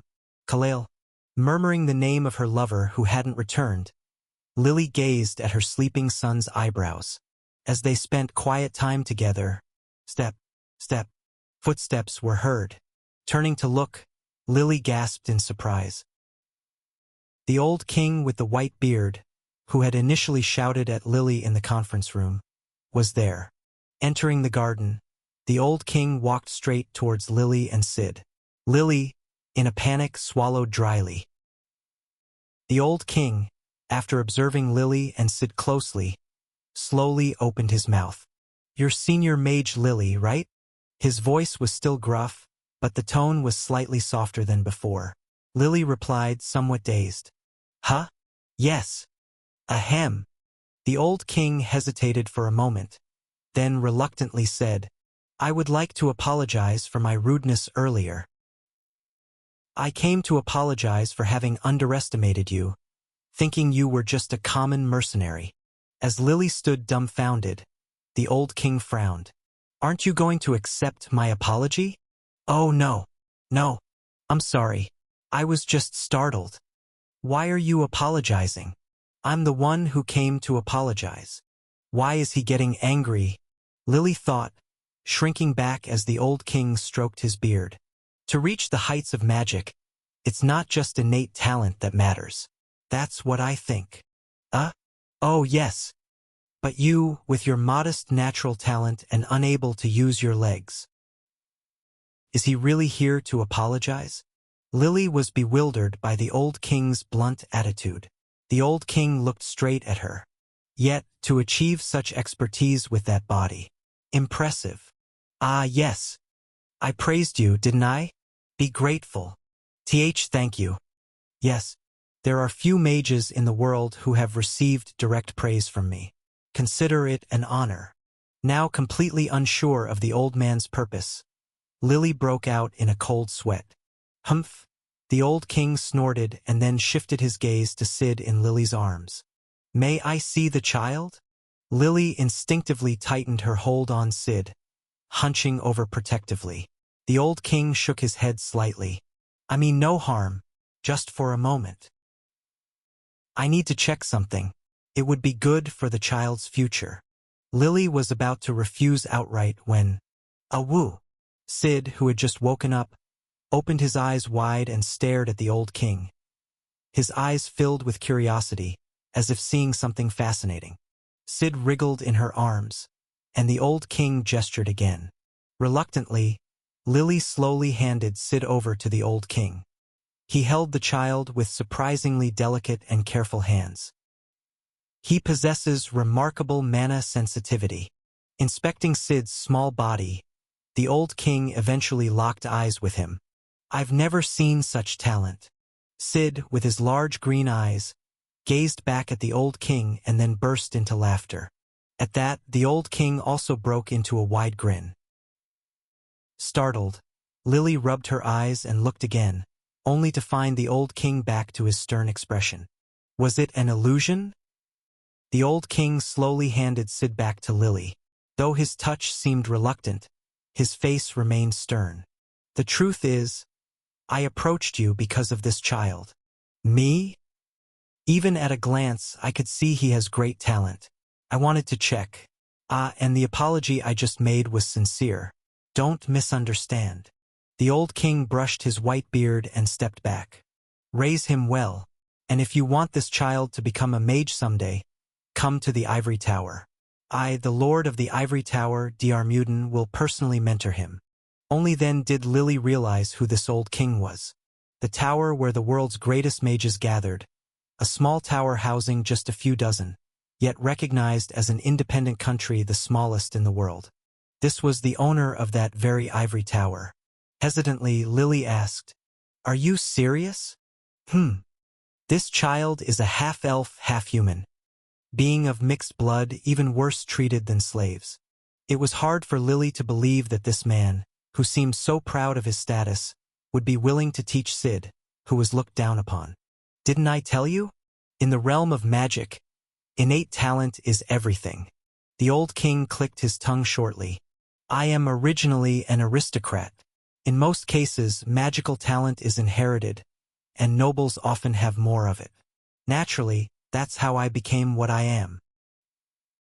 But with overwhelming talent like his, such standards are meaningless. This child has the potential to become the greatest of his time, regardless of his bloodline. That's why I want to nurture him myself. Lord Diarmuiden of the Ivory Tower was an arrogant aristocrat who looked down on commoners. But before that, he was a meritocrat. He held these seemingly contradictory values simultaneously. Lily mumbled to herself. So this is what mages are like.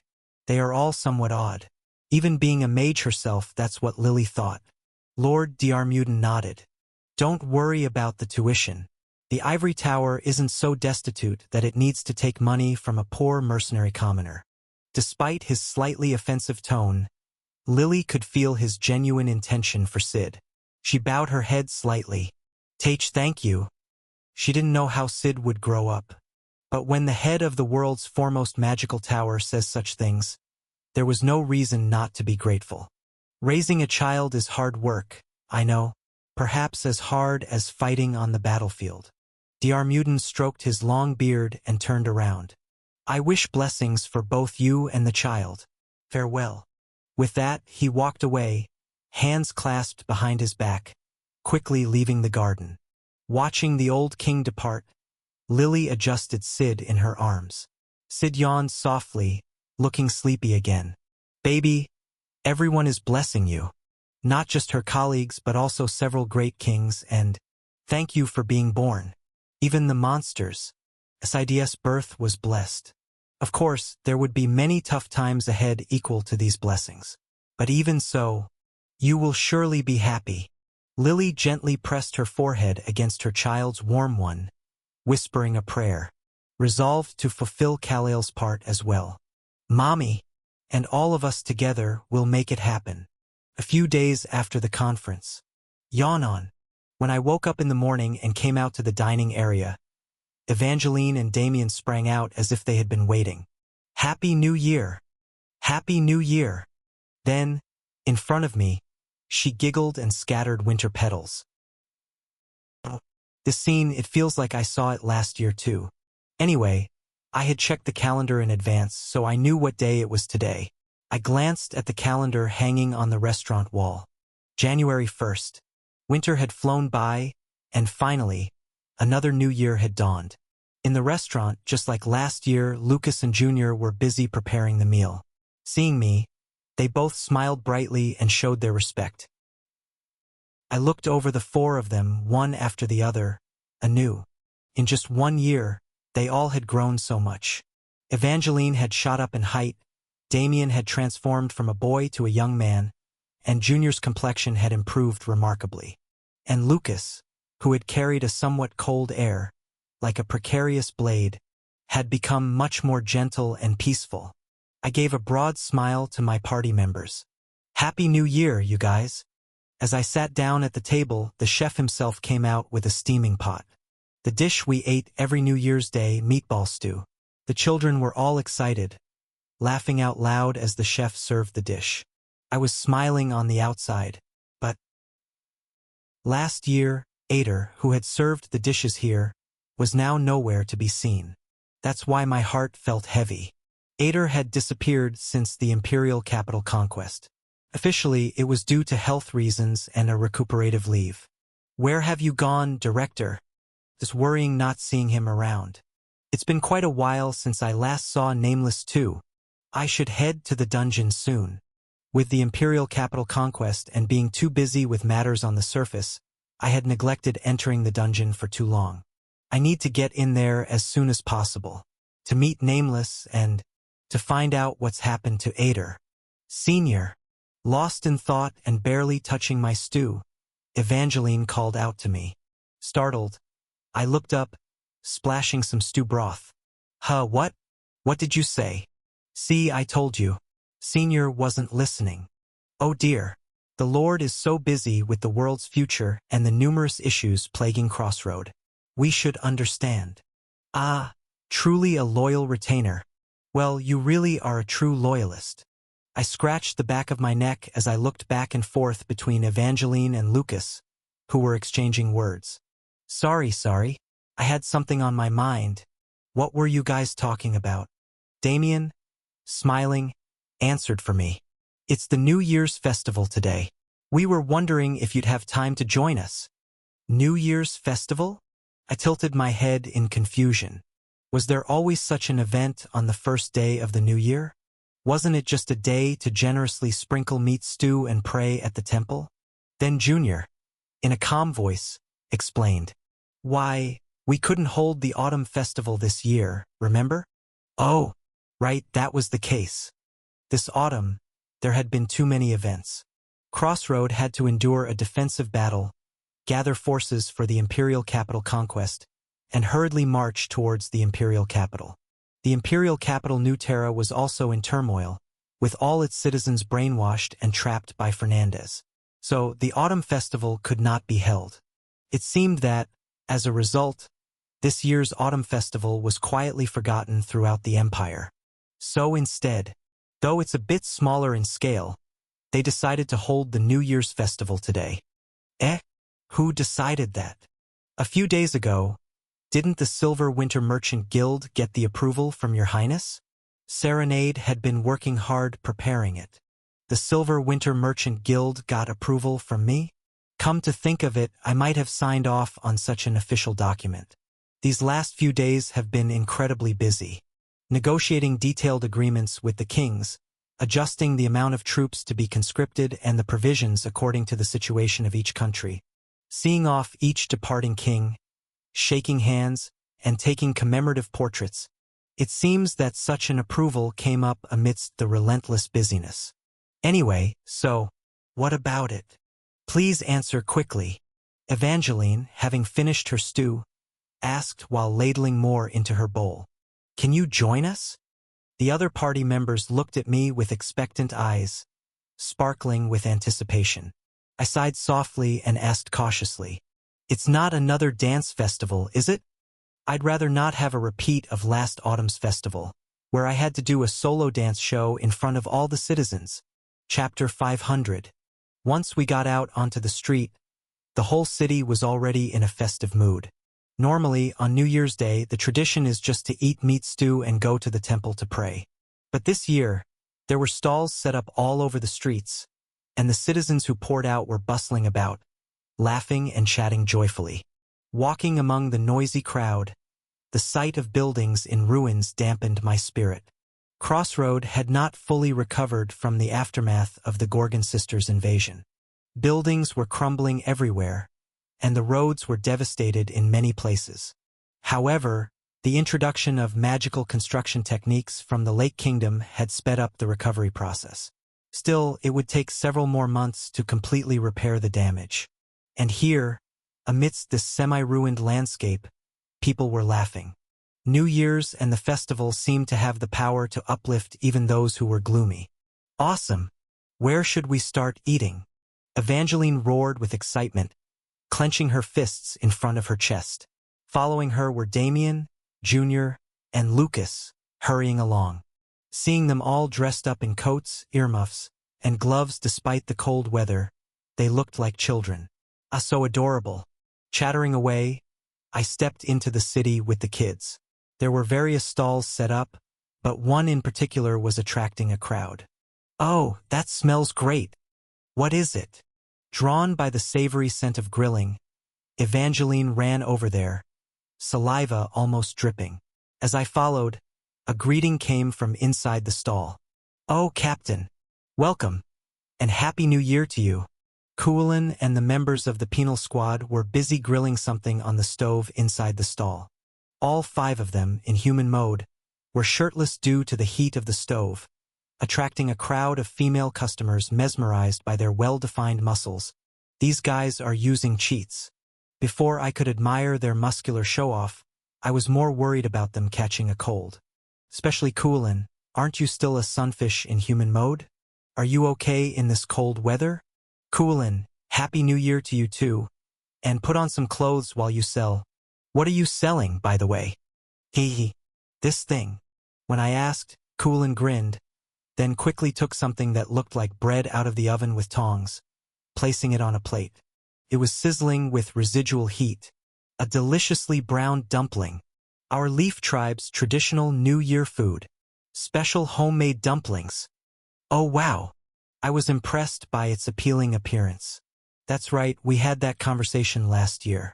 The Leaf Tribe eats these dumplings on New Year's instead of stew.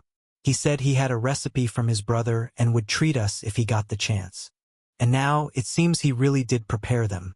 The dumplings were being cooked in several stoves, emitting a delicious and spicy aroma. Wow! They look so delicious! Salivating, Evangeline rushed towards the freshly taken-out dumplings. Can I eat this? Of course, my lady. Please enjoy. But there is one caution. You must swallow it in one bite. If even a single drop of juice spills, consider your luck for the year gone. As soon as she got the green light, Evangeline popped a dumpling into her mouth. Hot, hot, hot. She immediately screamed. It seemed quite hot, as she hopped around with a flushed face, but somehow managed not to spit it out. Evangeline shivered, struggling to swallow the hot dumpling. My luck. Can't afford to lose it. It seems like your silliness is already overflowing though. Anyway, having managed to finish it, Evangeline complained with a tearful face. My palate is burnt. What am I going to eat today? TSK. With a sigh, I gestured to Damien. Damien, please. Yep. Heal, heal. After Damien cast a simple healing spell, Evangeline's tearful face brightened instantly. Wow. My palate's healed. Wait a minute.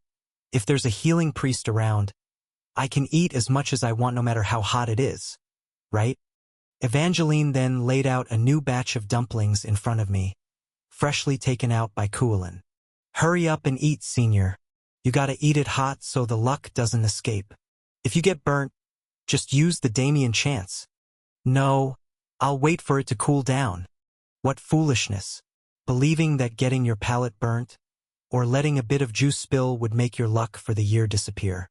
While pondering, I glanced over and saw Lucas, Damien, and Junior, who had already stuffed dumplings into their mouths, suffering with red faces. Are they all fools?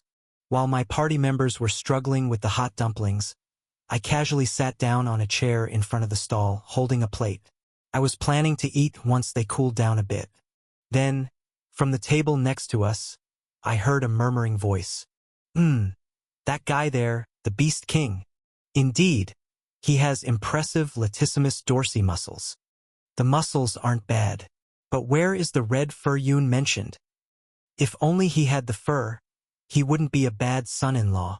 Turning to look, I saw warriors from the northern kingdoms, dressed in clothes made of white fur on their pale skin.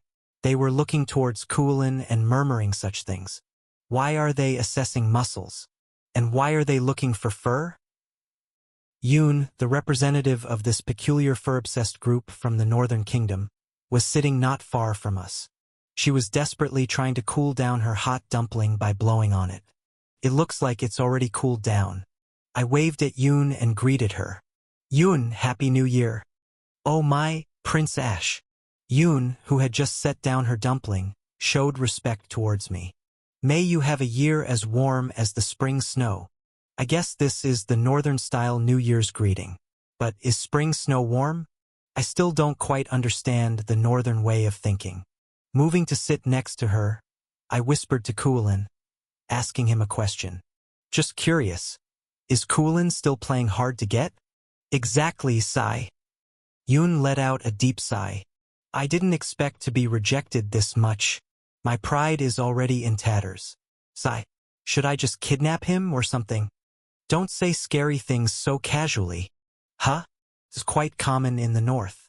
Kidnapping a groom is a long-standing tradition. If you see a good man, just snatch him up like hunting.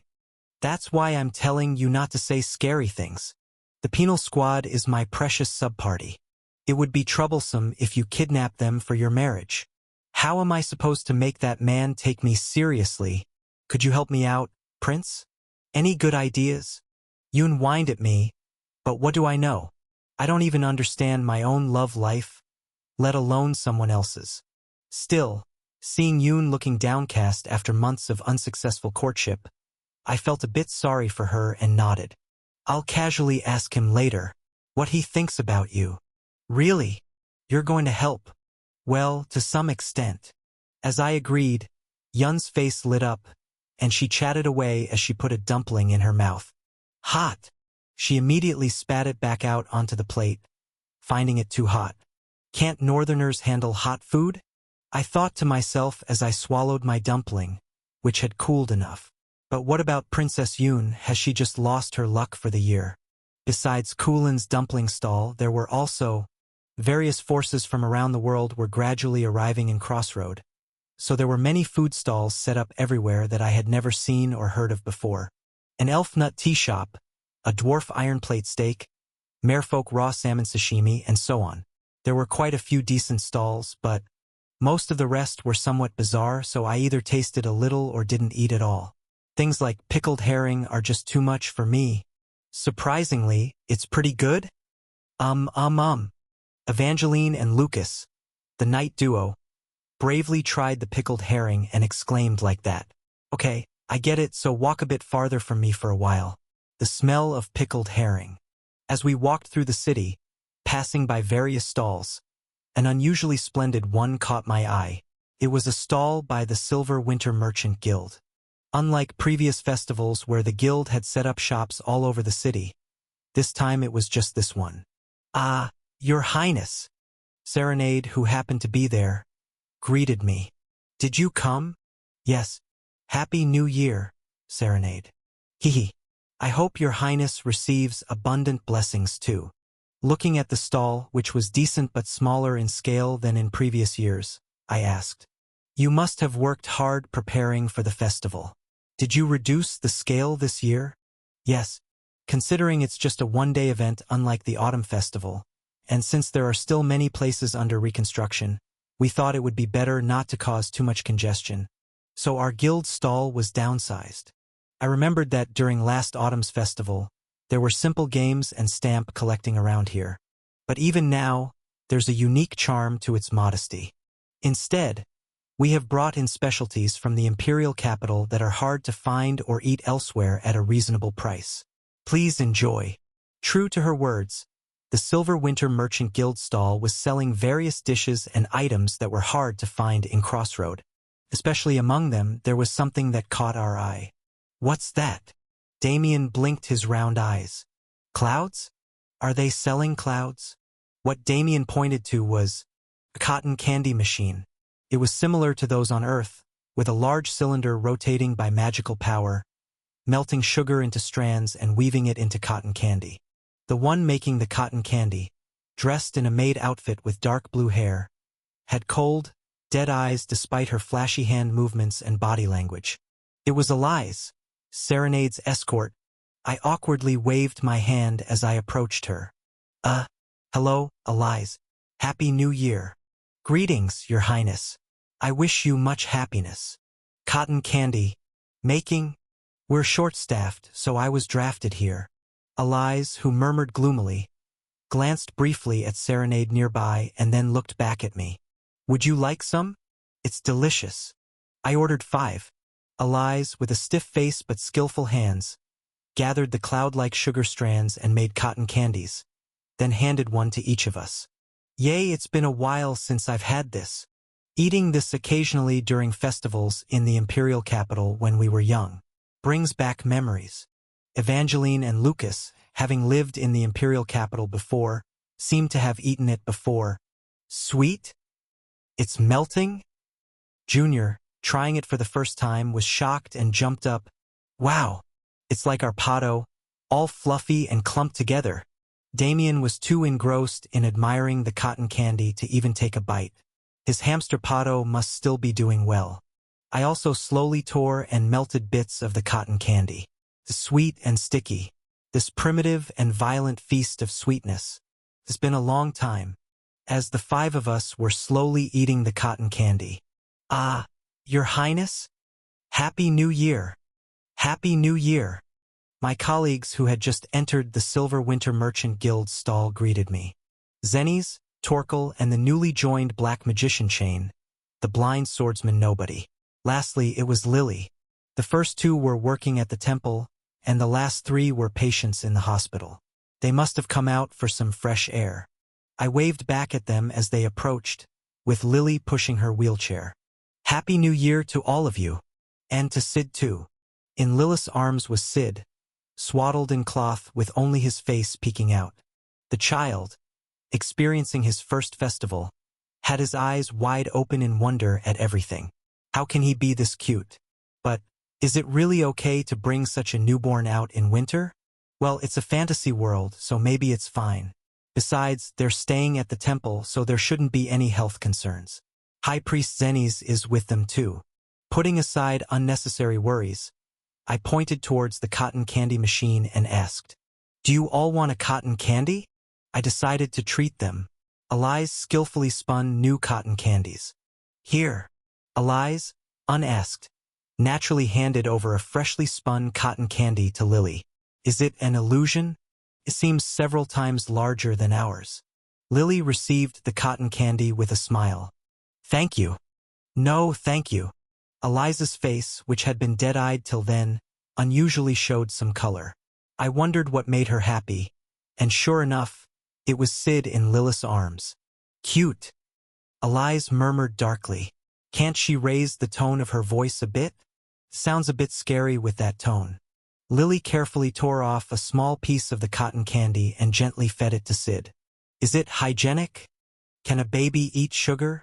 A moment of worry flashed through my mind, but then, fantasy world, romance, 2 priests right there. This should be fine. Contrary to my modern earthly concerns, Sid's eyes widened even more after tasting the cotton candy. His face seemed to say, "What is this amazing flavor?" His expression was so amusing that everyone in our group burst into laughter. How is it, little one? Though he couldn't see the face, nobody seemed to sense the atmosphere and murmured softly, "That's the taste of life." Next to him, Torkel, who had carefully received his share of cotton candy, cautiously lifted his helmet and put the candy in his mouth. Indeed, after carefully tasting the cotton candy with his grizzled chin, Torkel faintly smiled. Life, sometimes, has this kind of flavor. Zennies and Chain also put their cotton candies in their mouths and looked towards Sid with smiles on their faces. The child babbled something and kept munching on the cotton candy his mother tore off for him. It was a perfect moment for the first day of the new year.